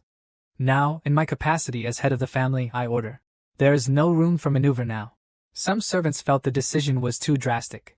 After all, she's just a child. But other servants understood the gravity of the situation. This incident doesn't just involve an individual, it involves the entire family. Family is their reason for living. This honor is simply too heavy a burden. So it's not that the head of the family's decision is too cruel, but rather that this cruel hierarchical world is too ruthless. Suddenly, a roar came from the gate. I want to see who it is that dares to lay a hand on my friend without my permission. He didn't understand why. It wasn't a capital offense. They just became friends. The response to his roar came from his father, a reprimand for his naivety. The complexities of the aristocratic world are far beyond your comprehension. If the family didn't shoulder these complexities, you never had the chance to be born a nobleman's son, enjoying all those privileges. He rejects his father's scolding. What's the use of privileges gained by abandoning friends? He'd rather not have them. His father reveals his true thoughts. Do you think that commoner genuinely wanted to be your friend? Why are you so sure he was sincere with you? You should know, this world is always full of lowlifes who want to dilute noble blood. Just because you think you can trust him, doesn't mean he won't betray you. You can't understand the greed of the lower classes. And what makes you so sure you can trust him? What proof do you have that you and Shiro are truly friends? Demanding proof cornered Peanut completely. But if you can't provide proof, it's over. But the problem is, how can you take someone's heart out as evidence to prove something? He knew he couldn't answer the question casually, but if it were Rona standing here, then Rona could definitely give a perfect counterattack. Rona had no emotional fluctuations now, but his expression was full of composure, and in his eyes, he was reminded of what Rona had said at the time. Ian, you're too focused on details, it's not good. You need to focus on the big picture. As long as you can see through it, you can see through the other person's intentions. But how should I look at this whole situation? First, he's my father. He's the head of the Orson family, a second-rank noble family. He's a black-haired noble, and he also holds a level 4 discriminator certification. Suddenly it dawned on him. This isn't just a simple argument between father and son anymore. 30 minutes earlier, his teacher had already warned him when he wasn't allowed to come back. You need to understand, that child is just a commoner. This statement strongly provoked Peanut. That's someone he can connect with through swordsmanship. Isn't that enough for him to befriend Rona? He's right, but he's oversimplifying the situation. He doesn't understand that nobility values reputation above all else. They will ruthlessly eliminate anyone who threatens their status. If he wants to be friends with a commoner whose life is worth less than an insect, then he should know that Rona as his friend will have to bear a heavy burden. He hasn't even thought this through. He's just shouting and yelling, thinking he can solve the problem. He's delusional. But what can he do? He can't do anything. He can't even think about such a complex issue. And it all started with him. He's the one who proposed becoming friends with Rona. He didn't want to be a villain, nor did he want to be a coward. His teacher had always loved his eyes, a pureness of passion without any hypocrisy. Take this with you. If you're willing to take this sword back to the estate, I'll let you go. But you must think it through. If you don't even have that kind of determination, then just stay here. And remember this, abandoning your friends is the same as abandoning another part of yourself. If you go, you need to know this will be a battle to the death. Peanut smiled. He laughed out loud. You're a real father, you know. I almost fell for your trick. Forget your evidence. I believe him. Besides, the fact that I'm a friend of Silona is proof enough. It's a deliberate demonstration of our connection. Don't be ridiculous. This isn't just about an argument between father and son anymore. Do you understand? Countless nobles have lost face because of this. If it's about the prosperity of the family, even my own children, I can banish them from the family. A nobleman who incurs the head of the family's wrath gets nothing but peanuts. It's okay. If this is what it takes to protect my friend, I can leave with a smile. The head of the family was furious. You brat! Draw your sword! If you truly believe that child is your friend, then wager your life here and now. At this moment, he was in disbelief. He couldn't believe his son could actually raise his sword against him. But what Peanut raised against his father wasn't a sword, but his beliefs, his sincerity. What kind of friend was he? Is it because the other noble children your age are too exceptional, and you can't keep up? Is that why you keep that commoner around as some sort of consolation prize? This time, you're wrong, father. Rona is more capable than I am, and I will help him. Help him shine even brighter. You're the one who keeps punishing Rona, father. You must have been the one who put those ideas in Ian's head, telling him that nobles and commoners can be friends. Rona denied it outright, but Huashing vehemently defended him, becoming very agitated. Only when Rona called Huashing's full name did he calm down. He has something to say to Huashing. He doesn't want Huashing to bear all of this. He'll take responsibility for what he should. Actually, he knew from the beginning that one day he would have to choose between his friend and his own life. Now, even if it means losing his life, he doesn't care because he doesn't regret becoming friends with Huashing. Luo Na's words were sincere and without a trace of falsehood, which made Huashing completely break down because these were the words he wanted to say as well. His cries filled the entire hall. Even if you banish me from the family, I don't care. If the world rejects us, then I will defy the whole world. Suddenly, a hearty laugh came from the attic. I didn't expect to see such a scene at my age. As expected, youth is the best. The old man who shouted was Rena's grandfather, the current head of the family's father. Touched by Luo Na's sincere and genuine confession, Huashing completely broke down. His roar, "I will defy the whole world," filled the entire hall. While the patriarch was in disbelief, a sigh came from the attic. Youth is truly wonderful.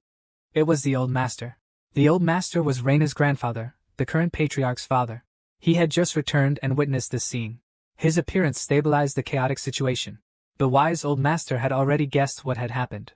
Since everyone has something to say about this young man, let's hear everyone's opinion one by one before we decide. Let's start with the eldest daughter, Lena. Although Rona and I only met once, I could sense that he is actually very smart. And he has finished his work, so he can go home today. So in this situation, it's hard to say that he approached Yayan with ulterior motives. The old man nodded. That's a good point. What does our second grandson think? This kid, he has no manners at all. I don't like him. The master is a bit excited. If he comes, it's definitely, however, it has nothing to do with me. He doesn't understand. Don't you dislike him? And it has nothing to do with you. Dislike is literal, but dislike is dislike. It's none of my business who Ian makes friends with. Understand? I just want this to end quickly. Then I'm going to Wanggong to take the exam. Wow, it's really super cold. The old man laughed. Sure enough, there are the most things going on at home. So, what does the deputy manager think? As the deputy manager was about to speak, he was distracted by the head manager's cough. The head manager gestured. His meaning was simple. We're not the ones to give suggestions. The important thing is to express the housewife's wishes. As for Rona, he not only completed the work I assigned him perfectly, but he also finished it 6 months ahead of schedule. He's excellent. The deputy butler is so handsome, but he's practically squeezing the head butler out. When the old gentleman asked him if he knew about their friendship, this is how he replied. I know he's very close to the young master, but I didn't know they were friends. But I'm clear on one thing. If he were a child with no discernment, he definitely wouldn't have been able to categorize over 10,000 books. Good. The tide is turning. The only one insisting on punishing Lona is father. Now all we need. No, I still can't accept this. Wait, I'm not finished. I know that they're just friends, purely platonic. But that's all it is. If this relationship continues, it will eventually become public knowledge. It will become a handle for other families to smear us. Everyone in our family enjoys status in the kingdom. Plus, there's an exam coming up. It can't go wrong. There are so many people in the family now, what else can I do? Rona, you're a smart kid. You must understand what I mean. Not bad, this little look is really faint. Kid, how could I not understand your feelings? But this burden on the family is related to countless people's passwords. So, I can't do anything about it. How about it, Leon? In return for teaching my useless grandson what it means to be compassionate, I'll forgive you for your actions. But, can you just say goodbye to Ethan? Everyone is waiting for Leon's reply. But no one expected Leon's answer. To leave everyone completely shocked once again. It was that he couldn't do it. He couldn't. He said that if he were to hinder Ian's growth, he could choose to leave. But he would absolutely never conclude that they are no longer friends, as long as he could understand this one request. He would accept anything. Rona's answer not only shocked everyone present, but also made him develop new thoughts.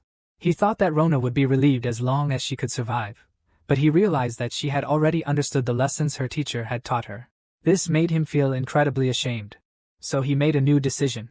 And it caught everyone by surprise. I swear, from this moment forward, Ian Dawson, third son of the Dawson family, will become the sword of Sirona. I swear to uphold the glory of Harvey, my lord, for all my life, with unwavering spirit. The head of the Dawson family completely lost at this time. You definitely caused this roar. It tore through the narrow valley and soared straight towards the echoing incense. The head of the Orson family completely exploded this time. You must have sealed this roar. It pierced straight through the narrow bottom and soared into the sky. The Knight's Declaration has been passed down since the founding of the Tomia Kingdom. When the powerful Adolf unified the Tomia Kingdom through ritual, he didn't purge the defeated kings. This newborn nation needed strength to defend against surrounding kingdoms. So he allowed the kings to remain and continue governing their original territories. During this process, the oath of knights swearing to become the Lord's sword also emerged. In return, the Lord would grant the knight noble status. This is the origin of the Knight's Declaration and the birth of the nobility. That peanut's still showing off. What do you say now? Got nothing to say, huh? Heh, of course. Who could say anything? A noble making a knight's oath to a commoner? This is unprecedented since the founding of the nation. Even the teacher would curse if he knew. The sword he gave you wasn't meant for this. Only after Rona reacted did everyone else turn around. Alright, you little punk.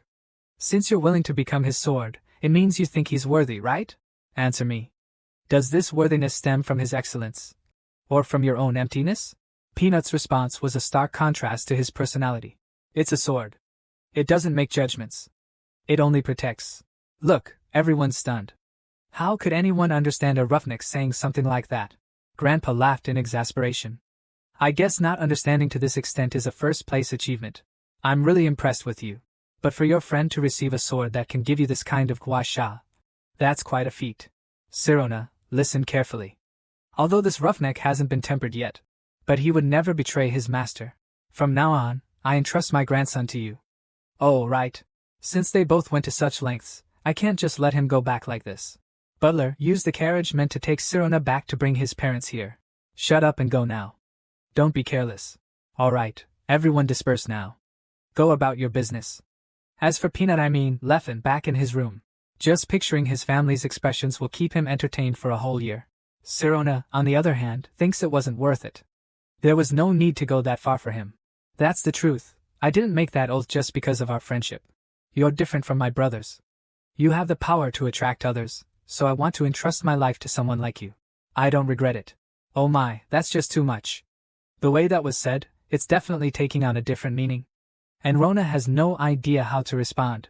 He thought for a long time and finally mumbled, if you want to protect me, you'll have to work much harder. Huashin couldn't find the words to reply. He just coughed up a mouthful of blood. Just then, the sister suddenly came in. She had heard about their duel earlier, and couldn't believe what Huashin had said. She wanted to understand what was happening. And then I saw this scene. Huashin was still scheming, head down, trying to brush me off. Rona immediately scolded him for being so rude. Sister came here with top-level intel. Come on, tell me, if it's not high-level enough, I'll cough up blood all over your face. As soon as the news came out, chaos ensued. Over there, their original plans are completely messed up because Huashin played the Knight's Oath card. And because they already know about Rona's exceptional talent, the head of the family now wants to send both Rona and Huashin to the Jianshu school. And now, since Rona is also a member of the family, they plan to invest in her as well.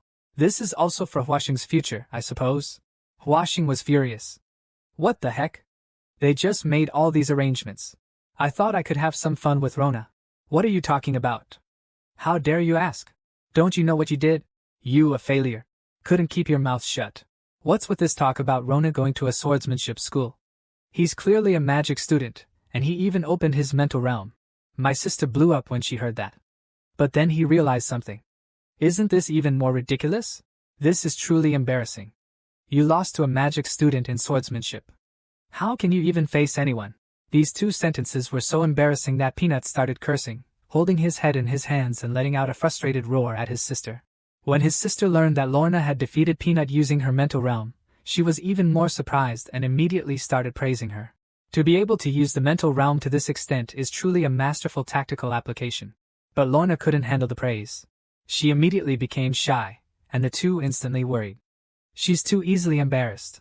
How will she ever fall in love? Even a ghost would be worried. Her sister decided to personally report Lorna's talent to the head of the family. But if she does that, they probably won't be able to attend school together. Peanut panicked. If he goes to school, what will happen to his teacher? Unexpectedly, he had stumbled upon a rather heartbreaking truth. So, the teacher terminated the contract yesterday after learning about this, but didn't say goodbye to Peanut. The teacher left right after giving Peanut her last lesson. I'm afraid she knew she wouldn't be able to leave if she had to say goodbye face to face. The servants have informed us that Rona's family has arrived in the reception room. The head of the house has arranged for you to meet them if you wish. Having not seen them for 2 years, Rona couldn't wait a moment longer and rushed out. She ran so fast that she scared the servants. The steps are high. Please be careful, young master. Yes, the servants have started calling her young master. Rona didn't react at first. I'm not a noble, please don't treat me like this. Those words really frightened them. No, don't say that. That's enough to get our heads chopped off. Don't worry, I won't tell them. That's still not okay. I wouldn't dare even if I had 10 lives. At this moment, Rona finally arrived at the reception room. 3 meals a day. 4 seasons, happiness. It's really just this simple. And at this moment, I don't know how to express myself. Mom and Dad for the past 2 years have been worried about Rona every single day. Now their worries have visibly vanished. Dad was picked up, but he didn't know what was going on. He thought he was being picked up to take Lorna home. Lorna finally started telling her dad and mom about her experiences over the past 2 years. Lorna was very happy as she spoke, and she couldn't stop talking. She just kept going, leaving her dad and mom completely bewildered. They couldn't process it at all. It wasn't until they heard why they had been picked up that Dad's face changed. He stammered and repeated the whole story, and Lorna confirmed it. The next second, he completely lost it. The kid must have been bullied. They've even bullied him out of his mind. This breaks my heart. I've heard that once you go to a noble house, you can never come back. It seems to be true. They've gone back and become brain damaged. Just talking nonsense. At that moment, the reception room door suddenly swung open. The master greeted them first, while Peanut introduced Jian's identity. Now it's confirmed, and Rona wasn't joking at all.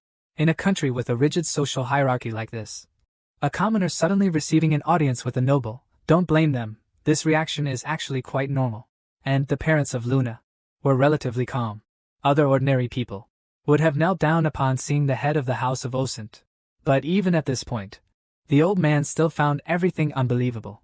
If you were to ask him just how dumbfounded he was, like when the whole family was having dinner, for example, it was like this: his soul was half out of his body.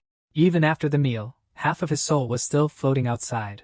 And during the afternoon tea after the meal, the lineup across from him made him even more nervous.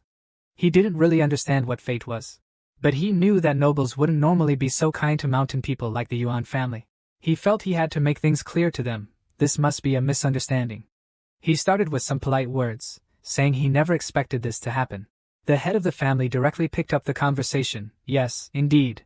I never expected it. It even made me uncomfortable. He was done. His hand was shaking before. Now his whole body was trembling. Seeing them trembling like that, the head of the family quickly changed the subject. Although I'm displeased, we respect Yin and won't tarnish his pride because of his social status. Therefore, please don't worry. From now on, our family will fully support your son. Humph, it's been a while since I've heard anything good from you in that chair. Clearly, he doesn't seem to want to deal with his father.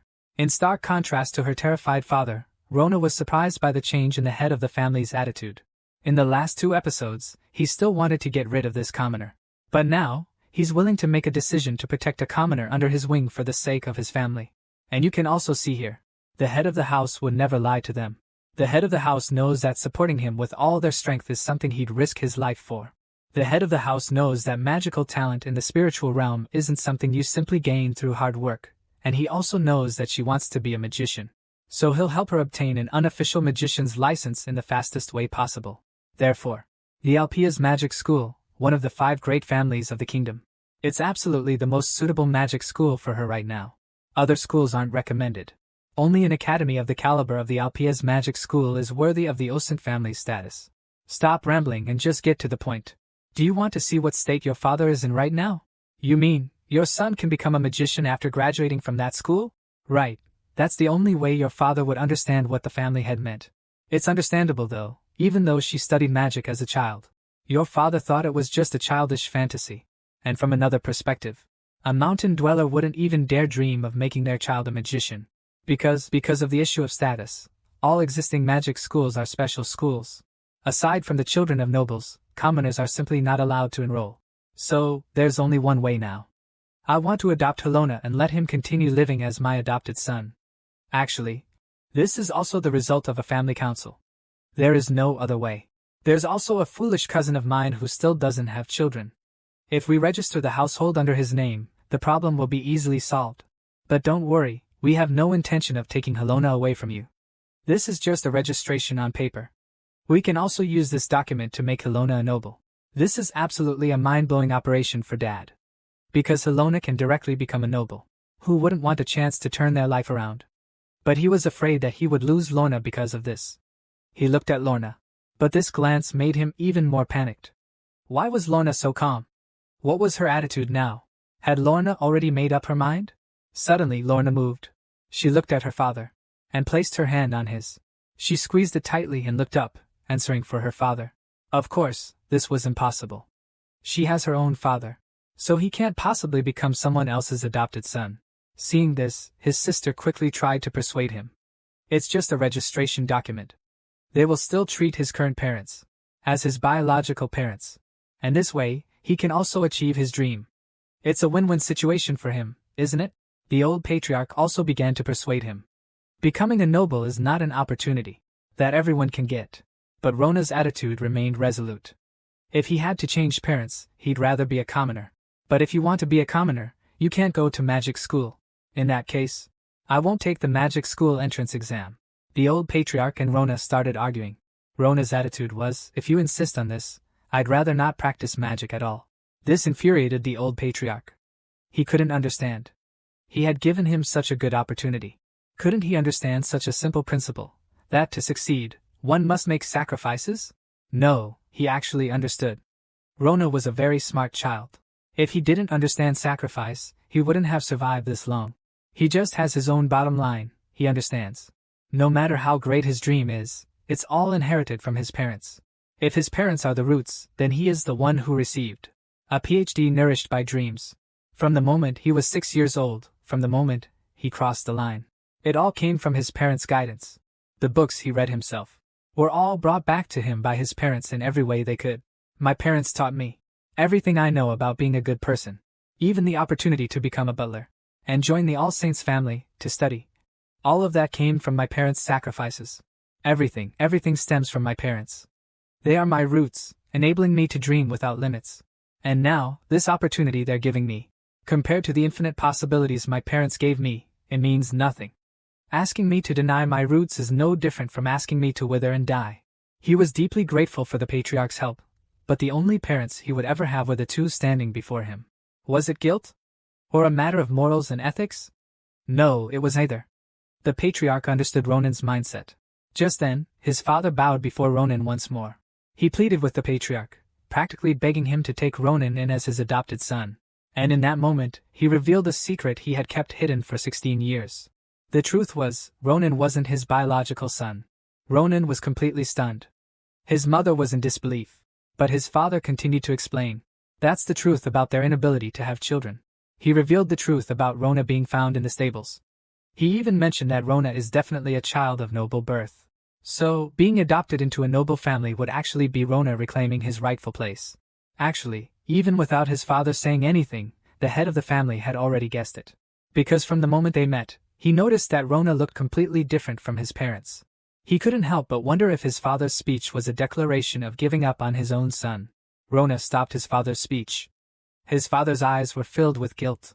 He felt sorry for lying to Rona for 16 years, but Rona had grown up, and he felt it was time to let him know. But the truth is, this wasn't a one-sided secret at all, because this matter couldn't be hidden from Ronan. He already knew the truth. It's just that he never asked about it. Just like everyone in the world only has one pair of parents, he hoped for the same. But now, did his father want him to have 6 parents? This question terrified his father. That wasn't his intention at all. His father was truly worried and heartbroken. He was afraid Ronan would give up on his dreams because of them. But this kind of love from his father would put more burden on Ronan. His father loved Ronan so much, he only thought about giving him everything. But because of this, he inadvertently overlooked the pain Rona felt from being abandoned by her parents twice. This made Rona burst into tears. Only at this moment did her father suddenly realize how heavy a burden his love had been for Rona. Just like their previous parting, he hugged Rona again. He once again felt guilty about his actions. He felt sad and sorry for his daughter. The entire hall fell silent. No one dared to move. They were afraid of disturbing Rona's family. Sometimes, for the sake of our children, it will truly leave a scar on the child. Being a parent is truly difficult. The patriarch looked at his son, covering his head and trying not to cry out. Because he, who was raising 4 siblings alone, deeply understood the injustice of being a parent. And he could feel the emotions of Rona's parents in this moment. The patriarch looked at his own son. Rona's father had gone to this extent for Rona. He, for his own son and for Rona, decided that he had to get Rona into the Magic Academy. The Alpia's magic school has a special selection process for admission. He asked the patriarch to find a way to get that spot. The patriarch was stunned after hearing this. That old coot at the Magic Academy is impossible to reason with. Is there really nothing we can do? I heard he owes you a huge debt. The old patriarch suddenly realized something. That makes sense. This tactic seems like a silver bullet against unreasonable people. Give birth, but don't raise. Severing ties repays the debt. Give birth and raise. Only severing the head repays the debt. But if one is raised without being born, even if one repays 100-fold, it would be difficult to repay the kindness of nurturing. Rona deeply understood this principle.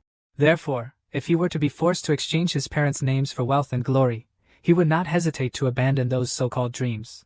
And the sight of their family huddled together made the head of the family realize just how wrong their actions were. It was for this reason that he decided to do whatever it took to get Rona into Alpea's Magic Academy.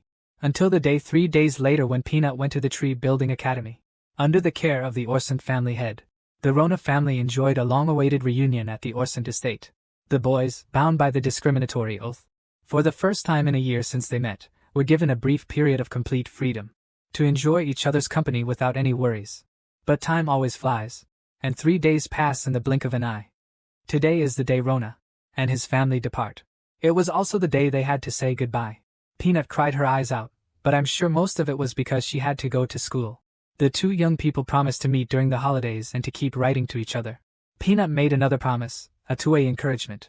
You have to become a magician. I will become the strongest knight, a sword that can protect you. But the truth is, it's a question whether the little rascal can even graduate. He's being sentimental, but the real worry is him. Sister told Rona not to worry, the old family would definitely get him into school. So before his departure, enjoy your time with your family. At this, Rona also expressed the gratitude he had been holding back. His sister looked at him, and couldn't help but exclaim. At first I thought you were just a cute little brother, but I never expected you to be such a thoughtful child. And in that terrible situation, you were still able to hold on to your beliefs. It's a truly remarkable spirit. His sister was about to give Rona some advice about his future after graduation, but the words caught in her throat. Because she knew the infinite possibilities that the magical world held. And for Rona, it would be a vast and exciting world. So instead of advice, it became encouragement. I believe you can definitely become a magician. Let's work hard together. Just like that. The siblings embarked on the path of cultivation. Rona also embarked on his journey home.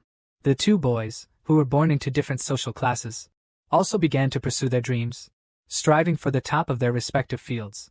And this story, although just a meeting between 2 passionate young men, but it was also because of this encounter that it was recorded as the starting event that shattered the world's structure, and thus was forever etched into history. Meanwhile, in the office of the prestigious Alpheus Magic School, one of the 5 great noble houses of the kingdom, the old patriarch was trying every possible means to secure that opportunity for Rona. Listen, I've been waiting for you for half an hour. I should be able to expect a definite answer from you, right? I can't possibly grant that request.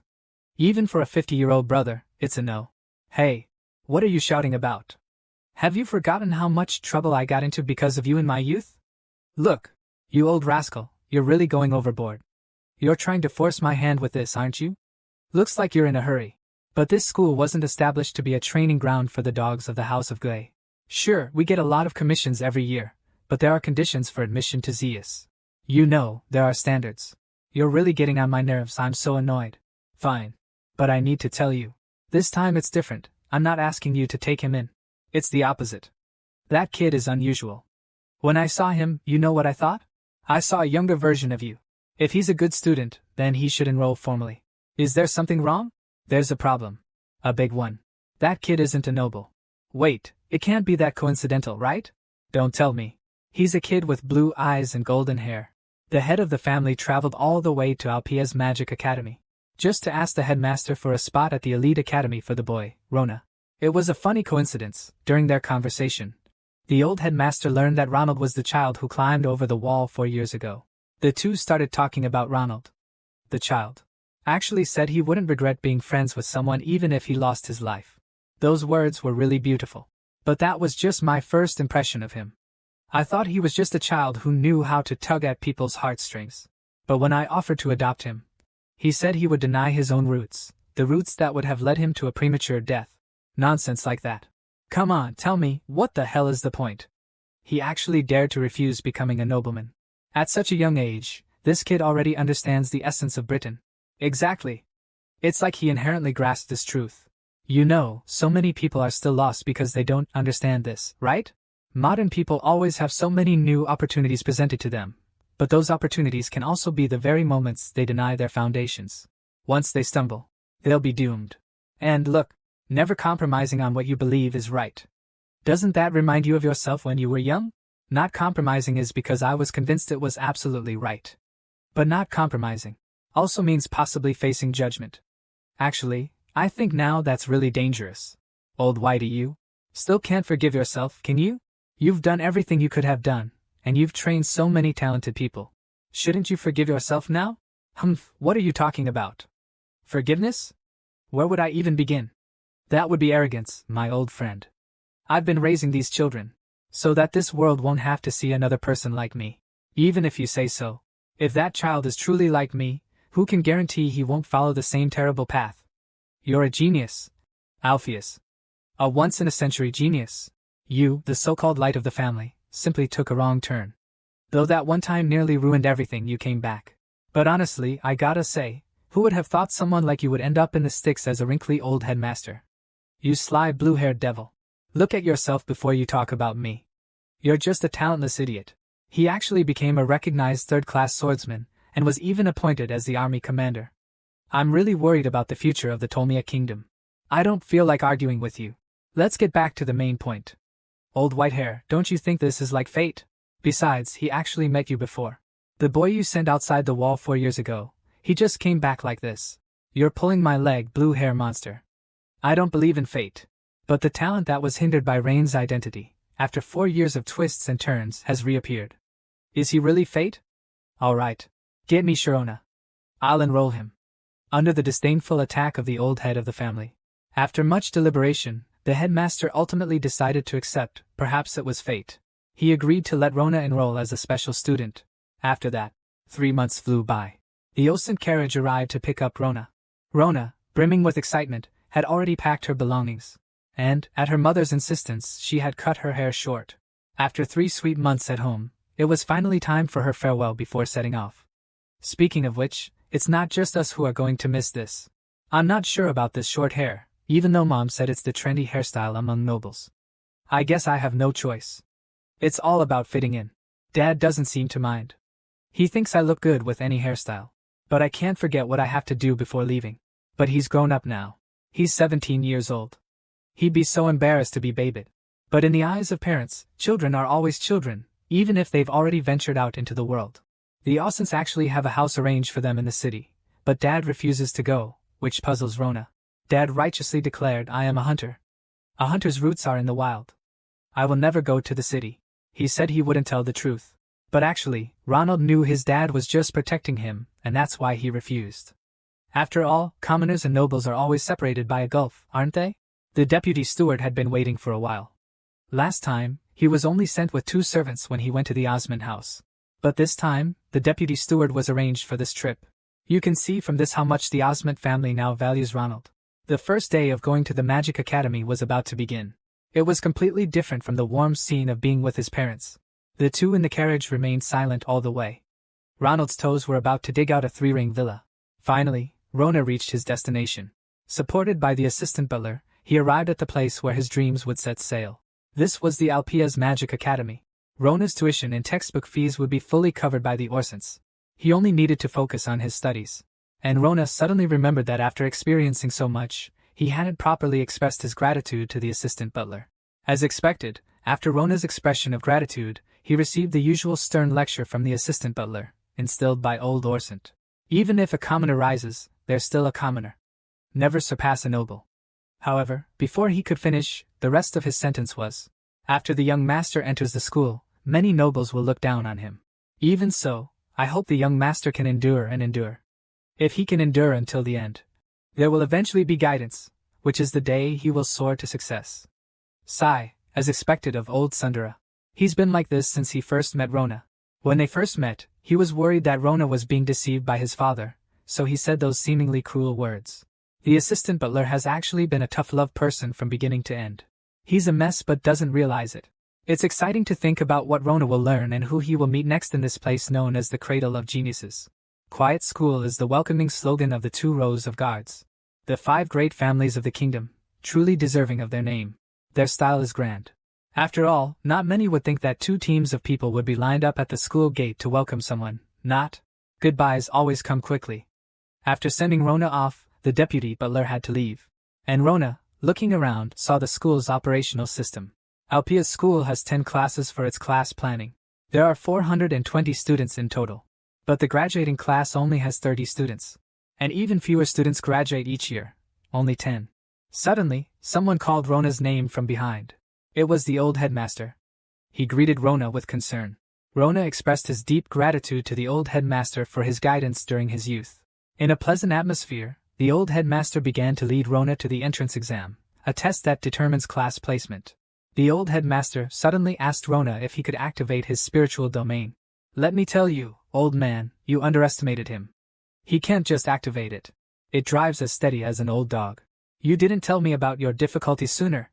You blamed me for your own mistake and let him go. It's not too late. Take him away quickly.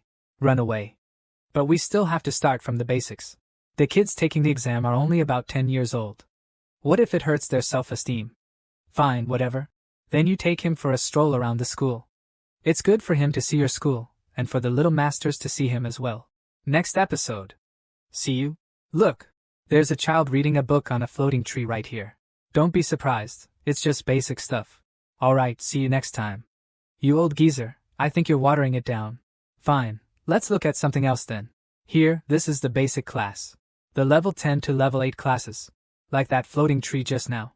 The kids here can all do it. And the little ones at this level are usually around 10 years old.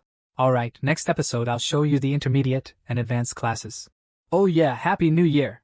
Give me a reason to stop now, old white hair. I'm stopping now because Amy is also here with us. Will she appear in the next episode? Who? Help me remember, please. Oh, what a memory you have. You mean that red-haired noble girl from our childhood? Last time, we talked about headmaster showing Rona around the elementary class. Children around 10 years old can all use magic. Rona gasped in astonishment at this scene. The old principal led Rona past the advanced class. But the atmosphere here was completely different from the basic class. Most of the students were around Rona's age. As she walked by, Rona overheard their conversation. How about reducing the atmosphere to below freezing point to create convection energy? But it seems like directly condensing the refrigeration unit would be more effective. There's a drawback though, it can't promote the reversible reaction. If it were to be done without changing the direction of energy, it's over. It's the same language, but I can't understand a single word. This is even more absurd. There was a huge explosion in the middle of the auditorium. This little girl must be the culprit. But the headmaster didn't react at all. He just asked, what seems to be the problem? The little girl answered normally, the output circuit of the sound amplification experiment malfunctioned. Everyone around was completely unfazed, as if it were normal. The headmaster gave the girl some advice. The girl nodded, makes sense. Let me try again. Come on, don't you care? Only now did Rona realize deeply that this place is truly different from the outside world. The people here have a perception and daily life beyond the realm. Being here, it's like being in a new world carved out within the kingdom. An independent little world filled with fantasy. Right now, As Rona walked, he came across a notice board. A golden plaque listed the overall rankings for the advanced class. At the top, a name stood out. Amy Kalmiz. Rona knew Kalmiz was the surname of a first-class noble family. He marveled at the name's owner. Everyone here possessed extraordinary abilities, yet this person still managed to excel, demonstrating remarkable strength. At the same time, another thought crossed his mind. He really wanted to compete with them. If he studied hard here, he was sure he'd get the chance. The look in his eyes, the same one he'd worn in the Orson library, reappeared on his face. It was a yearning for great power, a desire to challenge the strong. Suddenly he heard the gasps of passers-by. The top ranker is here? He followed the sound of their voices. And then he saw someone whose presence filled him with deep fear. The moment he saw this person, unforgettable and terrifying memories flooded his vision. The bullying he endured in his childhood. The red-haired noble lady who appeared out of nowhere, seemingly only to torment him. The devastation he single-handedly caused after his magic went berserk. And the terrifying gaze and hysterical, demanding kiss from that red-haired lady. These scenes flashed before his eyes like a whirlwind. And all this was just because of one glance at this person. It's clear how deeply this person has scarred Lorna's childhood. At this moment, Lorna's heart felt like it would jump out of her throat. Because this person was probably the one she would never want to encounter again in her lifetime. However, the young girl walking with Amy had a completely different feeling compared to Lorna. Did you see that? That freshman is so handsome. I want to eat him up. That last part can't be broadcasted. Amy couldn't be bothered to respond to him. But he actually saw Rona, although he didn't recognize her at the moment. The girl accompanying him was surprised. What? You're not interested, are you? You're not interested in men, are you? Amy was a little speechless at the question. But it's no wonder the little girl asked. Amy's reputation in the Alpea's magic school is really high. First of all, she's number one. Secondly, not only is she incredibly strong, she also doesn't touch romance. She rejects any confessions. She's the most dazzling of all the model students in the entire academy. And it's a pity that the only person who knows the dark secret of this shining model student is currently going through enrollment, as red as a ruffled cat. This seemingly ordinary building is actually the third examination hall of the Magic Academy. And upon arriving, I just happened to encounter an exam that hadn't finished yet. The headmaster told Rona to watch over that child's examination process. And in the middle of the hall, there's a magic circle. As long as you enter the spiritual realm within the circle, you can feel the information about your own spiritual realm that the circle feeds back. The examiners then analyze the size, strength, flexibility, and magical tendencies of the candidate's spiritual realm based on the information they receive. So, the candidate only needs to answer the examiner's questions honestly. The examiner's first question is whether they can use magic. The child's name is Kemi. He has already reached the level where he can skillfully use the pickup technique. He then enters the spiritual realm under the guidance of the examiners. But we can't see it. Only he can feel those things. The examiner asks the second question. What's the furthest number you can see? And Kami sees the number 6. The number 6 means this child's spiritual domain has a diameter of 6 meters. Third question. What's the most vivid color you can sense? And now, Kami's world is filled with red. And red, an extremely divergent form of spiritual domain, is the color of light and fire intertwined. It has an active tendency with high-intensity movement characteristics. As the teacher asks each question and records and summarizes, Kemi's exam is finally over. The purple-haired teacher is named Ali, a recognized sixth-order magician. And the blonde teacher is called Saad, also a recognized sixth-order magician. They gave their assessment of Kemi, excellent mental domain application, but poor durability. Next up is Rona's exam. The two teachers have different thoughts about this newly enrolled student. But in reality, their expectations are not high. Because the information is clear, Rona's age of 17 is a fact. So they judge that this outsider prodigy would inevitably succumb to mediocrity here. The first question, whether she could use magic, immediately dashed their hopes. The headmaster had no particular thoughts. The children of nobles learn various subjects from a young age, so they are naturally able to use magic. He thought that Rona just lacked knowledge reserves. As long as she had enough knowledge to support her, Rona would surely be fine. Next, she needed to open her spiritual domain under the guidance of a teacher. Learning that Rona could use her spiritual domain, both of them breathed a sigh of relief. It was a good thing this parachuter wasn't too outrageous. She could still keep up with him. It was completely different from the feeling when Kemi entered her spiritual domain. All the information within the spiritual realm was now visualized for Rona, startling him. The spiritual realm wasn't unfamiliar to him. But this surge of information, floating around him, felt like discovering a whole new world. Sad started asking Rona what the farthest number he could see was. However, he received no response from Rona, who simply stood there silently. This only deepened the teacher's disappointment in him. It's okay. Just tell us the truth. We're not using this to rank you. We just want to find the right teaching method for you. But that wasn't actually the case. It's not that Rona didn't want to speak, but the number he saw was simply too long. And it was constantly changing, so he didn't know how to say it. Sadwin was even more annoyed, but due to his position as a teacher, he couldn't lose his temper. It's okay, just tell us the first few digits. Forget it, let's just enter Rona's mind and see what's going on. Rona wasn't joking. In front of him wasn't a single number, but a neat row of them. A seemingly boundless string of digits. And at the very beginning were the digits 3.14. 3.14 made the teachers completely lose it and demand confirmation. That's pi. Rona was a little bewildered. He hadn't lied, but the teacher's incessant questioning made him feel something was wrong. Ollie was breaking out in a cold sweat. A pi value wasn't impossible, but it only appeared when the domain size exceeded the measurable range. And the set measurement range was a full 30 meters. The comma teachers let the test continue. They needed to know the domain color.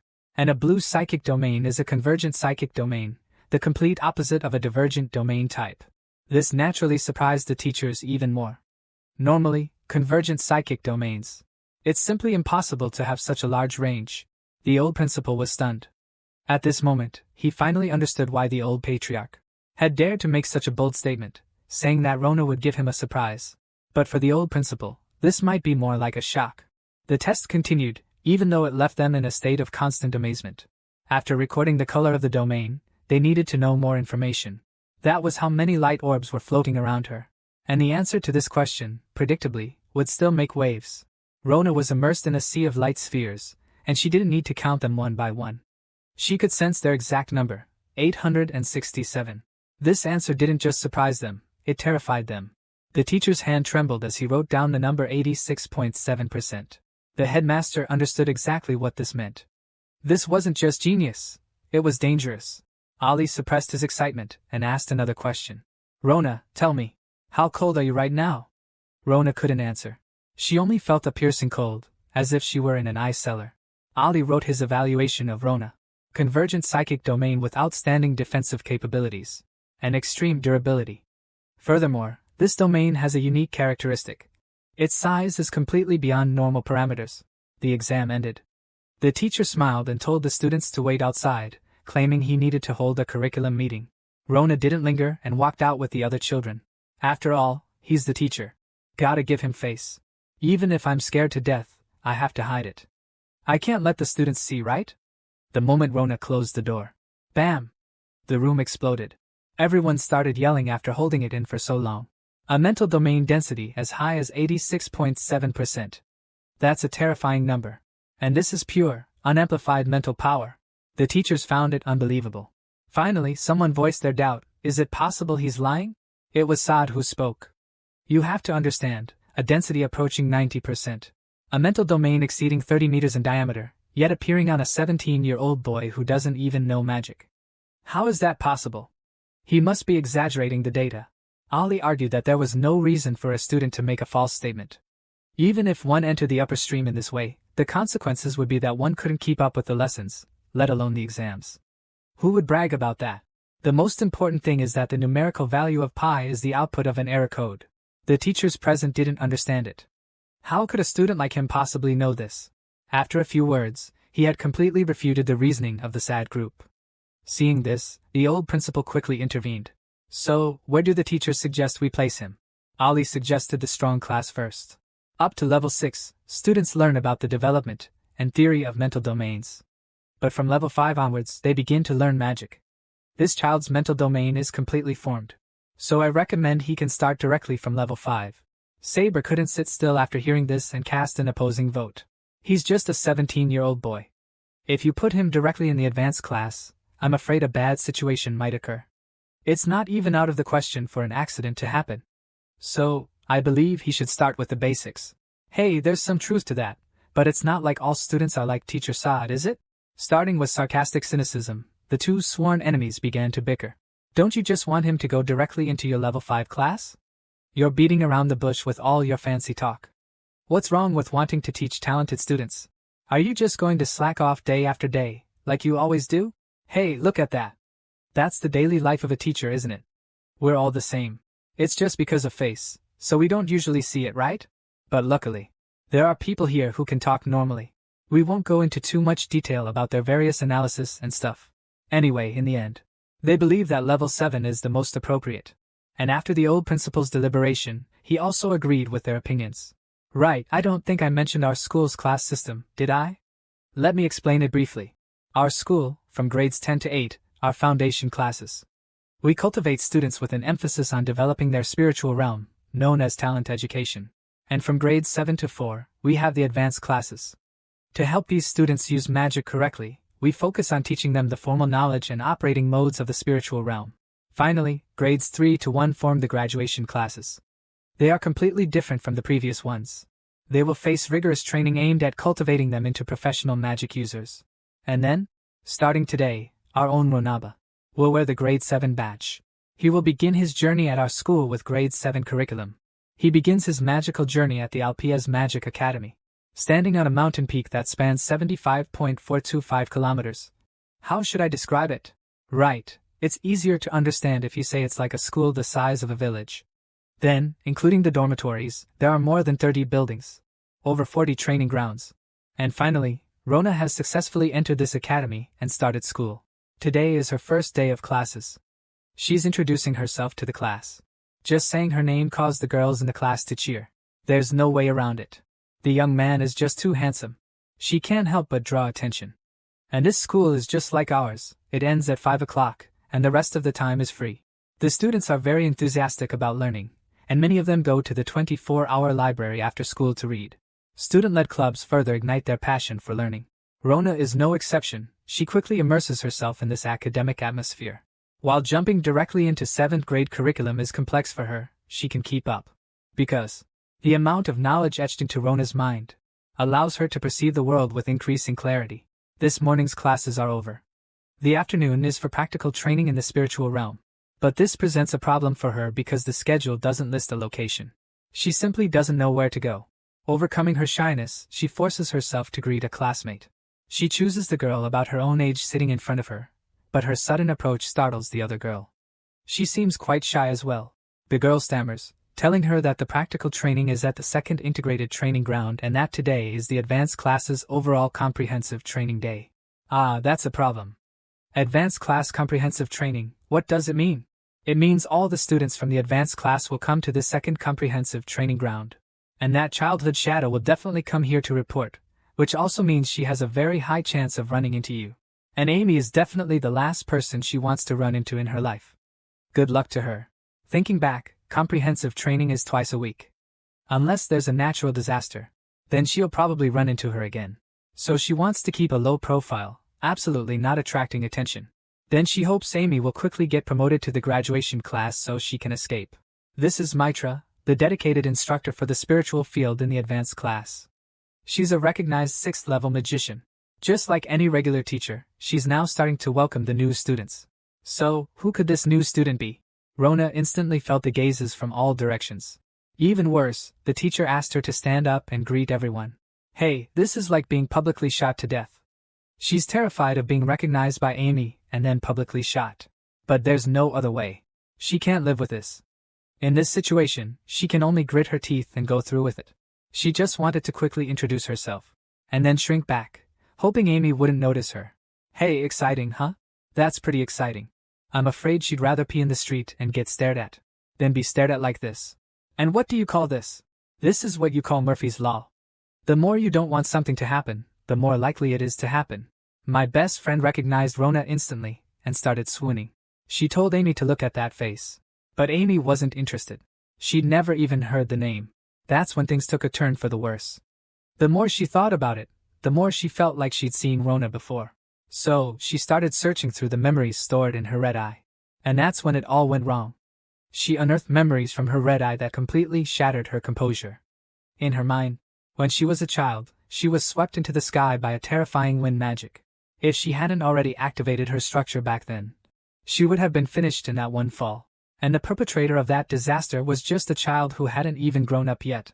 She didn't know the boy's name, but she'd probably never forget his face, even in death. That's right, she remembered. This newborn is the same kid from back then. Right. I guess I should explain what a red eye is. Red eyes are the unique ability of the Callas family, known as the bloodline of genius. With their ability, they can perfectly record their most perfect state at a specific time. Yes, it's a state. Not just memory, but all feedback, including the body's. So, this ability would make them something like geniuses. All learning would become meaningless. And Amy, as the heiress of the Calamus family, naturally inherited this unique ability. So, from a young age, she became bored with everything. It even made her conceited, so conceited that she forgot her roots. She believed she could achieve all of this even without her family.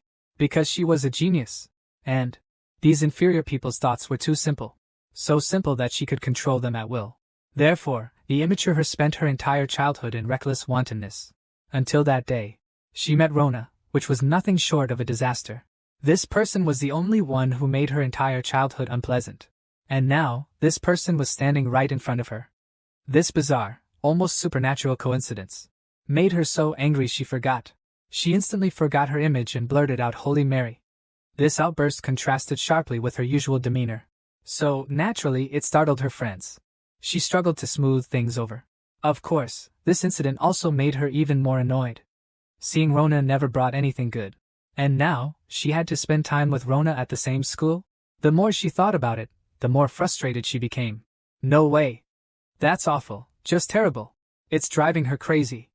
And the most important thing is, Amy's grown up. She knows all the stupid things she did as a kid were really embarrassing.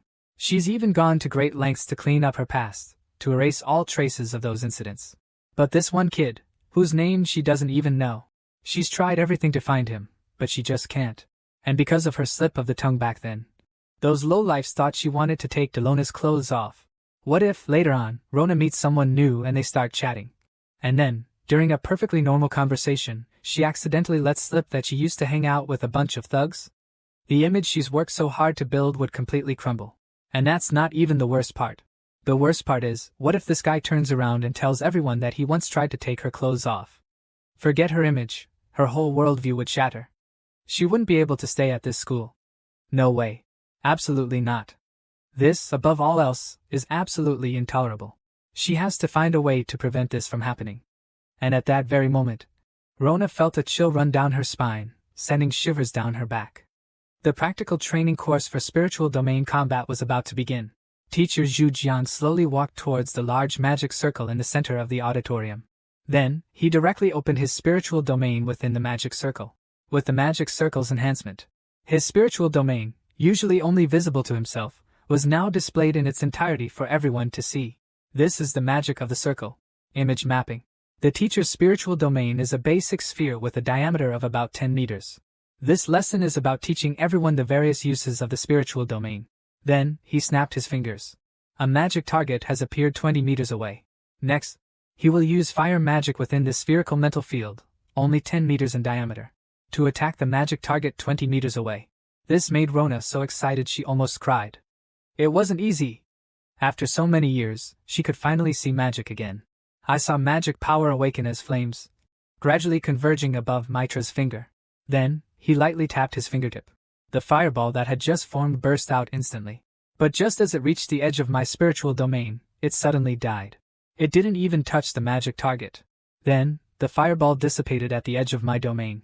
Yes, as you can see, magic cannot break free from the limitations of a spiritual domain. But if you adjust the shape of your spiritual domain, like this, you can directly increase the range and perform a long-distance attack. That really stunned the students. Who could have thought that it would turn 0 into 1? Sorry, I'm out of line. Hey, let's get back to the point. Changing your form does indeed increase your range, that's true. But there's a very fatal problem with that. That is, changing the form in the spiritual realm will consume more spiritual energy. If you're in a real-time battle where every second counts, constantly changing your form would be a very inefficient way to fight. So, through continuous research, there are 4 telepathic modes developed in the spiritual realm, namely defense, attack, cross, and deflection. These are also known as the 4 worlds of the spiritual realm by the vast majority of magicians. Then, the defensive mode is basically a cubic shape. This can ensure that the spiritual realm won't be easily broken. The more faces the cube has, the stronger the defense. The next one is the attack mode, which is dominated by the new type. In this form, it's easier to target and strike the target. The cross shape, like a crossroad, allows for an ultra-long-range attack method in this form. However, it's not easy to hit a fast-moving target, so what are you doing? This time, hello? You cut it back, okay? You're making it impossible for me to continue. So, increasing the rotation speed of the spiritual realm is key to the cross-shaped spiritual realm. This left Lorna stunned. She couldn't help but think that if it were this mode, even a spiritual realm with a diameter of only 10 meters could be used in actual combat. Finally, the teacher is going to demonstrate the deflection mode. This form is known for being difficult even for 5th level mages to complete. At this time, a young man in the back started to get carried away. He asked if he could advance if he succeeded. After all, he got a perfect score in the mental realm test in the class league. As a result, he was cut off before he could even finish his sentence. Mitro opened a spherical mental realm. But this wasn't a normal mental realm. His spherical mental realm was actually slowly detaching from his body. You need to know that. Mental realms are opened by the mage's mental power. It's a kind of mage's thought, and his current behavior is equivalent to letting his own thoughts leave his body. Rona was completely dumbfounded. Is it really possible to let your thoughts leave your body? If this is true, then what exactly is in the center of that mental realm? After Mitra retracted his spiritual domain, he made an even more surprising statement. This type of spiritual domain has no limits on its movement. I can even move the area directly to the target's location. This allows me to cast magic instantaneously. Its advantage is that my range of activity becomes limitless. He then added, referencing his top speed test score achieved with a cross formation, I'm afraid everyone would be disappointed if the first class didn't include an oath. Before he even finished speaking, the crowd erupted.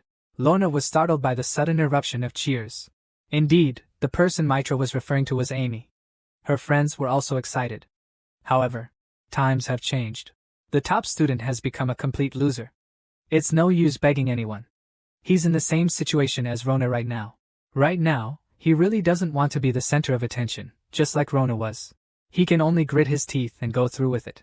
There's no escape. The cross-shaped spiritual domain has the advantage of a long range. The disadvantage is that it's difficult to deal with fast-moving targets and multiple targets.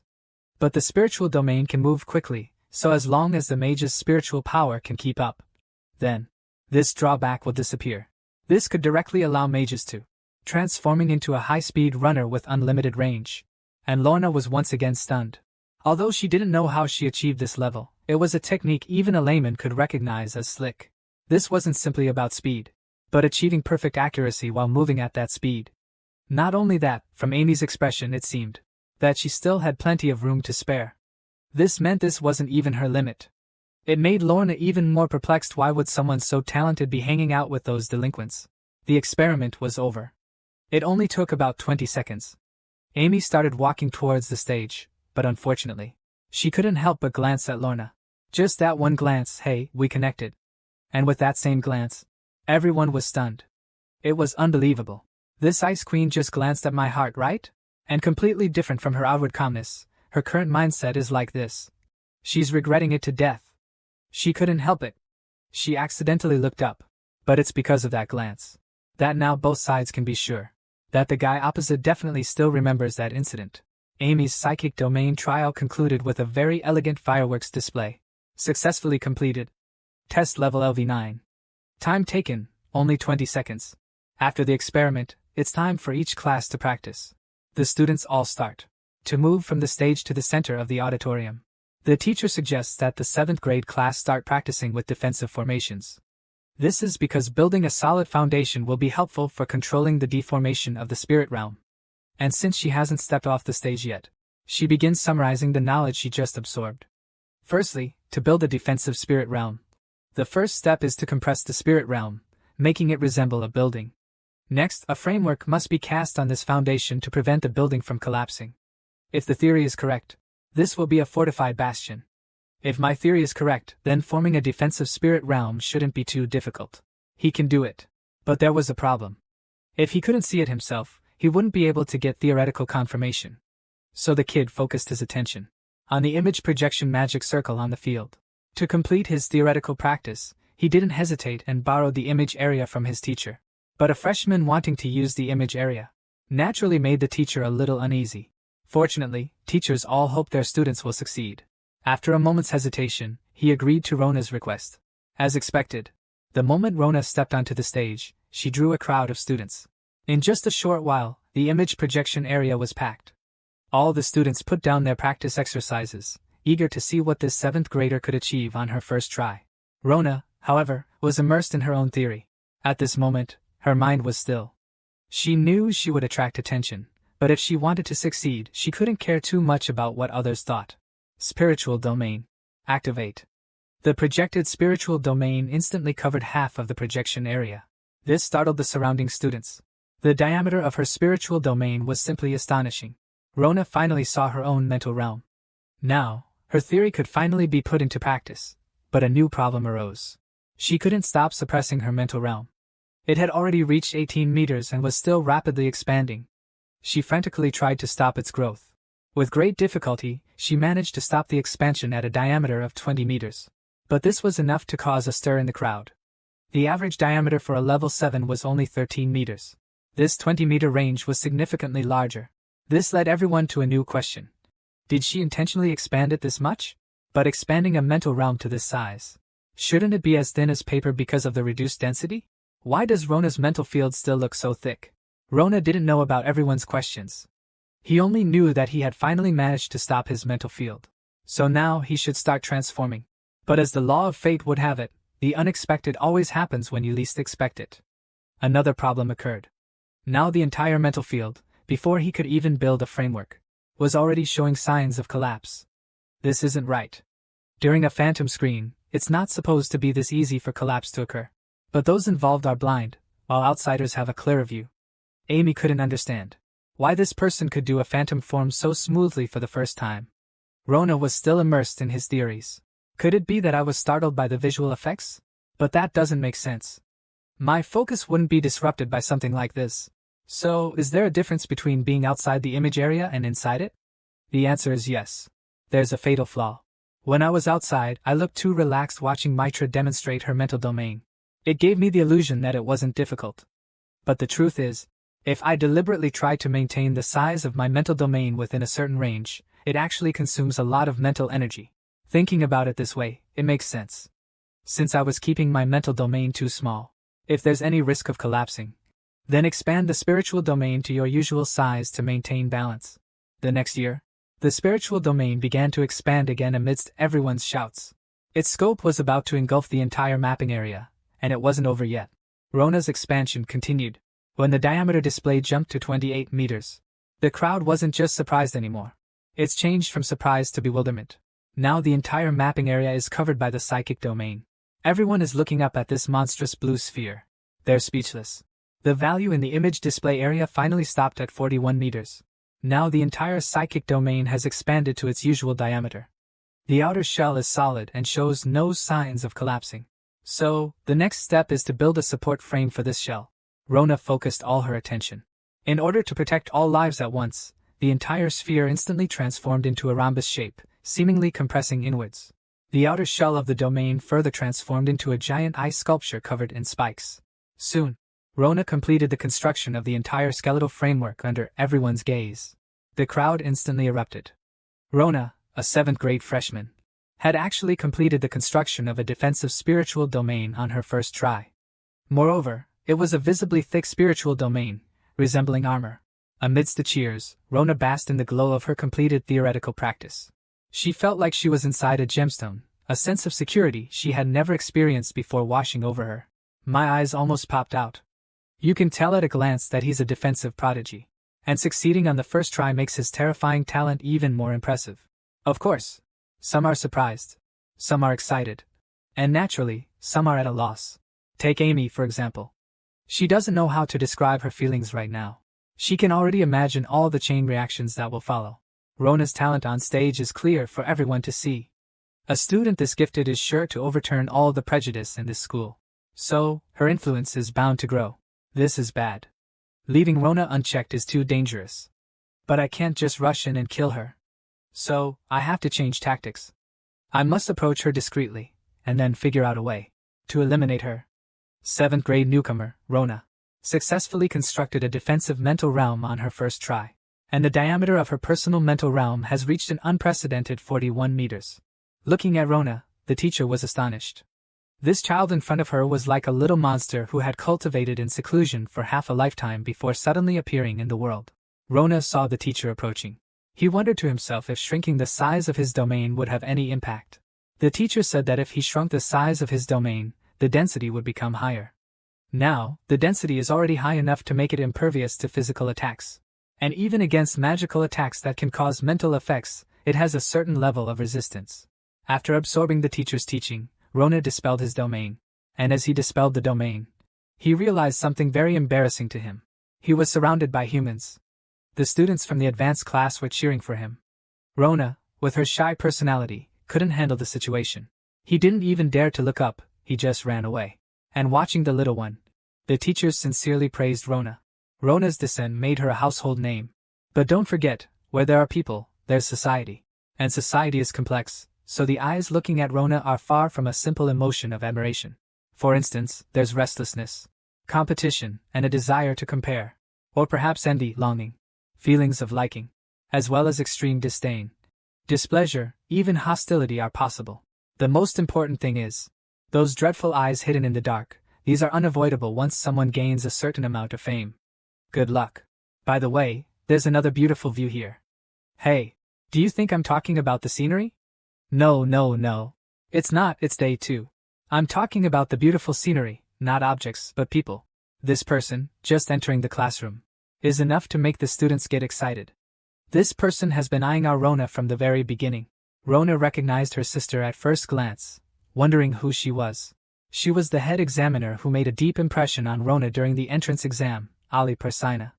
Rona thought she was intimidating.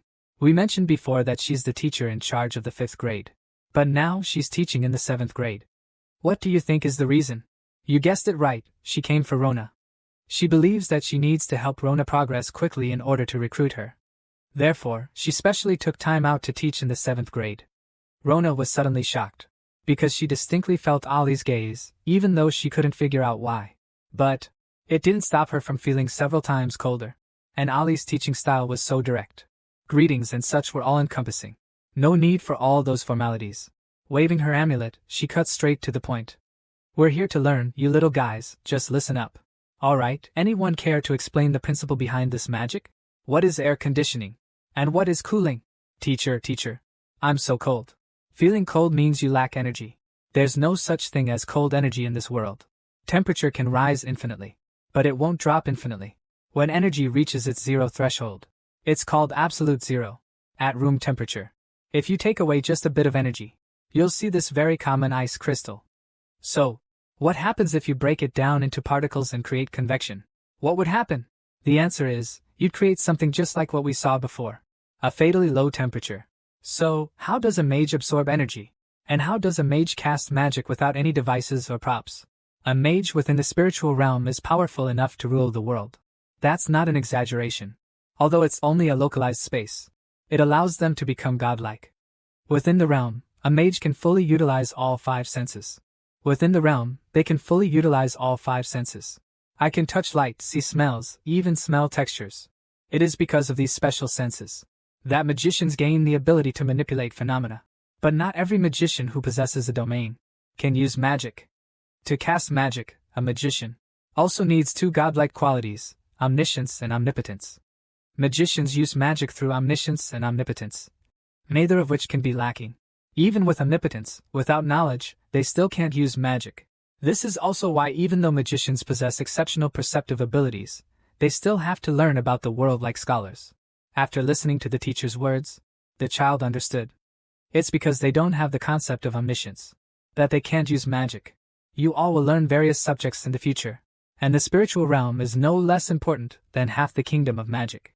If you don't study diligently, you can't become an outstanding magician. So, from now on, we will officially start teaching the fundamentals of chemistry. At this moment, Rona's eyes lit up again because she saw hope. She was sure she could become a magician. No doubt about it. The teacher's lecture went by quickly. In the blink of an eye, it was dusk. The students' enthusiasm for learning remained undiminished, and they still went to the library together to continue studying. Even while eating, They were still discussing theoretical research topics. They were all used to it. After their daily lessons, they had a choice to make between the library and the study club. Rona was no exception. She spent every day in the library, though it only allowed her to barely keep up with the noble's lessons and research. The intense study also caused her to lack sleep, her body growing weary. But her heart was full of fulfillment, even feeling light and joyful. Because her dream was slowly becoming reality, she couldn't help but imagine if anyone had ever created magic to eliminate sleep, because that would surely make her feel more relaxed. Floating like a fairy. Floating like a fairy. Ah, wait a minute. She seems to be actually floating. I see, it's not that she's floating. She's being lifted. That's good, that's good. If she suddenly started floating. I really don't know how to explain this. Where did she learn wind magic? Rona was dragged by the person in black to the woods behind the mountain, and unceremoniously thrown to the ground. It was a hard fall. It even brought tears to her eyes.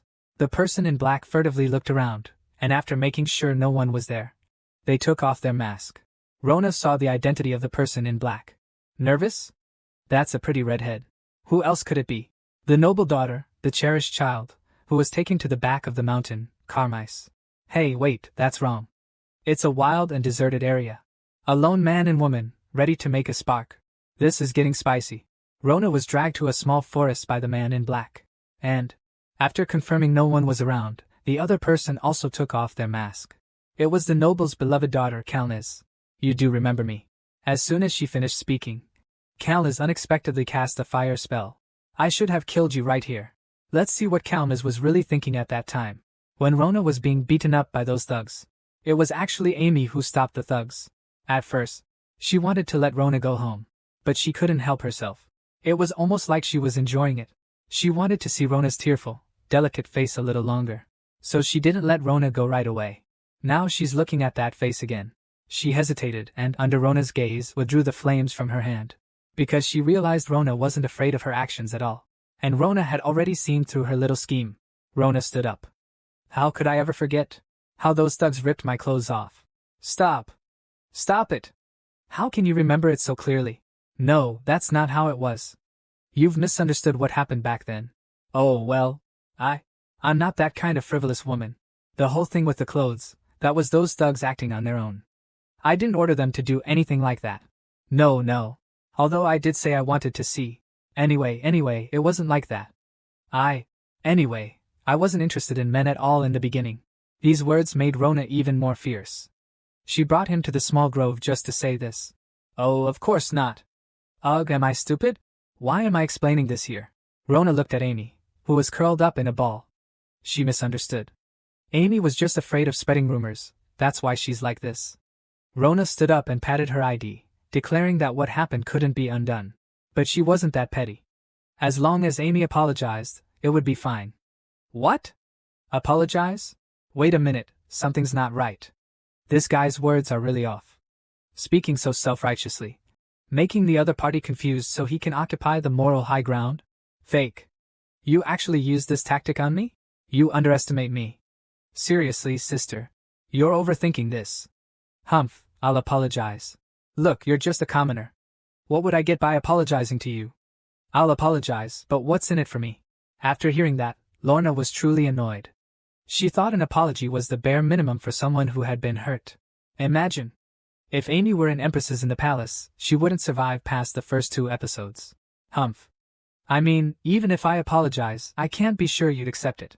You wouldn't leak this whole thing, right? If I apologized so rashly, wouldn't that be admitting everything I did was true? Wouldn't that make things even worse for me? Oh my, you really are clueless about social graces.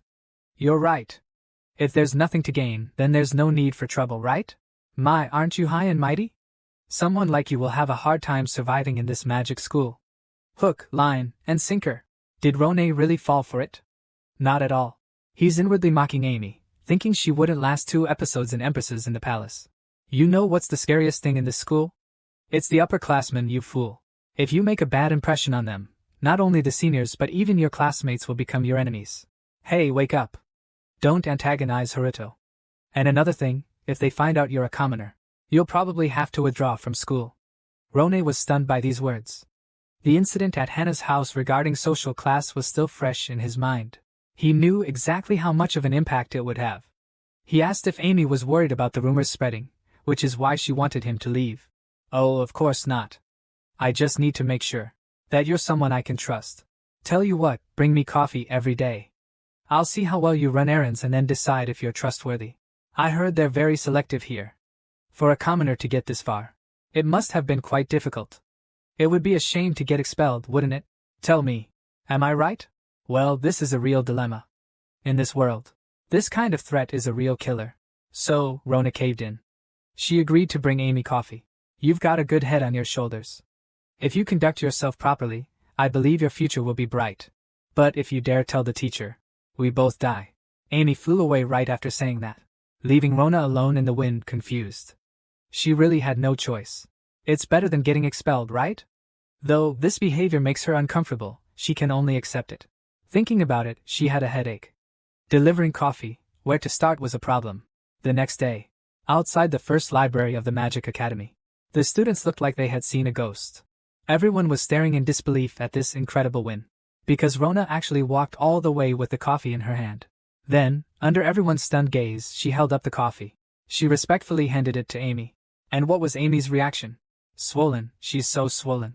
Oops, you spilled so much. Just like that? He left? What else? I have to go study quickly. I don't have time. Hey Amy, does that freshman have a crush on you? How is that possible? This is just a way I educate my juniors. Oh, really? Well, I have to use this method to deal with these kids. So, using this, you're trying to pass off your one-sided love for me to your juniors? No one will believe you, no matter what you say from now on. You're really pushing your luck. For someone as shy as Rona to do something like this, and then to be dismissed by Amy in such a humiliating way. She's completely frozen. What kind of behavior is this? This is basically a public declaration of love that was rejected, okay? Rona knows she's being played, but she's also aware. If she lets this kind of thing get her down, it'll only make things worse for her. So, she endured it. She figured if she had to do it anyway, she might as well do it perfectly, as she always did, just like Wang Jinliang. As long as she could gain their trust. After that, for 10 consecutive days, Rona delivered it every single day, without fail. She even delivered it to the point that students cheered and called her the most innocent girl in the Magic Academy. Because in everyone's eyes, this was like a confession, day after day for 10 days straight. If she wasn't innocent, then who was? Hey, it seems more and more people are coming to become officials. Right, exactly, because there are many people. The next part is interesting. The whole scene didn't go according to Amy's script at all. You could even say it went completely off track. Amy, when are you going to accept Rona? What are you talking about? What nonsense is this? Hey, accept what? Did I forget something? The rumors are already pretty wild. Amy, who never pays attention to any man, actually accepted the coffee that Rona sent her every time. This directly gave birth to a legend that is super anticipated. What? What the heck? At this moment, Amy was mistaken. Now, this was a twist of fate that made the whole school think she was this icy and unapproachable person. For 10 straight days, she had been accepting S gifts. A bunch of students were chanting behind her, yelling accept it. Be together. Words like being together. But this behavior, in Amy's eyes, was completely warped. In her mind, was forcing her to accept the confession. She was pushing her like a duck onto a shelf, making her accept S confession. For most students, nothing is more exciting than a public confession. The crowd cheered and screamed, and Rona was used to this fervent atmosphere. Besides, she didn't care because, for her, this was just another day, dutifully fulfilling her role as Amy's errand girl, a role Amy had forced upon her. All she wanted was to deliver the coffee quickly and get back to the library to read. But Amy froze, her attitude completely changed. Her expression changed from initial composure to a mixture of shame and anger, because this whole situation had deviated from her plans. She swatted Rona's coffee away, and snapped, "You're really annoying me." This slap was completely unexpected. Everyone gasped and covered their mouths in shock. Coffee spilled all over the floor. Amy's outburst wasn't over yet. "You're a student. You should focus on your studies. Stop this chasing girls nonsense right now. From now on, don't bring me coffee. And don't give me anything else." I'm sorry. I apologize to you on her behalf. Amy, don't do this. Hey, this is going to start some weird rumors. So what? I don't care. The students behind her were all discussing Amy's coldness. Rona picked up the cups from the floor with a blank expression. But her inner thoughts were the complete opposite of her outward appearance. Is it true? Do I really not have to do this kind of thing anymore? She stood up, her face devoid of any emotion. The students behind her felt sorry for the heartbroken girl. She must be in this state because of a serious emotional blow. But what no one expected was that Rona was practically ecstatic inside. Because she didn't have to do this stupid thing anymore. That evening, in the college's main library, Amy sat at the table, dejected, muttering curses under her breath. What a ridiculous plot. I was trying to stop this freshman from spreading weird rumors, and I ended up being the one starting them. She thought about it more and more, then activated her red eyes. Red eyes. Academically named perfect self-memory. She instantly activated the ability. Users can perfectly recall their state during specific events or times. For the past 10 days, Amy has saved a memory of every time Rona brought her coffee. And the memory of the first day made Amy think Rona, who seemed a little timid, was really interesting, but for the 9 days after that, she found Rona's eyes had completely changed. There was no hint of hesitation at all. She found it unbelievable. This is impossible. No matter how much you try to hide your inner feelings, you can never hide the changes that flicker in your eyes. After all, you can't control your nervous system, can you? But if it's all true, it's just ridiculous. It means that Rona can control her emotions like a machine, or that she's doing this out of genuine sincerity. Thinking about it, she couldn't bear it anymore and decided to go back to rest. Her best friend wanted to go with her, but she directly refused because she wanted to be alone. Her head was about to explode. Is her head going to explode because she can't get someone's coffee anymore? Hey, you gotta admit, that guy is really a love-struck fool. Emily doesn't even want to deal with her. She's just bringing up the wrong topic. As she was leaving the library, Emily ran into another guy. This man is Jack from the Edius family. He was waiting for Amy to come out. When Amy came out, he started teasing her about the latest rumor, the unfortunate tale of Lorna and the coffee. Amy was annoyed. This shadow followed her everywhere now. Then, Jack offered her some coffee. This is the finest fruit-based coffee. A rare fruit not found in the academy. Yes. This guy wants to hit on you. But it's obvious. His attempts at flattery are not appreciated by Amy at all. He's not only blind. He's also stupid. I'm nothing like that pathetic Hirohito. People like me are destined for greatness. My father is a royal financial manager. A bigwig. So I'm the perfect man for you, don't you think? Luckily, Amy feels the same way we do. We've always targeted him as the one to beat. He's already pissed about that, and now this. But then something even more disgusting happened. Jack's trash talk is next level. If you disrespect me, you disrespect my family. I absolutely cannot accept this kind of contempt for my family's honor. I absolutely cannot accept this. Before he could finish, Amy cursed him out. Don't you understand? Why you're popular at school? You incompetent little soul. Without your family backing you up, you're nothing. You know that. You starting a so-called but research group and only bullying those vulnerable kids. You dare talk to me about honor? A few words. Straight to the heart. Jack lost it. He finally stopped suppressing his true nature. The words he spoke were true and vile. Who do you think holds the most authority in the Callis family? Your name might be at the bottom. But you don't have the right to wield that authority. I'm different. With my power and family, we could destroy a family on the same level as the Callis family. And with just money. So? Do you understand now? Oh, I see. I understand. You're just a salted fish. Unlike Cynthia, you even look like a dead fish. Cool. So cool. Jack is dumbfounded. Amy actually compared him to Cynthia. He can't accept this comparison. He suddenly waved his hand, indicating he understood. He must have gotten the order wrong. He should first eliminate all the obstacles in front of him, before wooing her. He guarantees that he can make Cynthia unable to use magic within a day. He can definitely show Amy a side of him that will completely change her impression. Faced with the same spilled coffee, the same swatting hand, the same shattering cup on the floor, yet the atmosphere, the very nature of the situation, was completely different. Jack erupted in a torrent of curses. But in the next second, his eyes filled with terror. Amy, without a word, unleashed her cross-shaped psychic domain, locking onto Jack.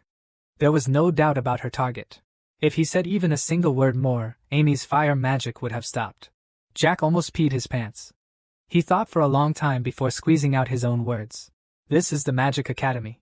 Don't you know your behavior is vile? Amy laughed wildly. How could he care about such vile things? He mocked Jack, almost like a director manipulating a clinging teacher's wife. In comparison, Rona was more of a man. He dared to take responsibility for his actions. He even dared to fight. Within half a year, Jack wouldn't even be able to catch up to Rona's toes. Did Jack dare to speak? He didn't. The entire area has been filled with oxygen by Amy. He knows full well that if he dares to activate his mental realm, Amy will attack him in the next second.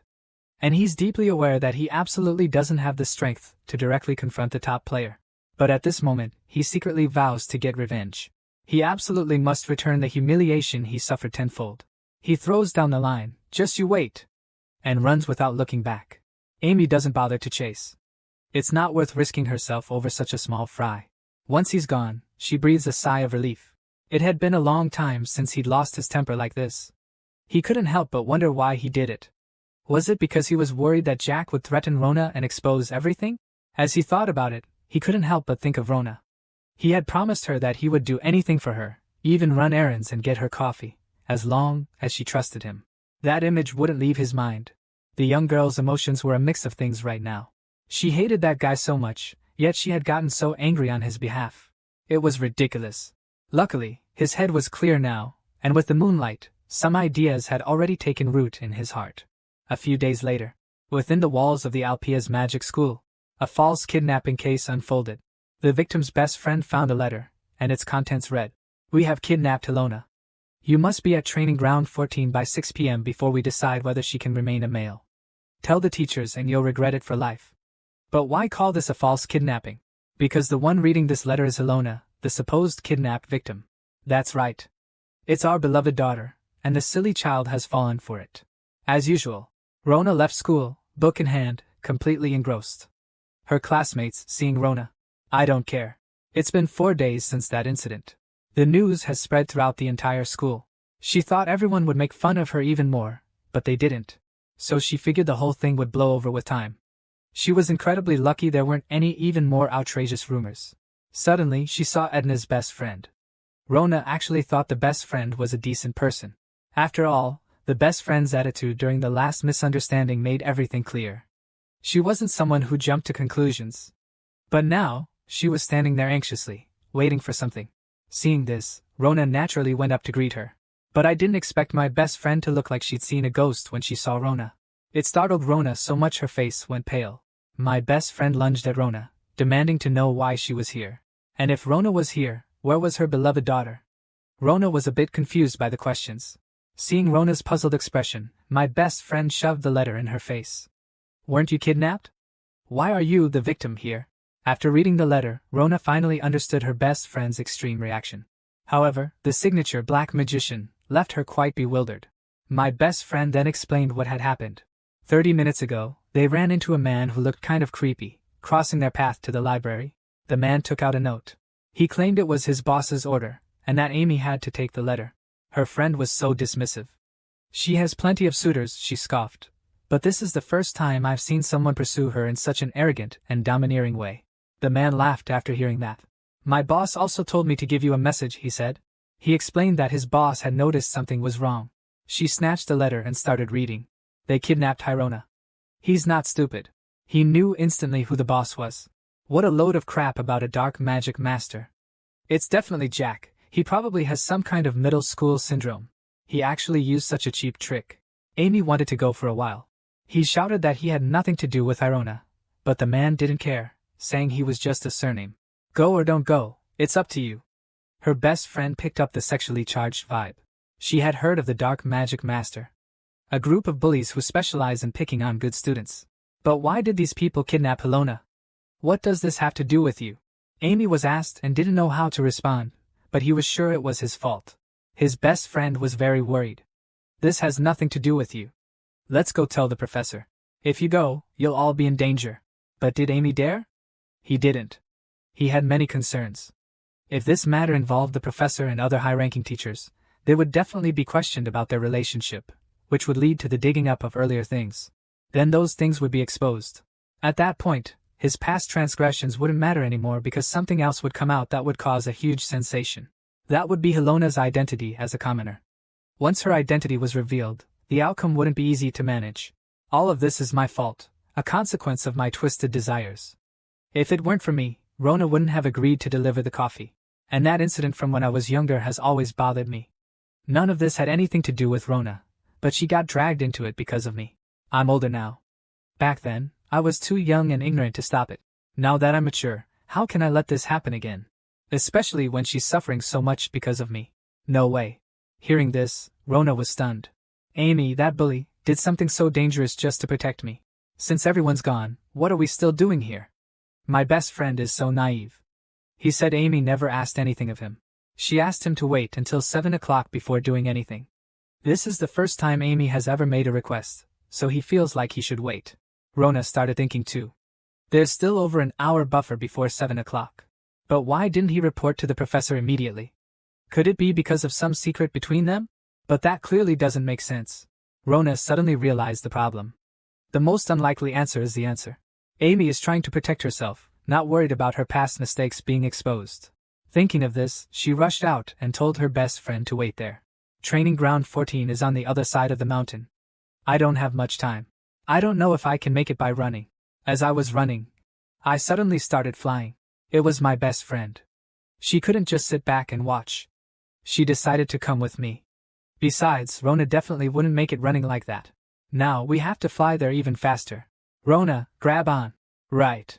My bestie just activated her teleportation magic. Flying and teleporting smoothly. Teleporting every 10 meters. It's more efficient, but it feels even more thrilling than a roller coaster. This kind of continuous teleportation is actually quite dangerous.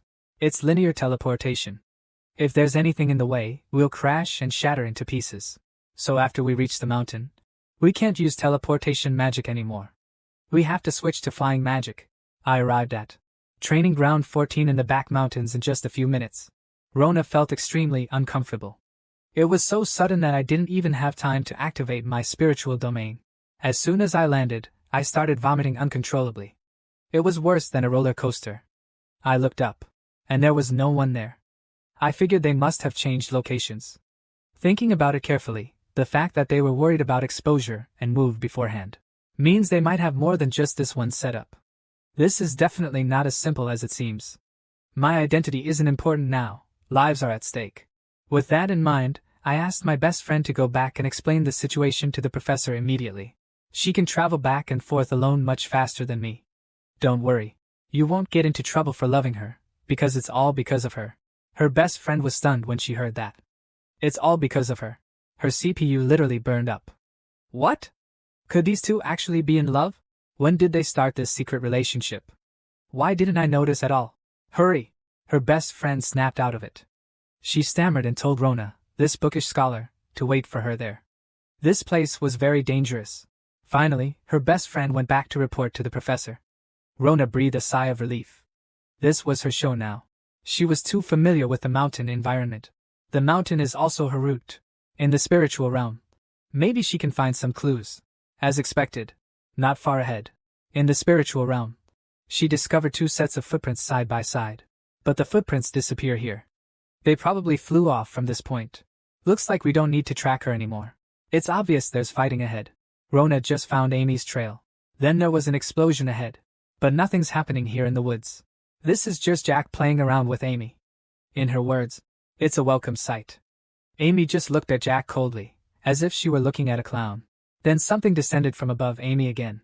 These people are all Jack's lackeys. And there are quite a few of them. The arrival of his minions gave Jack a lot of confidence. As for Amy, her expression hasn't changed at all.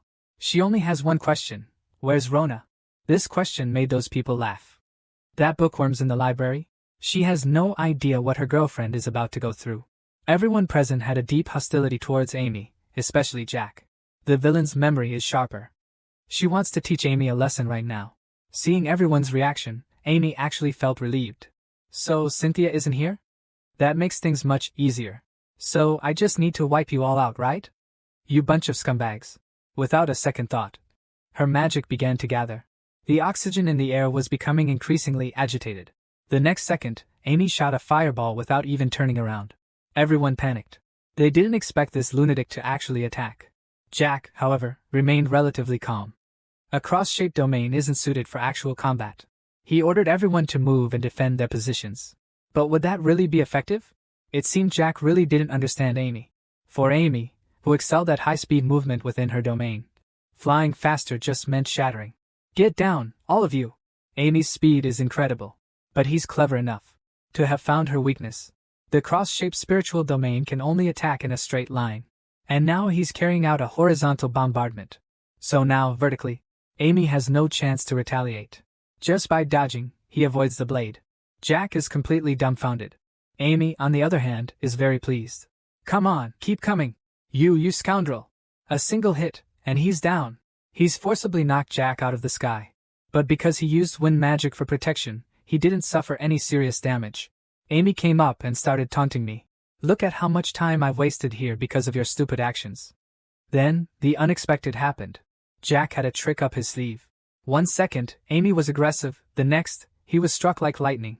Moreover, Amy's mental domain instantly collapsed. He completely lost control. The trick Jack left behind was a kind of counter-magic. That man actually teamed up with everyone and used a silencing spell. This man actually united everyone to use the silence spell. This move directly checkmated Amy, leaving her completely trapped. Amy couldn't even activate her red eyes, becoming like a fish on a chopping board. Jack directly locked Amy with a wind magic spell. Now it's his stage. Amy is still making threats, because in her current state, she can only do that. Jack poured fire magic into her and asked a question. You hate men, don't you? No worries. I'll help you. With just one touch, everyone will stay away from you. Jack, puffed up with his petty triumph, went wild. Yes, that's the expression. Why aren't you staying calm? Show me that aloofness again. Amy had never experienced anything like this. He thought of Rona. Was this how Rona felt back then? He finally understood. Just then, a roar erupted from the side. Stop! You bunch of thugs. It was Rona. Just as Amy was about to be humiliated by Jack and the others, a furious shout came from the other side, interrupting their actions. That's right. Rona had finally arrived on the scene, having prepared a wooden stick as a weapon. Seeing that it was only Rona, Jack actually breathed a sigh of relief. He turned around and burst into laughter. The prince has come to save the day. But what good is your little twig going to do? Amy was also extremely anxious. He couldn't believe Rona had come alone. Seeing Amy, the top student of their year, completely restrained and unable to fight back, Rona instinctively tensed up again. But then she remembered something. Her best friend had gone to find the professor. So, all she needed to do was stall for time. Besides, she had already defeated Peanut with her swordsmanship. So if it's just to buy time, it should be fine. The little guys were stunned to see Rona running towards them. Jack's smile grew wider and wider. They activated their anti-magic again. They waited in place for Rona to run into the range. Rona had no idea what was happening, but he sensed something was wrong. Finally, with a movement, he also rushed into the range of the anti-magic. The anti-magic struck his brain directly. A powerful mental attack instantly blew his head off. The pain was so intense, he couldn't even stand. Seeing his state, Amy knew he had been hit. She quickly shouted for him to release his mental domain. He could feel his mental domain being constantly eroded. The erosion was accompanied by a tearing sensation. If this continued, his mental domain would be torn apart. He would only have one outcome. He would become a madman. Suddenly, he remembered his teacher's lessons. A mage needs to maintain intense focus to ensure their safety on the battlefield. A defensive mental field can prevent lapses in concentration and withstand most physical impacts. And his own high-density defensive mental field had even earned his teacher's approval. With sufficient density, it could even block magic with mental attacks. In that case, he would simply increase the density of his mental field dramatically, to the point where it could completely defend against counter-magic. With that thought, Rona immediately began expanding her mental field, starting with the framework. This completely confused the underlings. Jack was especially intrigued. What are you, a freshman, struggling for? What can you even do? Amy, seeing what Rona was planning, yelled desperately for her to stop. Otherwise, you'll go insane. But in the next second, everyone's face was filled with disbelief. Because their anti-magic was blocked. A jewel-like spiritual domain appeared before them. And that mental field completely blocked their anti-magic erosion. The expansion of the mental field didn't stop. Rona recovered slightly. He knew clearly this wasn't enough. He needed higher density, so he started to circulate his magic power frantically. The entire mental field grew redder and redder. Its defensive capabilities grew stronger and stronger. Its defenses even began to repel their anti-magic. Rona succeeded. He directly optimized the defensive mental field to the point where it could reflect mental magic. Because the anti-magic dissipated, Amy was finally freed. But even after being liberated, Amy couldn't recover for a long time. He couldn't imagine That this cold and solid spiritual realm actually existed, and was so vast. Inside the realm, Rona also sensed a new world. He actually saw anti-magic. Now, that anti-magic was like little bugs wriggling beneath his feet. Jack was terrified. There were 6 of them on his side. They were completely wiped out by a nobody. He even started swearing. He definitely must be a student who specializes in anti-magic. How else could he be a special recruit? He couldn't accept it. He believed that in a magical battle, he could never lose to Silona. Jack was throwing a tantrum. But Rona knew that if she kept fighting, things would go wrong. Because compared to the opponent's sharp anti-magic spells, she was just a helpless, defenseless pumpkin. A direct grapple attack, followed by a tight punch. Jack spun 360 degrees, flying like a human cannonball. Before he could even land, Amy pursued him.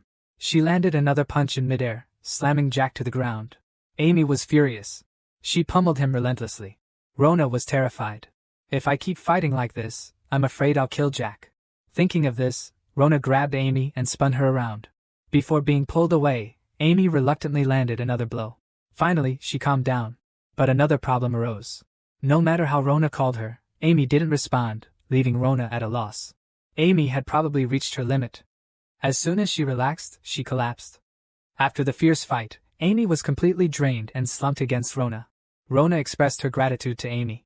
After all, Amy came here for himself. Amy suddenly woke up with a start. He sprang right off of Lorna. This sudden jolt injured Lorna again. He secretly cursed, she really doesn't have a single redeeming quality.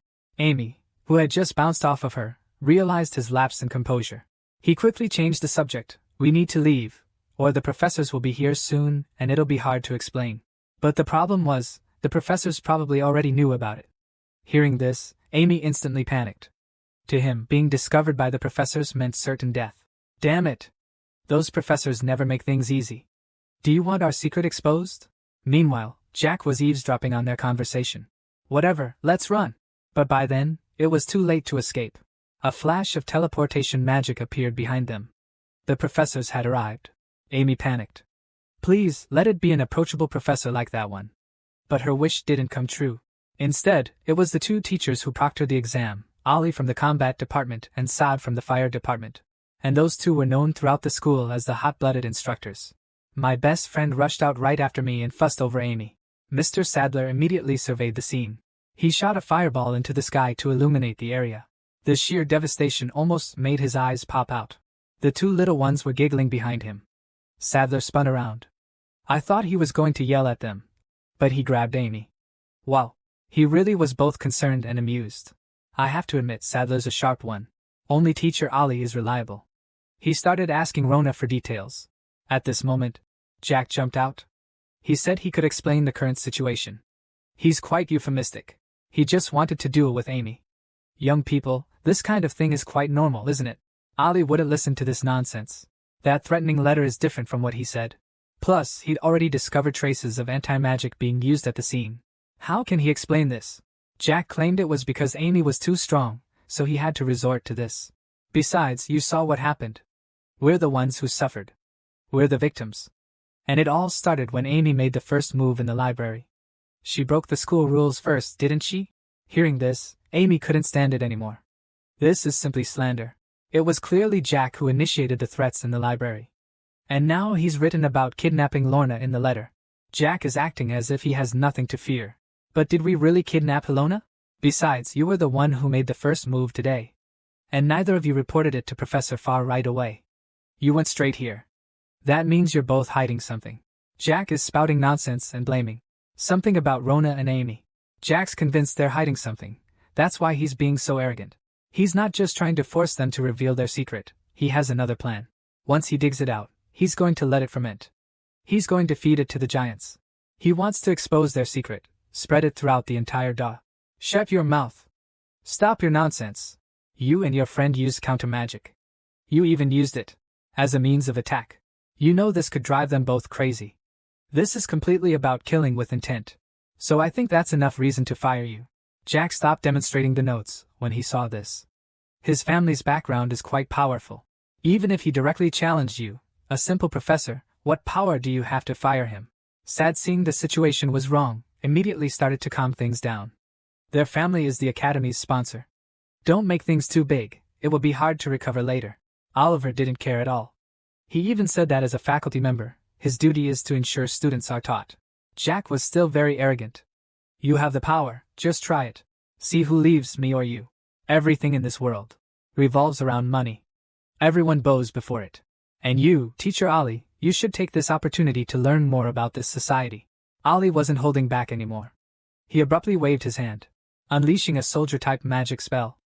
An ultra-low temperature bombardment swept across the entire space. Sad was panicked. He was afraid Ollie would obliterate Jake. Magic directly surrounded Jack.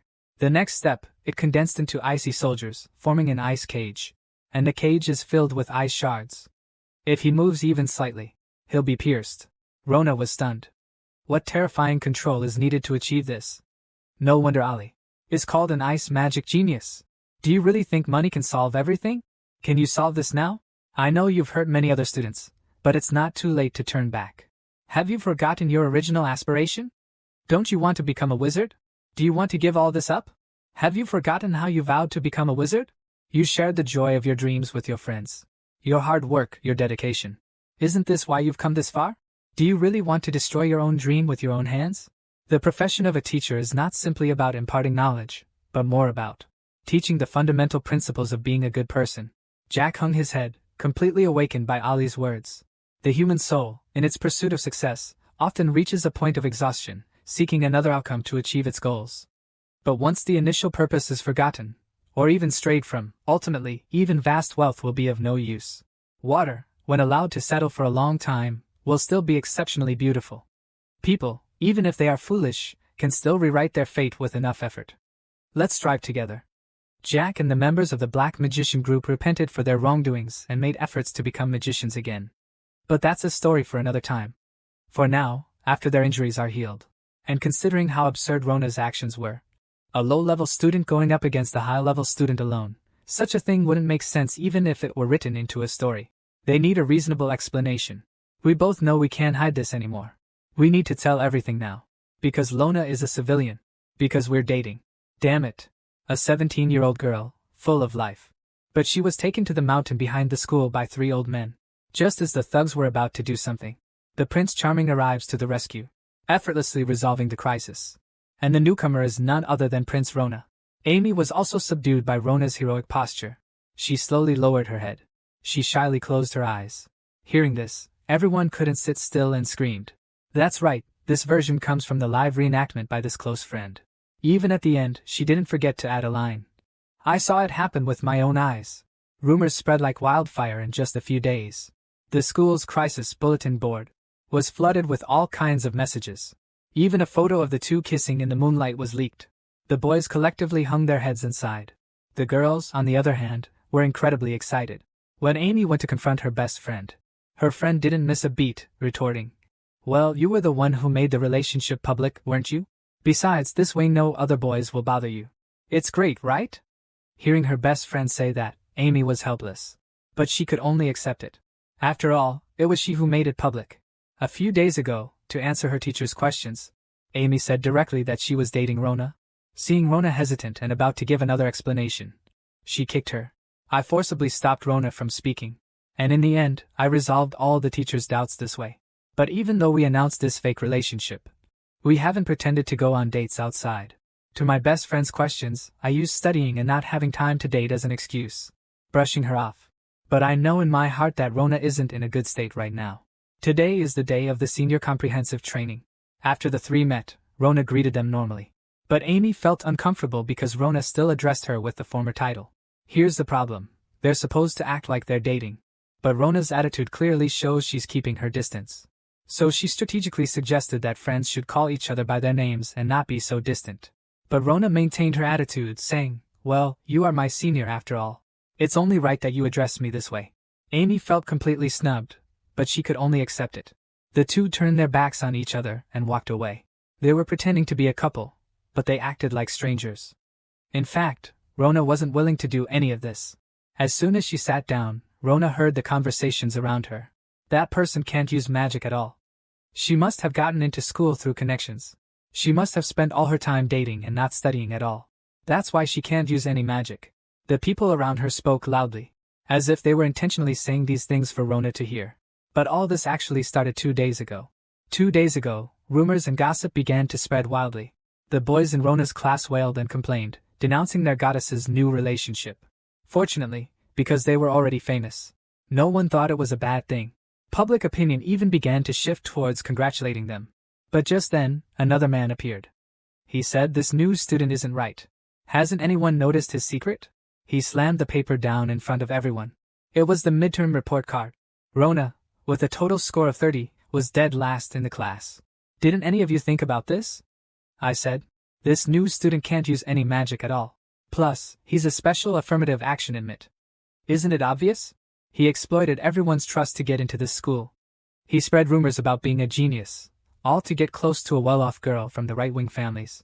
The man's words immediately sowed seeds of doubt and suspicion among everyone. It even aroused public anger, seeing the students' prejudice against Rona deepening. He smiled. His goal was achieved. When Rona returned to the classroom, she clearly sensed something was wrong, because the usually boisterous classroom was so quiet you could hear a pin drop. Back at her seat, her desk mate turned away directly. From that moment, Rona understood. Something bad was happening. She even felt she didn't need to ask why. They were talking so loudly, it was as if they were trying to make him hear them. And Amy was likely to be affected by him. So he chose to keep his distance intentionally. The whispers around him didn't stop. Why should this kind of person be allowed to train here? This guy can't even use magic, he's not qualified to practice here. He's got a lot of spirit, but it's useless. Thankfully, not everyone was unkind. The teacher still showed concern by asking about his progress. And Rona noticed something that puzzled him. That's whenever he tries to make his spiritual realm detach from his body, his own consciousness detaches from his body too. The teacher said this is actually normal. Everything follows the laws of nature. The spiritual realm is essentially opened by using your thoughts as the center. So, how are you doing with mastering your other forms of spiritual realm? Rona wasn't very confident, but he felt like he had a grasp on it. Following that, the teacher decided to let Rona go to the image recognition area, to hide his other spiritual realms. But this decision made Rona dumbfounded. How could this be? In the latest episode, Rona's situation has sparked a lot of online discussion. The top comment on the trending list is "I hope all the students opposing Rona are sent where they belong. Rona just wants to study." The second comment is completely different. "See, this is the advantage of being single. Just because Rona is dating a popular girl, she has to endure such intense pressure." This episode is too controversial. I'm not going to elaborate. Let's move on to the main plot. Previously, Ms. Niterla wanted Rona to use the image mapping to showcase the 40th spirit realm. But Rona knew this wasn't a good time. She stood there hesitating. Seeing this, Ms. Niterla guessed there was something wrong. Rona was probably wary of the other students. It took a while for Rona to steel her resolve. She had to try, and she hoped her teacher would give her ample feedback afterward. Besides that, she had another thought. Even though everyone was at a sensitive age, she believed that those who had faith in themselves wouldn't be affected. Something must have gone wrong in her level 7 class. A mental realm of 40 was essential for faster advancement. As long as she could reach that level quickly, she could use her mental class to rectify the current situation. So, first up is the defensive mental realm. This time, not only is the diameter larger, but it also has 144 facets. The level 5 students couldn't help but marvel at Rona's growth rate. However, the level 7 class reacted quite differently. None of them seemed happy. On the contrary, they seemed uncomfortable hearing the level 5 class's discussion. Meanwhile, Rona continued her demonstration, switching to the offensive mental realm. Next was the cross-shaped mental realm. She had already mastered the first 3. Seeing this, the teacher thought to himself, this switching speed already surpasses the level 6 standard. So, there shouldn't be any problem with promoting her. Finally, there's the deviation type. But Rona felt immense pressure because she had never successfully executed it. Still, to get feedback from the teacher, she had to try again. At the same time, the level 5 students were all shocked because at least a level 5 student is required to successfully initiate a deviation. This new student actually wanted to try it directly. The level 7 students also started to become tense. Even the air was filled with tension. Lorna's attempt wasn't smooth. Although he had successfully shrunk his mental realm and shifted his center point, what followed was a common occurrence during practice. When the mental realm deviated, he felt his consciousness being pulled out, forcing him to stop. Yes, he failed. But he decided to try again. But at this moment, an unbelievable scene appeared. After this failure, the entire hall was filled with polarizing reactions. And Rona was at the center of this storm. On one side were insults and mockery from half the people present. All kinds of abuse were hurled at her without restraint. On the other side was utter confusion. They couldn't understand why she kept trying when she had already done so well. They questioned why the fluctuations in her mental realm were so intense. Could this level of attention really affect her state of mind? But in reality, was that truly the case? Rona, at the center of the storm, had indeed fallen into a slump. She couldn't understand what had happened.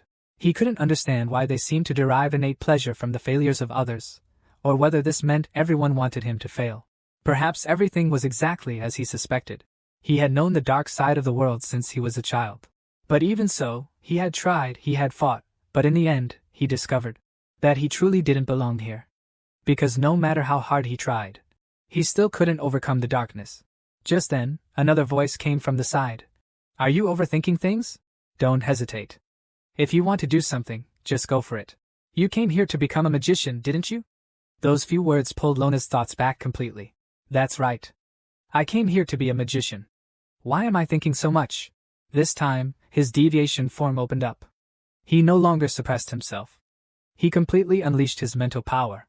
The sudden blue glow made everyone tense up. He has been fighting his whole life. This is just another struggle. Come on, let's try it. Let's see who will be detached first, or who will be destroyed first. Shouri, faculty building.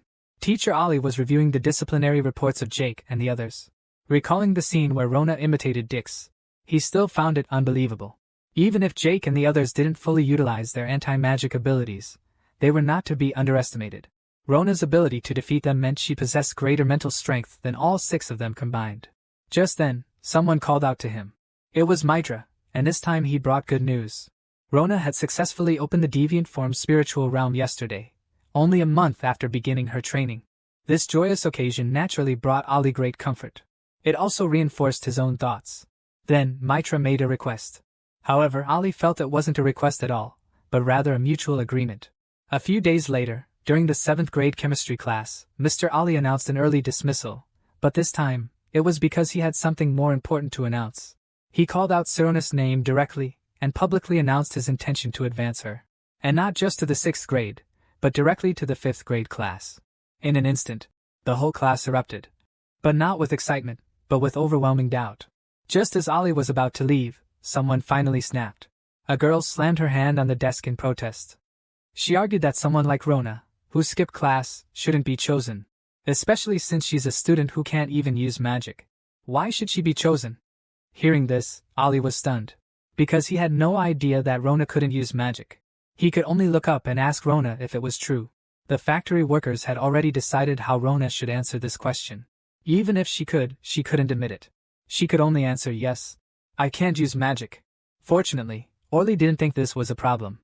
After all, Rona's spiritual domain had already reached the level of a 5th grade class. So there wouldn't be any issues with the taboo. At this moment, the man who had previously caused the entire class's emotional shift stood up again. He caused another commotion. Teacher, this is blatant discrimination. Didn't you say the spiritual realm isn't everything? Besides the spiritual realm, what else is this Rona good at? If she can use magic, I'll admit it. But in this situation, I absolutely cannot accept it. The whole class's emotions were ignited again. Everyone protested against Rona's taboo. And if Rona's taboo succeeds, they will demand a hearing. The class's unusual protest finally made Ollie realize the situation. He smoothed things over, admitting he had been careless. He said he would go back, hold another meeting, and discuss the matter further. Back in his office, Ollie fell into deep thought. Why did Rona's taboo cause such outrage among the students? He didn't think this was a simple protest. He believed there was something else going on. Just then, a student came to Ollie's office. It was Mary, Rona's classmate. She said she had something to tell Mr. Ollie, something that happened before. It was about another girl's experience. It was similar to Rona's situation. At first, she was ignored by her classmates. Later, she started hearing mean and sarcastic remarks, and then she was constantly isolated. Finally, it escalated to personal attacks. The harassment was severe enough to affect her studies. This girl was Rona's classmate, Mary. And the culprit behind all this was another classmate named Connie. Mary didn't have Rona's resilience, so she chose to tell Mr. Ollie everything. After learning the whole story, she saw the younger students in a new light. She was grateful for Mary's bravery and promised to handle the matter properly. At midnight, Rona finished reading the last book on her list. Unlike Mary, the ostracism of her peers hadn't affected her attitude towards learning. She wouldn't become hostile towards everyone around her, just because she was subjected to inexplicable malice. Besides, before enrolling, she had received a warning from her butler. Many nobles will inevitably resent you after the young master enters the school, but I hope the young master can endure and endure again. Because as long as you can endure until the end, there will be a guidance. So all this will not become a stumbling block to her growth, but will become a ladder for her to grow. And all this is not just for herself, but also for those who believe in her. So, her attitude cannot be affected by external forces. She must have a strong heart. She told herself that no matter who stood in her way, it was useless. She had to become a magician. It was already past 1 o'clock in the morning when she returned to the dormitory. Rona had just finished tidying up and was about to go to bed. But at that moment, someone knocked on the door. Could it be that gang again? This is really too much in the middle of the night. Rona, are you free? Can I come in? I'm so sorry to bother you so late. I was here before, but you weren't there. So that's how it is. I finally understand. When I first saw her test scores, it was strange. Her scores were low, but all her scores were the same. And that was to ensure she passed. She wasn't studying for the present, but for the future. It wasn't that she couldn't do magic, but that she hadn't learned magic yet. This child, in class, she was always staring at my face. But outside of class, she's unexpectedly shy. Rona, I heard that some students in your class have been bullying you. This is probably just a delayed expression of concern. But you know Rona's personality. She wouldn't admit it, of course. You can tell me directly. There's nothing to be embarrassed about. Faced with Ali's questioning, Rona felt even more relieved.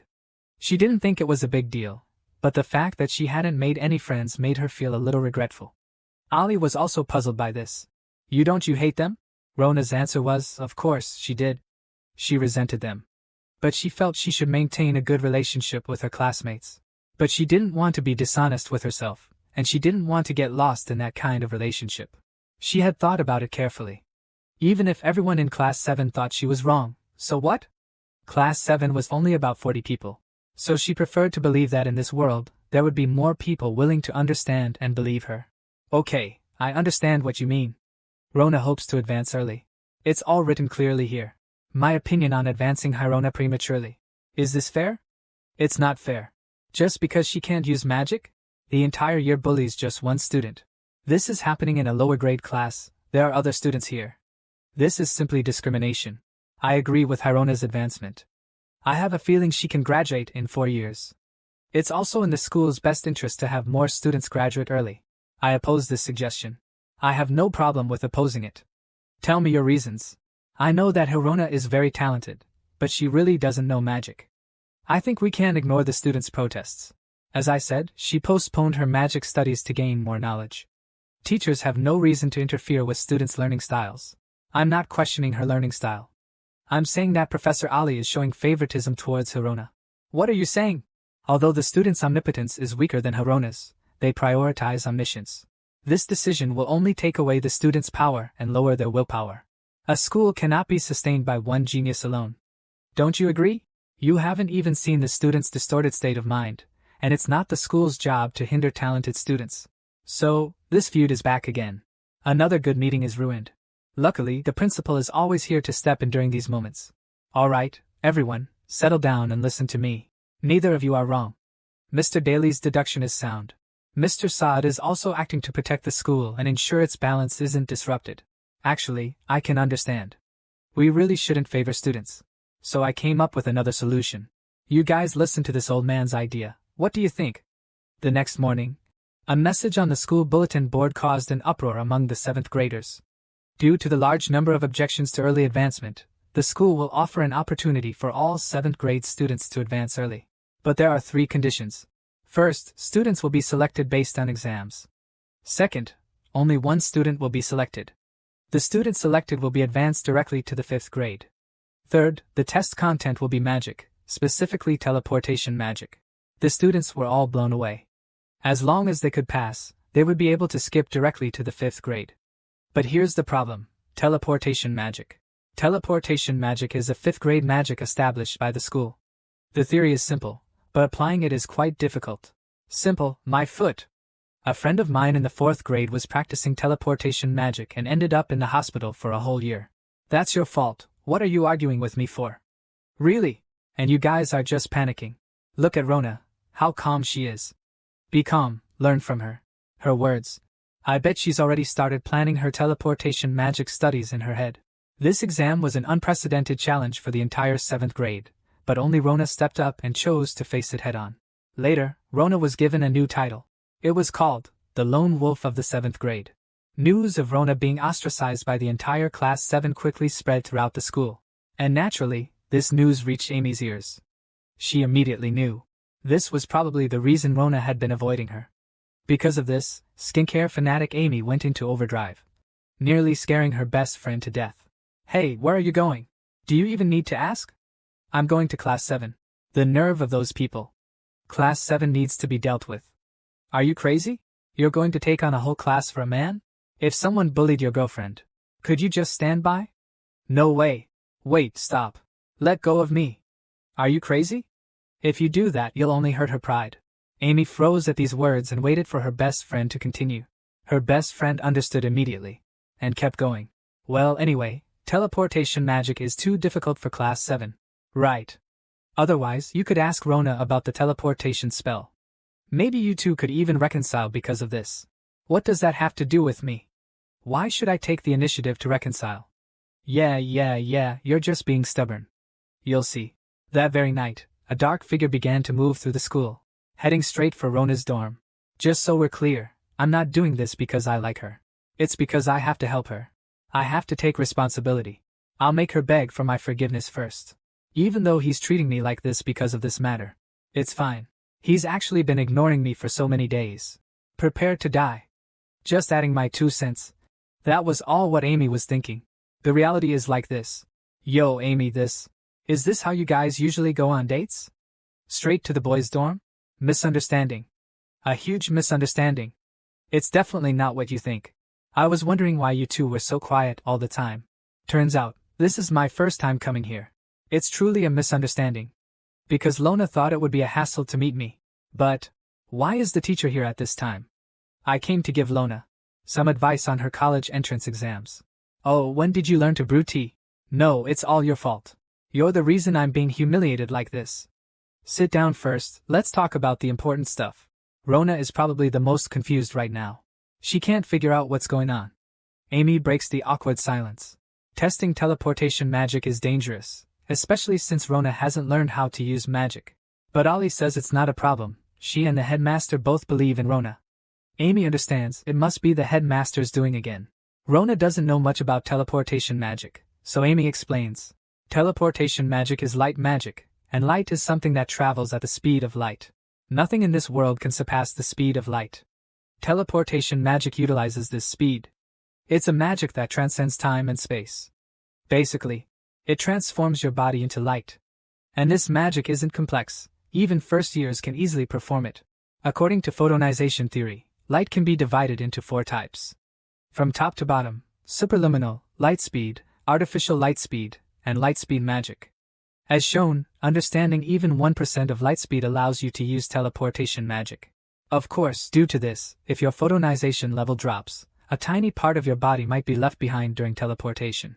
If a collision occurs, it could be disastrous. This is why teleportation magic is prohibited within the academy. There are too many buildings. A collision could easily occur. Rona was puzzled. Then where can the exam be held? Where is there such an open space? Amy simply pointed towards the sky. Rona looked up. All she saw was the ceiling. Suddenly, Rona thought of the sky. There's a training ground called the Uncrossable Bridge. The 2 mountain peaks we see are the 2 ends of the training ground. This will be a race from one peak to the other, and of course there will be no obstacles on the peaks. Rona was thrilled at the thought. If you fall, you're done for. Amazing! But of course, the reality wasn't as simple as Rona imagined. Few have completed this teleportation so far. So, if no one can complete it, the student who travels the furthest will be declared the winner. The exam location will be set as a level 1 examination site with maximum security measures, so there will be no danger. The only concern is the students. If the competition gets too intense, there's a chance of a collision. Because of this possibility, we have to consider another danger. That is, Rona might become the target of everyone's attention. She'll face more than just the exams. She'll have to face the malice from her classmates. And if this situation really arises, there will inevitably be casualties. This is the worst possible scenario for Rona, so she began to hesitate. Should she take this exam? At this moment, Mr. Ali suddenly apologized. She believed it was her selfishness, wanting Rona to quickly advance to Class 5, that led to Rona's current predicament. So, she decided that starting today, she would personally take charge of teaching Rona. Hearing this, Amy couldn't sit still. There's no need for that, teacher. Isn't this blatant poaching? She immediately thought of a plan. This will make the problem worse. If news gets out that the exam judge is helping Rona, then won't all of this be for nothing? Therefore, I am the best tutor. It's most appropriate for me to teach Rona teleportation magic. Rona was stunned. Wasn't Amy angry with her? You're preparing for the graduation exam. Where will you find the time? Rona started daydreaming. We talked about what graduating class means before. Once you enter the graduating class, you're at your peak debut. You become the center of attention. But that also means the end of school life. What awaits them is terrifying hellish training and endless competition. And Amy is the first one in their class who wants to step into that place. Rona was stunned. Isn't this too early for our age? Are you serious? But what's the real story? Amy felt so wrong. It's all because of that little rascal Rona. That girl's growth rate is just too fast. She's practically skipping grades to catch up. So the only place Amy can run to now is the senior class. Rona's eyes lit up. Amy's not satisfied with being first in the advanced class. It's just so cool. And at such an important moment, she came all this way to help her. She just went on a self-improvement spree. The two on this side, however, hadn't noticed Rona at all. They were still frantically trying to get her. Finally, Amy, with her stubborn personality, couldn't take it anymore. She turned her head abruptly. Rona, you choose. Do you want me or the teacher? This completely stunned Rona. On one side was her teacher, on the other, her nominal girlfriend. Finally, Rona made the decision most in line with her character. Maybe I should just do it myself. Rona was caught in a dilemma. She had to choose between her teacher and her nominal girlfriend. But what neither of them expected was that she would choose herself. Amy immediately blew up.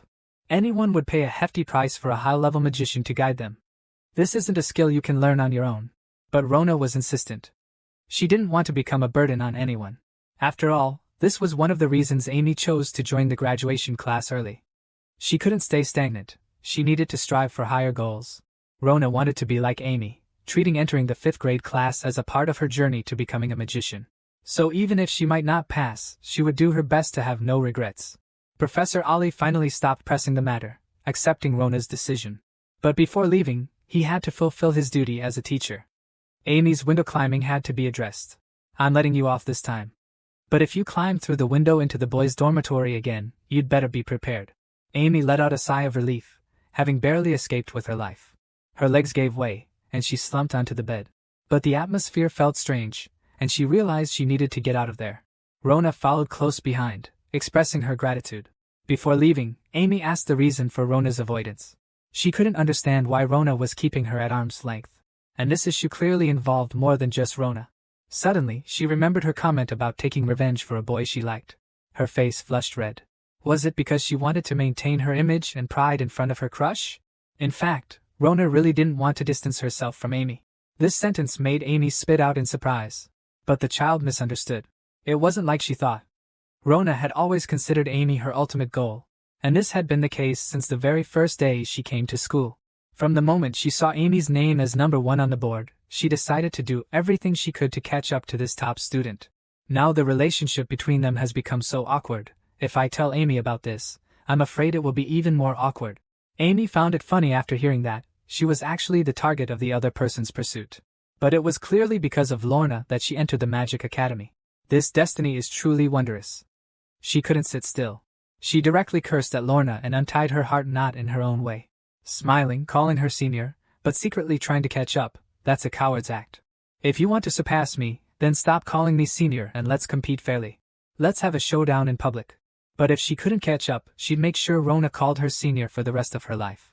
And Rona's response? She went straight for Amy's jugular. And she was very confident. She told Amy to wait, she'd catch up soon. This wager made both of their goals clearer. Rona let out a long breath. Her plan now solidified. 1 month. That's all the time she had before the early advancement exam. She had to teach herself light magic teleportation and master it. With only a month left, Rona had to master light magic teleportation to take the exam. However, the intensity of this competition was staggering. The number of applicants has already reached over 20, and these competitors are all the children of nobles. Just pick any random person from the crowd, they have already hired top teachers to tutor them. It is in this environment that Rona still chose to learn on her own. Although she has enough confidence to perfect the theory of magic, her current problem lies in application. In real life, the environment a magician is in is constantly changing. So once it comes to teleportation magic, information about the terrain will become particularly important.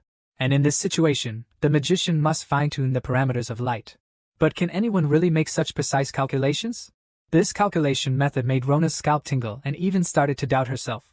The teacher said teleportation magic was simple, so why couldn't she understand it? Was it really because she never learned magic as a child?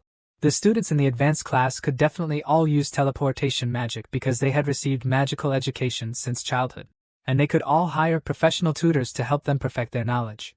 Could she really close that gap? Suddenly, Rona realized the problem. The old headmaster had already given her the answer. It's just that my thinking was off track. Now I need to correct it. At the same time, someone else has already mastered the teleportation spell. The instructor, a burly man, clapped his hands. You're the son of the Magic Guild's skill advisor. Your learning speed is truly remarkable. Kanna responded with a commercial praise. After all, her teacher was a renowned grand magician. However, Kanna was secretly worried. The spell was too simple. Her teacher didn't think much of it. Now, all she needed to do was practice. Passing the exam wouldn't be a problem. Getting confirmation from the teacher, Kanna was already getting restless with excitement. Thanks to that parachutist, she was able to get the opportunity to be promoted 2 levels in the lightning class. Speaking of which, she also asked about the parachutist's current situation. She learned that Rona was still studying. She was a little stunned. She thought Rona would use her connections to find a great teacher for guidance. After all, she couldn't possibly learn teleportation magic just by studying, could she? But Rona actually did just that. She devoted her time to understanding every basic theory of omniscience and omnipotence. Although he wasn't very confident about it, he was running out of time, so he had to start trying to activate light magic according to his own ideas. First, he needed to graft the photonization theory of the spiritual realm onto himself. Then another theory. It was none other than himself that stood between omniscience and omnipotence. So now, he had to erase the self that stood in the way. With this, the light attribute would be activated. Next was the light attribute teleportation magic. That's right, he had fallen into a misconception. No one can calculate the parameters of light. The old headmaster once taught him that when a mage opens their spiritual domain, they enter a highly sensitive mental state. And a skilled mage can even sense the number of leaves on the ground. Therefore, within the spiritual domain, a mage can perceive the external world with extrasensory perception. They use this to control this phenomenon. That's why there's no need to calculate these parameters at all. Mages themselves can perceive everything in the world, even light. Within the spiritual domain, magicians can perceive the external world through extrasensory perception. They can even control phenomena around them with this ability. 9 days left until the exam. In these days, the students were all very different. One student's change in particular. He was covered in injuries. That's right. His first teleportation attempt failed. But to correct his mistake, he could only keep trying. This time, the injury was to his knee. The days were passing quickly. Rona kept calculating his mistakes. It was a stupid way to do it. But he had no choice. Today was the last day, and the exam began tomorrow. But throughout the process, every time he corrected one error, a new one would appear. He could no longer make any more changes. This would be his final theoretical practice. But the high-intensity experiments had left him in a daze. He slapped himself hard, forcing himself to wake up. Then, he tried the experiment again. He finally succeeded. Because this time, he wasn't injured. He wanted to stand up and continue testing his limits, because he knew he didn't have time to lie down. But his body had taken over control from his brain. He was too tired. Today was the day of the formal exam. As Mary was about to enter the classroom, she heard the voice she feared most from behind her. The person who arrived was Connor. At first, Mary tried to stay calm and greeted him. But Connor's constant belittling remarks made Mary increasingly uncomfortable. She wanted to escape Connor and hide in the classroom. But Connor's next words made Mary's blood run cold. You're really something, Mary. You actually snitched to the teacher. I have plenty of ways to get information. but for a cowardly girl like you to dare to snitch is truly strange. I'm so nice to you because you're my classmate. But once I surpass you, what do you think will happen? Mary was completely terrified and collapsed on the floor. It's not hard to imagine that Mary might just be one of Connor's targets. I'm afraid she wasn't the only one who was threatened. Afterward, Connor started his own group meeting, and this group was specifically formed to target Rona. 2 people will target Rona from the start. The other 2 will be responsible for clearing other obstacles for Connor. In this process, Rona must be eliminated within 10 rounds, at all costs. Naturally, she also promised everyone various benefits. As long as she advances, everyone else doesn't have to worry about not graduating. She can find a way out for everyone through their family backgrounds. In her words, geniuses shouldn't let down their guard. She's already made all the plans. That afternoon, everyone had arrived at the mountain forest exam site, the insurmountable bridge. Those taking the exam and those watching were divided into several groups. The males in Class 5 were a special bunch. Each one had a fierce glint in their eyes. If a new student were to arrive, they only hoped it would be a super cute girl. The other students didn't really care. After all, watching the excitement unfold was always entertaining. Finally, the time was almost upon them. The other side gave the signal. The exam would begin in 10 minutes. Some rubbed their hands together, eager to give it a try. Others were so nervous they broke out in a cold sweat. After all, this was a cliff. This place was called the Impassable Bridge, but it wasn't a real bridge. The so-called bridge was a series of ropes deeply embedded in the stone, forming a foothold. The exam is about to start, but there's one thing everyone might have forgotten. Connor asked his men about Rona's location. But Rona hasn't arrived yet. Rona has been in a deep coma since last night. Fortunately, a small ant crawled on his face, which startled him awake. He picked up his binoculars. I desperately searched for him. But even after scouring the entire area, inside and out, I couldn't find any trace of Rona. The Magic Academy's advancement exam was about to begin. The rules were simple. The moment the teacher gave the signal, everyone had to run to the edge of the cliff and cast a teleportation spell. The one who teleported the farthest would win. But faced with the sheer drop, everyone hesitated. They couldn't see any safety measures in place. Falling would be disastrous. Sard, robust and blunt, throws a punch. The cowardly, leave now. You all know death can happen at the Magic Academy. This entire exam is only for those students suitable for Class 5. In other words, if you're not adequately prepared for this exam, you better turn around and head back to school now. Sard seems strict, but he actually cares about his students. Because he knows the real danger isn't the exam itself, but the fierce competition. Those who use others as stepping stones are the most dangerous. Just as Ali was about to announce the start of the exam, the man hurried from the other side of the forest. Yes, Rona finally made it. Her appearance surprised everyone present, because Rona was covered in injuries, and her visible exhaustion made it clear that she was in no condition to take the exam. Rona's sudden appearance eased Amy's anxiety, but seeing her condition, she couldn't help but worry again. Unfortunately, Rona's condition wouldn't affect the exam's progress, because taking care of oneself and preparing for the exam are the student's own responsibility. Following the old principal's words, the exam would continue as planned. Rona was guided to the starting line by her classmates, but she didn't know it wasn't out of kindness, because the ones who guided Rona to her position were actually Kona's people. They occupied positions on either side of her with the goal of eliminating her within 10 rounds. They aimed to eliminate Rona. Rona caught her breath and desperately tried to compose herself. She would give this battle her all. But it wasn't just about her. The students who had qualified to stand here, most of them had already undergone all kinds of arduous training and overcome numerous obstacles. Everyone had given their all to reach this stage. So Rona didn't have any advantage. But there was one thing they all shared. This would be their first time facing this kind of cliff without any safety measures. In other words, this was the first time they were risking their lives. I wonder what it feels like for them up in the air. Is it extreme fear, or extreme excitement? I don't know. They probably don't have time to think about that right now. Because they only have one thought, be first.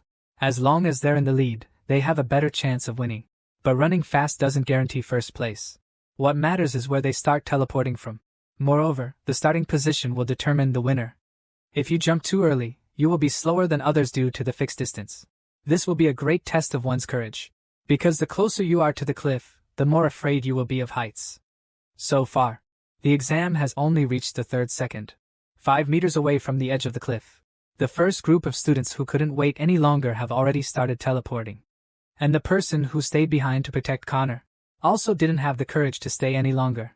After apologizing to Connor, he immediately activated the teleportation spell and leaped forward. As Connor charged towards the edge of the cliff, a thought suddenly struck him. If he tripped and fell over the edge, wouldn't that be the end? The teleportation magic activated instantly, 2 meters away from the cliff edge. 3.5 seconds had passed. Rona was still charging towards the door. She had no intention of stopping. She drove the 2 people beside her to their wits' end. They both made the same judgment. If they continued at that speed, they would be finished. So they both decisively activated their teleportation. They were now 1 meter from the edge of the cliff. And the time was 3.7 seconds. This would be a page in history. Even though they had seen so many exams, they had never seen such an absurd situation. Time froze at this moment. That's the 4th second, and Silona is now 2 meters away from the edge of the cliff. Looking back a year ago, Peanut once asked Silona, "Aren't you afraid?" Silona blushed and said, "I read a sentence in a book once, fear is simply based on imagination. Even if you jump off a cliff, you won't face death directly until you land. That's why. You shouldn't imagine your future death. But you should focus on the present and bravely take that step. That's why you should focus on the present and bravely take that step. This is the only way you can overcome your fear of this behavior." Peanut scolded you for it too. Use your brain, will you? The moment you jump off the cliff, you're dead, dude.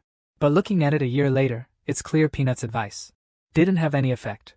Because Rona still chose to jump. Only 4 seconds have passed since she jumped. In zero gravity, she forces herself to stay clear-headed, and activates her spirit domain in the next second. Then she grafts photonization onto herself. Teleportation magic activated. In an instant, she appeared at the very front of everyone. Connor was stunned. She couldn't figure out how late that lunatic had jumped to overtake everyone in a flash. The audience instantly erupted. This was an unprecedented sprint. Connor had thought victory was in her grasp. But now, no matter how hard she tried, she couldn't gain any ground. Because Rona is always ahead of them. The students currently taking the exam have been completely divided into 3 groups. At the front are Connor's squad and Rona. The middle group is about 3 meters behind them. And behind them are the ones who use teleportation first. Because they can't overcome their fear of facing death, and even worse, they don't know how to use flight magic. They teleport a short distance, and then plummet downwards with a collective yell. And this group, as expected. The students who can't overcome their fear always fail first. Of course, the school wouldn't let its students be splattered.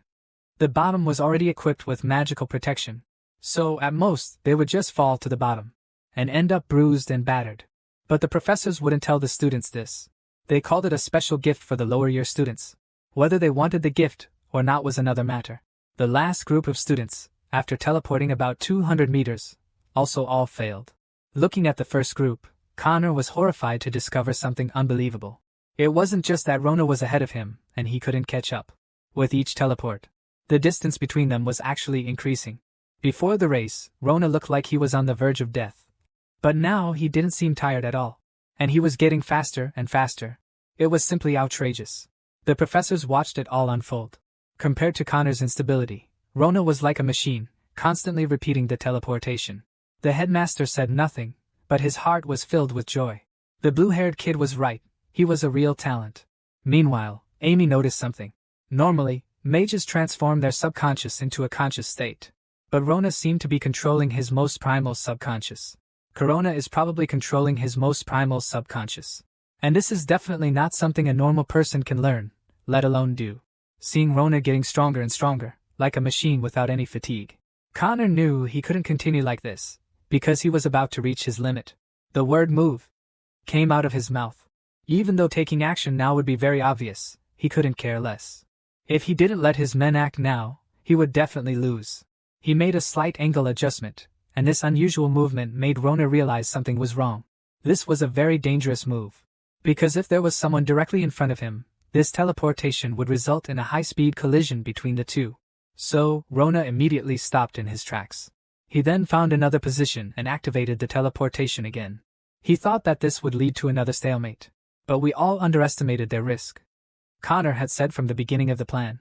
At any cost, Rona must be brought down. So, this time charging towards Rona was a human missile. Teleportation magic is a straight-line leap spell. The principle is to make oneself travel at the speed of light for short distances. But because they are not yet capable of reaching superliminal speeds, a tiny part of their body will be left behind during teleportation. Therefore, if they collide during teleportation, it will be extremely dangerous. Now, in order to disqualify Rona from the competition, he turned himself into a human cannonball and teleported towards Rona. But he couldn't hold on to this last spell, because I rushed to Rona's side. I used up all my mental strength. We both plummeted from the sky. Rona escaped death, but that doesn't mean he's unharmed. The shock disrupted his rhythm, and his mental domain instantly dissipated. Days of exhaustion immediately washed over him, but only for a moment. Rona forced himself to reactivate his mental domain. He then found his own rhythm again. Everyone witnessed this. At first, the students thought the other person had gone the wrong way. But a boy spoke up, saying he did it on purpose. But who would intentionally create this kind of situation? Everyone looked at him. If the person in front stopped, the person behind would crash into them. This was a very clever tactic. You should all know that if the new student hadn't adjusted their teleportation path in an instant, the consequences would have been unimaginable. But this would only be considered an exam accident. A brain is a good thing, you guys should use yours more often. I have to admit, they have a point. But the two of them thought about it for a moment. They could have figured this out already. The teachers at Fantasia City wouldn't be able to miss what's going on. Connor, who's in the lead now, is being very cocky. He knows that Rona can't catch him. He's practically guaranteed to win now. Rona, who's right behind him, is fully aware of the situation. To win, you have to surpass him at the fastest speed. But now, if the teleportation distance is increased, his mental realm may be hit again. So, he can only speed up his pace. That is half a beat. Just half a beat faster than Connor. Only the two of them are left in the competition now. But just then, something unexpected happened. It happened on the mountain peak they were aiming for. A large number of obstacles suddenly appeared in their path. There was even a ring of obstacles shooting towards them. They almost directly hit Connor. Meanwhile, alarms sounded throughout the mountains. Teacher Sad from the priest's order was the first to react. He used his flying magic and flew directly to the engine room. Now the pressure is directly on the school. This assessment is related to the family background of each student. If it is cancelled, they're going to face complaints from all the major families. The headmaster didn't even wait for the teachers to finish their analysis. He made his decision immediately. Why even bother asking? He said. Fire the signal flare immediately. Stop the exam. A yellow flare shot skyward. With the launch of the signal, the exam was officially over. Teacher Sad also saw the stop signal. Furious, he stormed towards the engine room, intending to drag whoever was inside out and give them a good scolding. But he realized something was wrong. The door was locked tight. He knew very well that this was definitely more than just a simple operational error. He used his spiritual sense to probe the engine room. There were two people inside, and someone was sitting right in front of the door. He was furious. Open the door immediately. If you don't open this door, I'll blow you up along with it. But the response he got was, please go ahead. Nobody would care if someone like me died anyway. The sound coming from inside shook Sad completely. How could he not recognize the familiar sound from the engine room? That's right, the culprit behind this malicious incident is none other than Molly. We've mentioned before that he's a child in a situation very similar to Rona's, but his circumstances are far worse. He's not inherently intelligent, and he's been subjected to various forms of isolation and exclusion in his class. On top of that, he doesn't enjoy competition, so he stayed in the 7th grade for 6 years without ever advancing. But later, after witnessing Rona's plight, he felt an injustice towards her and found the courage to approach Ollie. He revealed all of Kanna's actions to Ollie. I thought things would calm down with 7-0. But right before the exam, Kanna confronted him, demanding an explanation. She even told him straight up about the revenge she'd take after her promotion. It was the straw that broke the camel's back. He completely snapped. So, before the exam even began, he was already on his way to the engine room. He couldn't let Kanna achieve taboo. Completely oblivious, Sad continued to plead with her. Finally, Merit snapped. I will absolutely not open the door. It's all over. If Kanna achieves taboo, I'll be back in hell. Rather than that, I'd rather die now. Even the air seemed to freeze in this moment. He curled up into a ball. This statement also made Sad clear the truth. He no longer persuaded me. I know. Do whatever you want. If you don't want to open, don't open the door. And actually, it doesn't matter now. Because, as you thought, the exam is over now. Kanna's face lit up when he saw the signal flare. He didn't want to stop there. He knew he wouldn't get another chance to beat Shilana. The next second, gasps erupted from the audience. The headmaster clenched his fists in anger. Then, something even more unexpected happened. In that instant, with just a glance at each other, they both activated their teleportation again. They recklessly charged into the obstacle maze with a difficulty level of 10. Even Xiaolan couldn't stop them now. This was supposed to be a low-level magic exam, but heavy mechanisms that only appear in actual exams surfaced. However, these two were just acting as a team. The next second, they rushed towards the mechanism maze. The reason was simple. For pride. The headmaster felt exposed by the students' reckless competitive behavior. He had already sent a signal to stop the exam, yet they still charged forward. It was simply reckless.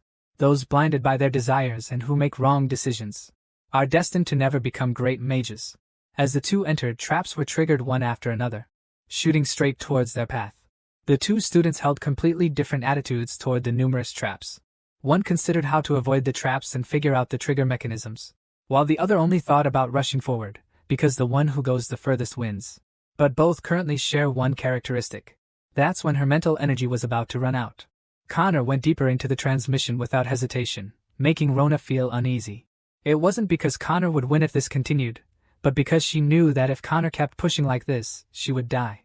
Mary was deeply confused by the competitive behavior that the school always promoted, continuously stimulating her opponent, pushing them to risk their lives until one side wins. Is this the kind of competition the school wants to see? Sad said there were misunderstandings, but Mary's anger rang out. What do you know? A magic professor hailed as a genius. But Sad didn't get angry at his students' rudeness. Instead, he asked Mary a question. She graduated from this school. And at that time, when she was in the graduating class, Mary was just a freshman. So, think about it. Had she heard anything about someone called the genius, Saad? The answer was no, and she hadn't even heard a whisper about her. Saad had been in the 5th grade for 5 whole years. She had always been the last one, and then she became increasingly irritable.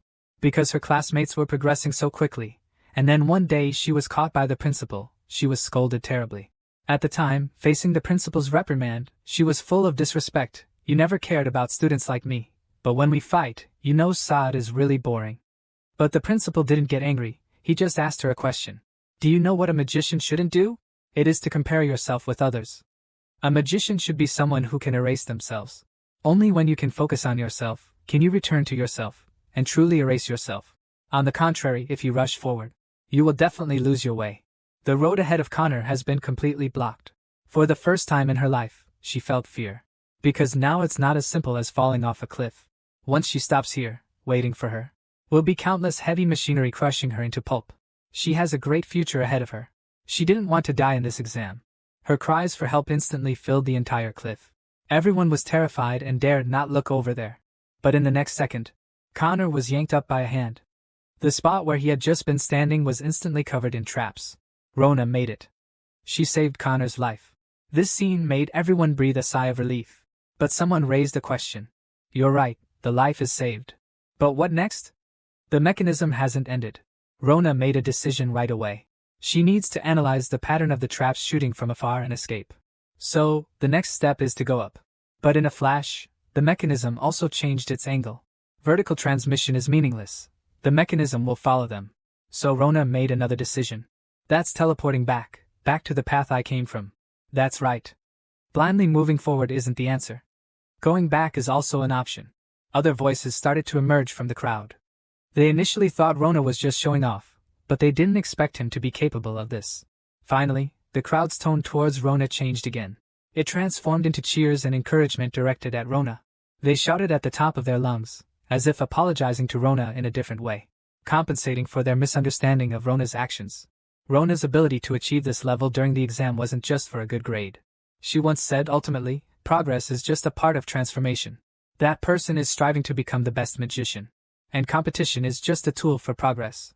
The goal is to help students reach the finish line faster. Of course, it doesn't really matter if they go slower. Because once they cross the finish line, everyone will eventually become a magician. Since that's the case, why can't you muster up a little more courage? It's not too late. I will definitely help you. Sada's comfort broke through the family constraints that imprisoned Mary, reducing her to tears. Meanwhile, the old headmaster also made the latest decision. Let the exam continue. I will take responsibility for everything. This would be the toughest life-or-death challenge of his youth. The living trap pushed him to the edge of life and death. The mechanisms would also constantly reorganize their attack route as he moved. Not to mention the rescued oil product hanging on his hand. But the boy almost instantly formulated a plan. He first used his mental domain to sense the internal structure of the entire living mechanism. Then, he calculated the escape route he could use with teleportation magic within the internal structure. That's right, a death-defying escape plan. He had to nail down the teleportation distance to the centimeter. And it has to be continuous. Any slight delay will turn me into minced fish by the mechanism. This kind of route through a living mechanism has never been attempted. That's why everyone is holding their breath. What should I do? The danger has definitely increased. Usually, when someone says they've reached their limit, I believe them. But why haven't I sensed any limit from him? Could this kid truly have no limits? It's truly an incomprehensible scene. His mental area's density is close to 99.9%, and he's still constantly calculating escape routes. I admit he's a genius. But this time, he's truly in danger. The distance between the obstacles in this mechanism is constantly shrinking, now only about a meter wide. Normal teleportation magic can't pass through that space, so Rona makes a new decision. He splits his teleportation magic into 10%, starting with 1/10 of the distance, opening short-range teleportation within the mechanism. Breaking through to the next mechanism, however, is even more perilous. The space began to shrink rapidly. This was simply impossible. But something beyond everyone's imagination happened again. Rona actually launched a series of teleportation spells in an arc. Suddenly, a boy in the crowd shouted a name. Rainbow Descent. The principle that light can only travel in a straight line is deeply ingrained in everyone's minds. But there's actually another phenomenon. As long as you can teleport light magic at a distance of 1,000th, it will bend. This can't be done through calculations alone. It requires sufficient insight. Before the students could finish marveling at the mechanical maze, it transformed again. The steel cables suddenly softened, and without a moment's respite, they began to twist and reassemble. With clear intent, they formed a circle around Lorna.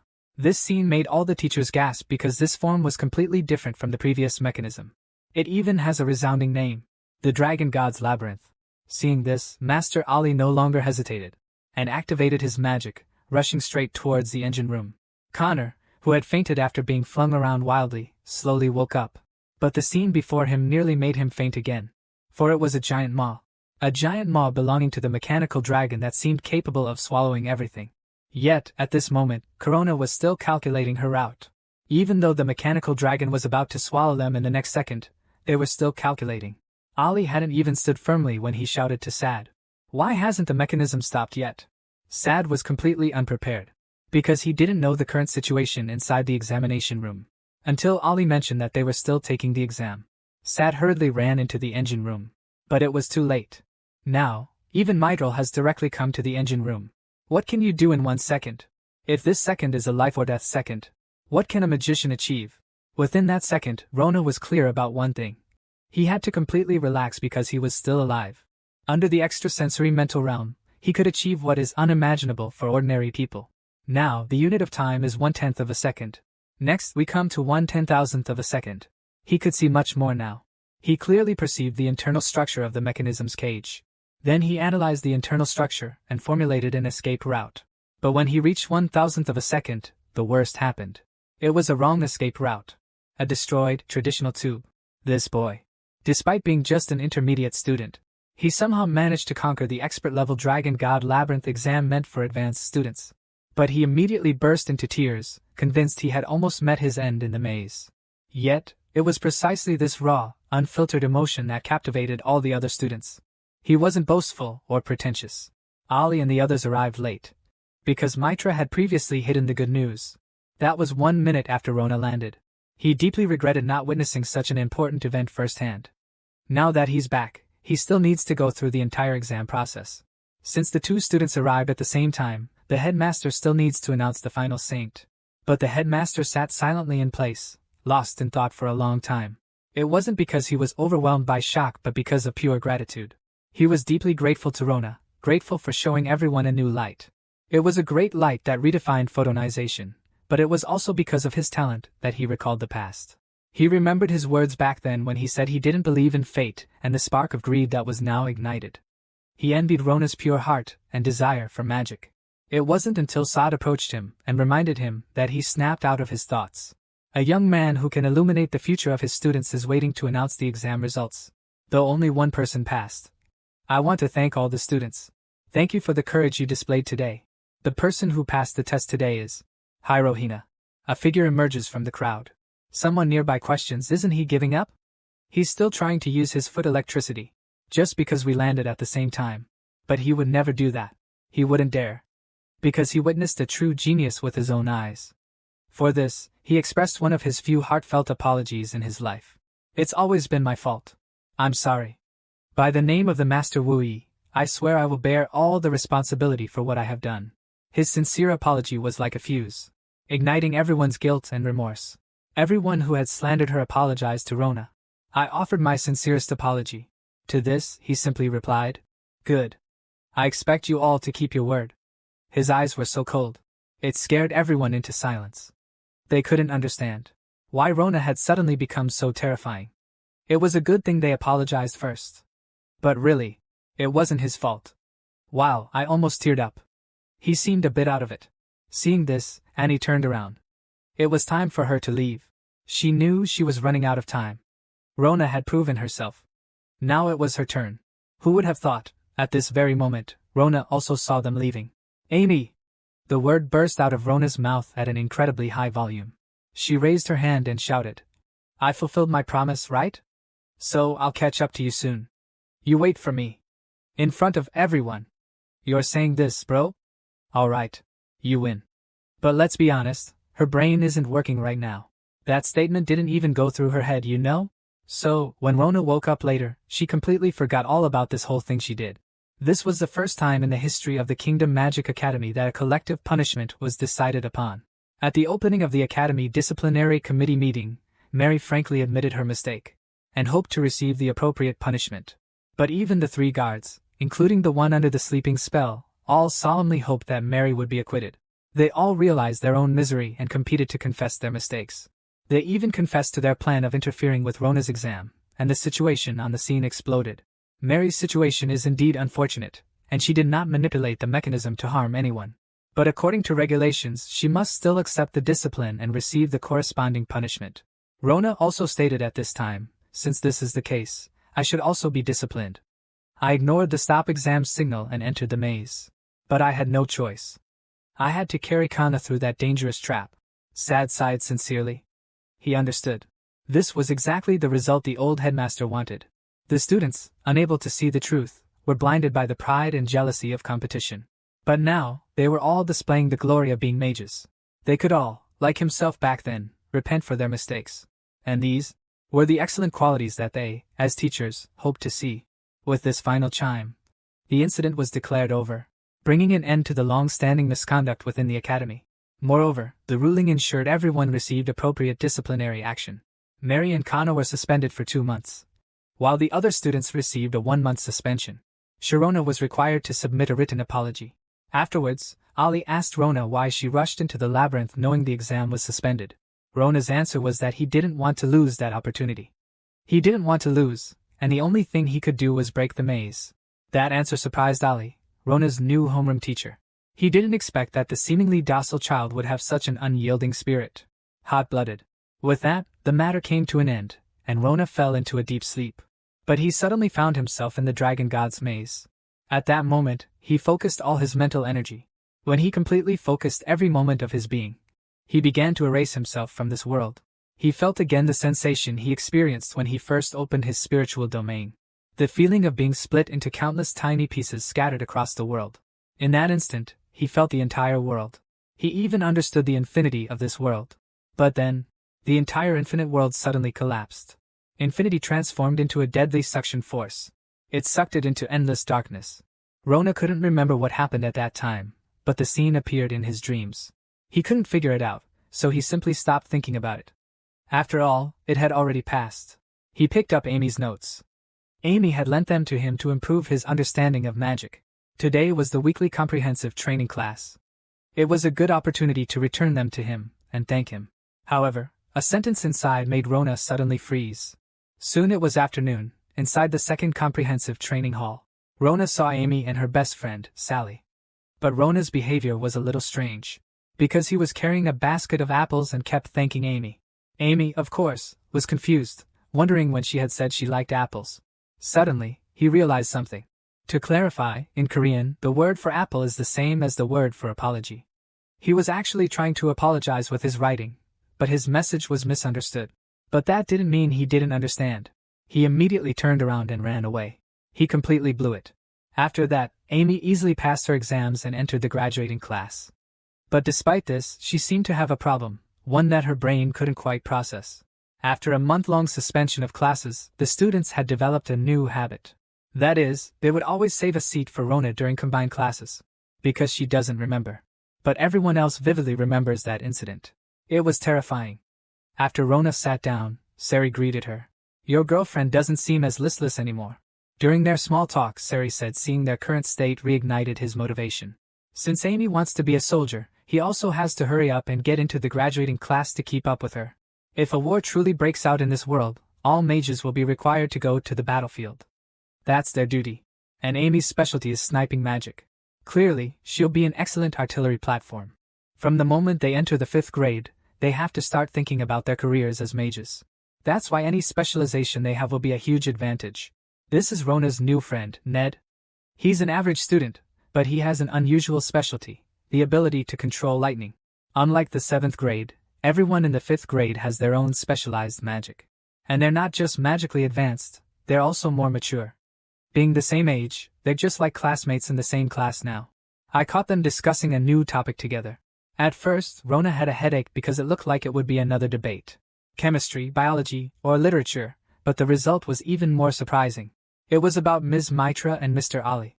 Who do you like more? Puberty, oh puberty, you understand. Every adolescent boy goes through this phase. It's about crossing over from academic research to aesthetic research. But for certain nerds, this question is completely irrelevant. Goodness, those are our teachers. What are you guys thinking? Seeing Ned finally voice his doubts. Do you really think this question is worth debating? Without a doubt, it's Ms. Ali.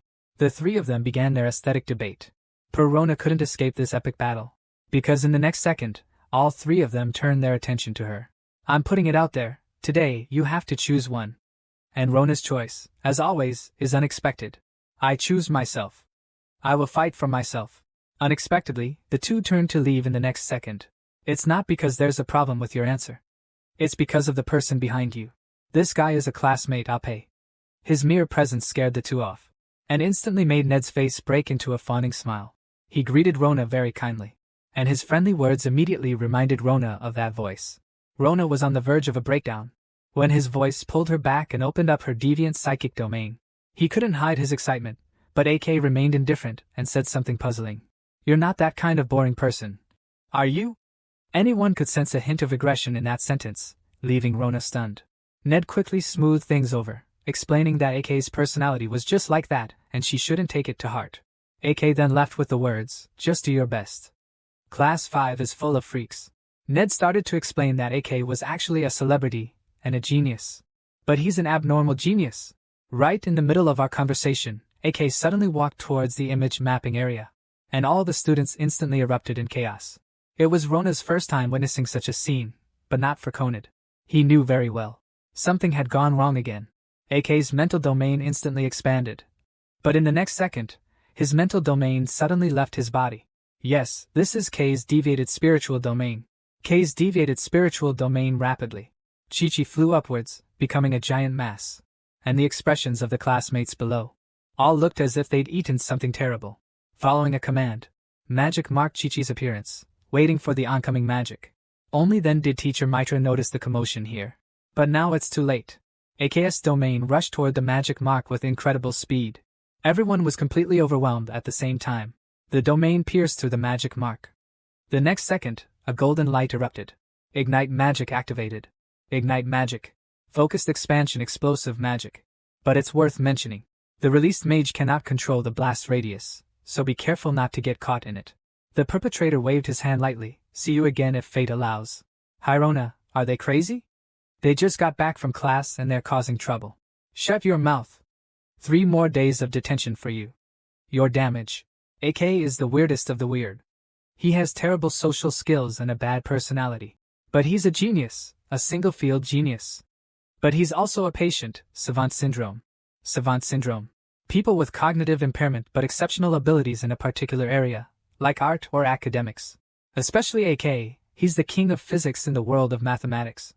He can calculate what happens at temperatures below absolute zero, or even in extreme environments exceeding 100 million degrees. He can also calculate the exact date 40,000 years from now. He could probably even memorize all the digits of pi for the rest of his life if he really wanted to. He can also explain a poet's verses mathematically on exam papers. When asked to explain the phrase leaves falling with trembling, he directly wrote down the model and equation for the leaf's surface. This is quite terrible, isn't it? Because it was a literature exam, not a mathematics exam. Facing the literature teacher who was almost driven mad with anger, he remained completely indifferent, saying, "There's nothing that can't be explained by mathematics. If you can't explain the world with logical reasoning, so how are we supposed to live in this terrifying world? Take your face, for example. It's constantly on the verge of exploding. That in itself is an expression, a chemical reaction inside your body. If the balance between your hormones and your nervous system is disrupted, your blood pressure will fluctuate, your pulse will become irregular, your blood vessels will dilate, and your face will turn red." Anyway, long story short, he got a 0 and received the wrath of his literature teacher. After that, the other teachers actively looked after Ape. But without exception, they were all infuriated by him. And yet, this kind of person is actually interested in Lorna. Lorna couldn't help but feel a bit worried. Just then, a voice came from behind her. A young girl actually took the initiative to approach Lorna, hoping she would join their research group. "You guys, who understands this? This is a magic school." But the sign on her door says Paranormal Science Research Center. And according to her, it's about paranormal science. They study ghosts, souls, the afterlife, new entrants, God, all these supernatural phenomena that science can't explain. And right now, there are only 2 people in the group. One is Ned, and the other. Is that perfectly rational, but slightly crazy, Abe? Didn't a girl invite Rona to join their photonization research group? But after careful consideration, Rona declined. Because she believes she still needs a lot of knowledge to improve her grades. So she thinks she shouldn't stop pursuing a comprehensive knowledge base at this time. Ned was disappointed about this. Since their research group is quite famous, she thought she'd comfort him by saying he could join a good group. Unexpectedly, Ned surprised her by saying she had her own research group. And she was the president. After hearing this, the girl was stunned. "The clown is me," Ned quickly explained. It was because the seniors had all moved on to their final year, so she was forced to take over. Hearing this, Rona realized what was going on. This was interesting. A research group with final year students meant a lot. It meant the group was highly valuable. Therefore, she hoped Ned would take her to see their research lab. And here's another name. It's called Ishtar. It's more like a storage room than a research lab, filled with almost all the training equipment in the school. Plus, its structure can change on its own. This place is incredibly popular. The seniors before us fought tooth and nail to snatch Ishtar from other groups. And they have full access to everything here. Plus, because Ishtar can change its structure at will. As long as they want to, no one can find them here. It's a perfect hideout. And then, as mentioned at the beginning, who would have thought that they were researching the paranormal in Ishtar? And the scene of dust flying everywhere when they opened the door further illustrates their dedication to this research project. Then, the fact that there are only 2 people in this research group is also understandable. Because AK's reputation is so small. It's not an exaggeration to say it's infamous. The 2's movements then caught AK's attention. He came in without saying hello and just threw a question at Luna. "When you break down matter, their atoms still exist, right? What do you think you'd get if you broke down these atoms further?" Luna was a little confused. "A lot of hidden energy?" Hearing this answer made AK go wild. "You're definitely different, Luna." "Yes. Huge amounts of energy, enough to destroy an entire city." "Then what do you think will happen next?" This question is mind-boggling. What will happen? Probably people in the city will get hurt, right? This time it's AK who's being incomprehensible. "What are you talking about, brother? A big bang. There's huge hidden energy in it. Do you need to consider those things?" Suddenly the whole conversation changed its flavor. Rona also noticed the unusual change in AK's character. "So you're saying that it's reasonable to make sacrifices for your own intense desires?" AK gave a sufficiently audacious answer to this. "Do you know why other mages know this but the egg doesn't? It's not that they don't want to. It's that they can't. Your genius wisdom is to achieve something great. And it's not in doubt, is it?" This answer was completely unacceptable to Lorna. She didn't believe that having intelligence gave one the right to harm others. And AK again gave a sufficiently realistic answer. "I hate idealism, and you should know. History always proves one thing. The world is always ruled by a few geniuses over the majority of fools." Lorna no longer replied. This chat, which should have been friendly, was now full of gunpowder. Lorna turned and left. Ned wanted to hold her back, but he couldn't. He didn't understand why AK would do this. Clearly, if he explained himself, Lorna would understand, wouldn't she? I can't believe AK was doing it on purpose. The reason is simple. He thought Rona would be a strong competitor. He wanted to test himself against her. Ned, you saw Rona's competitive exam, right? But the fact that he just learned teleportation magic wasn't the craziest part. The craziest part is, you probably don't realize how fast you need to think to solve the Dragon God's maze. It's impossible to achieve this level without time allocation. At that moment, the time division he achieved was most likely 1/10,000th of a second. Pretty terrifying, isn't it? But that's the mystery of insight. Faster than effort, more precise than knowledge. And no conscious computing power can beat the speed of intuition. This is interesting, isn't it? I wonder if I'm faster or he is. NID realized AK's intentions. Because this will be a contest between computing power and insight, and this contest will take place at the speed gun test in 2 weeks. Their speed gun test is like our target practice. Mages need to use active magic to attack targets. Clear all targets in each stage to proceed to the next.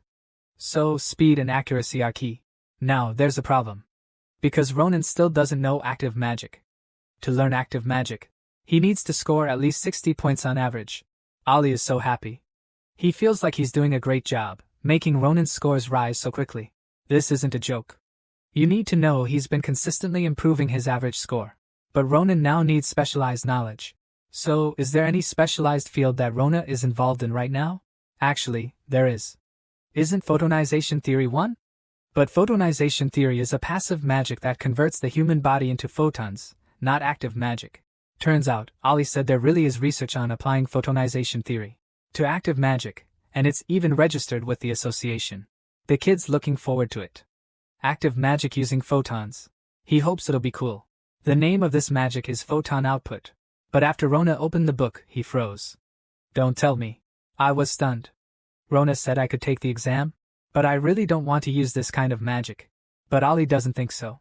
On the surface, it does seem useless, but the prospect of photon output is definitely bright.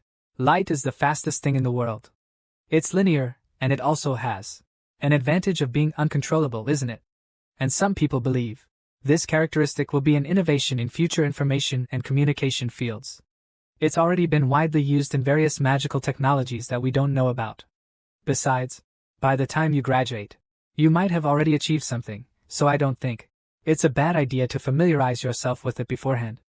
Afterward, Rona came to the training ground, but as expected, she couldn't get rid of the passive attribute of light magic. She's now facing a new problem, that is, she doesn't know if it's her approach that's wrong, or if her skill level is simply not enough.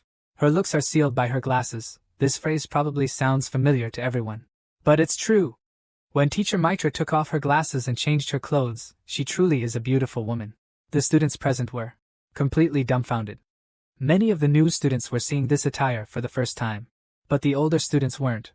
They began to explain. Professor Mitra has another identity. She's a clergy member.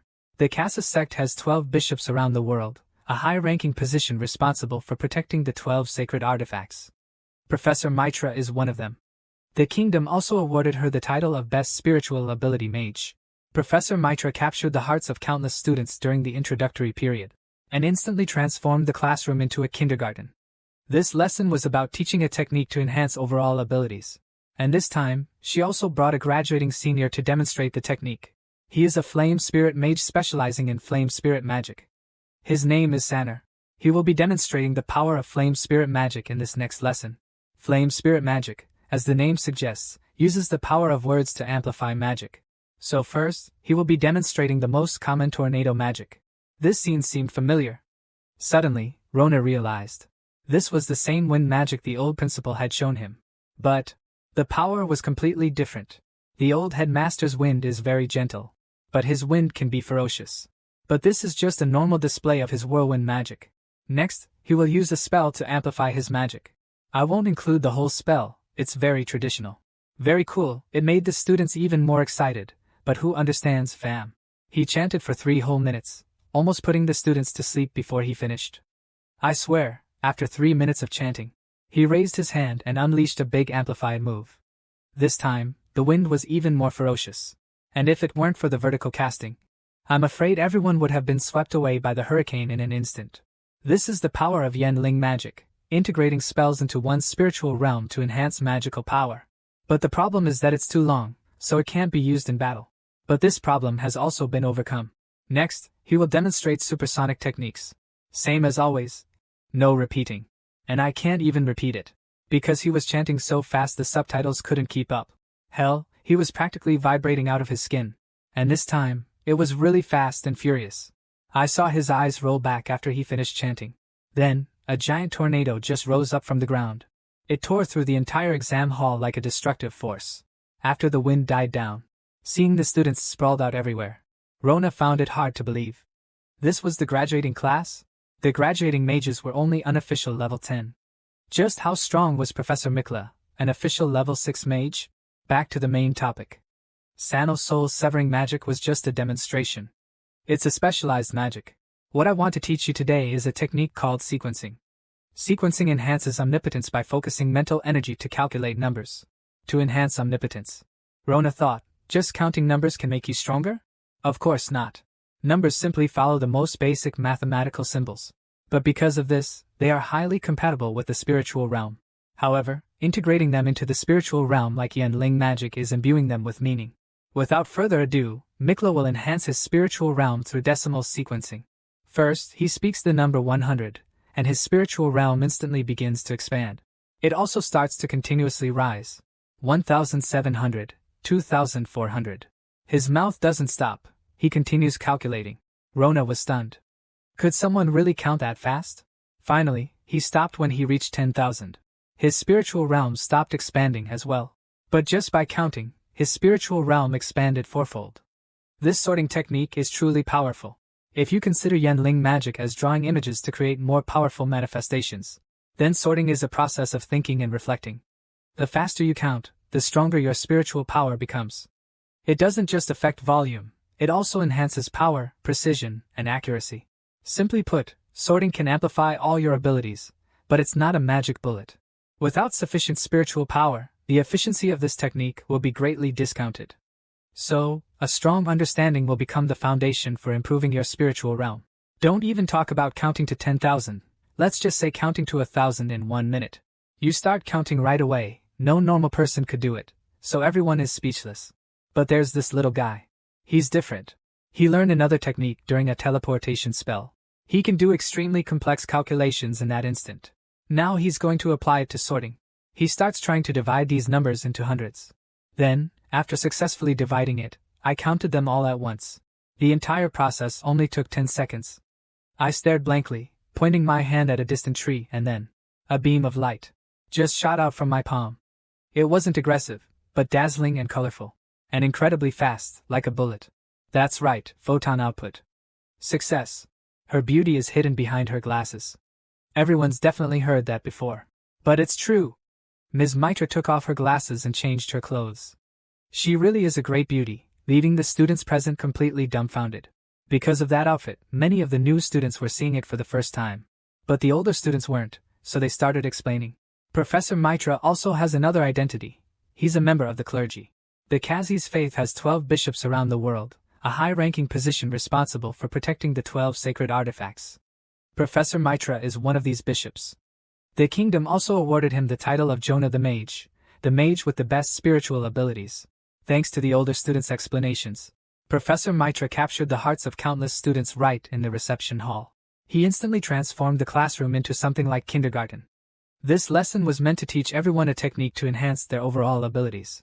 And this time, he even brought a graduating senior to demonstrate the technique. He is a pyromancer specializing in flame spirit magic, named Sanner. In this lesson, he will demonstrate the power of flame spirit magic. Flame spirit magic, as the name suggests, uses the power of words to amplify magic. First, he will show you the most common tornado spell. This scene seemed familiar. Rona suddenly realized that this was the same wind magic the old headmaster had shown her. However, the power levels were completely different. The old headmaster's madness is gentle, but his madness is truly violent. But this is just a normal display of the tornado madness magic. Next, he will use a spell to enhance his own magic. I won't include his entire spell, it's very orthodox. Very cool, so much so that the students are getting more and more excited, but who knows, fam. He chanted for 3 whole minutes, he chanted the students almost to sleep before he finished, I swear, after holding it for 3 minutes. He raised his hand and unleashed a powerful amplification spell. This time the wind was even more violent than before. And if it weren't for the vertical casting, I'm afraid everyone would have been swept away by the hurricane in an instant. This is the power of Yanling magic, integrating spells into one's spiritual realm to enhance magical power. But the problem is that it's too long, so it can't be used in battle. But this problem has also been overcome. Next, he will demonstrate supersonic techniques. Same as always. No repeating. And I can't even repeat it, because he was chanting so fast it couldn't be subtitled. Hell, he was practically tongue-rolling. And this time it was really fast and furious. I saw him finish chanting, his eyes rolled back. And a giant tornado rose straight up from the ground. It tore through the entire examination hall with devastating force. And after the wind died down, I just saw the students sprawled out everywhere. Rona couldn't believe it. This is the level of the graduating class? Graduating mages are still just unofficial 10th level mages. How powerful must Professor Mitra, a formal 6th level mage, be? Back to the main point, Sanner's spirit magic is just a demonstration. It's a specialized magic. But this time, the main thing I want to teach you is a technique called sorting. Sorting is a technique that enhances all-round ability by concentrating your mental power to calculate numbers. Rona understood. Just counting numbers can make you stronger? Of course not. Of course not. Numbers simply follow the most basic mathematical symbols. But because of this, they are highly compatible with the spiritual realm. However, integrating them into the spiritual realm like Yanling magic is imbuing them with meaning. Without further ado, Mitra will enhance his spiritual realm through decimal sequencing. First, he speaks the number 100, and his spiritual realm instantly begins to expand. From 10 meters, it becomes 12 meters. As he continues to recite numbers,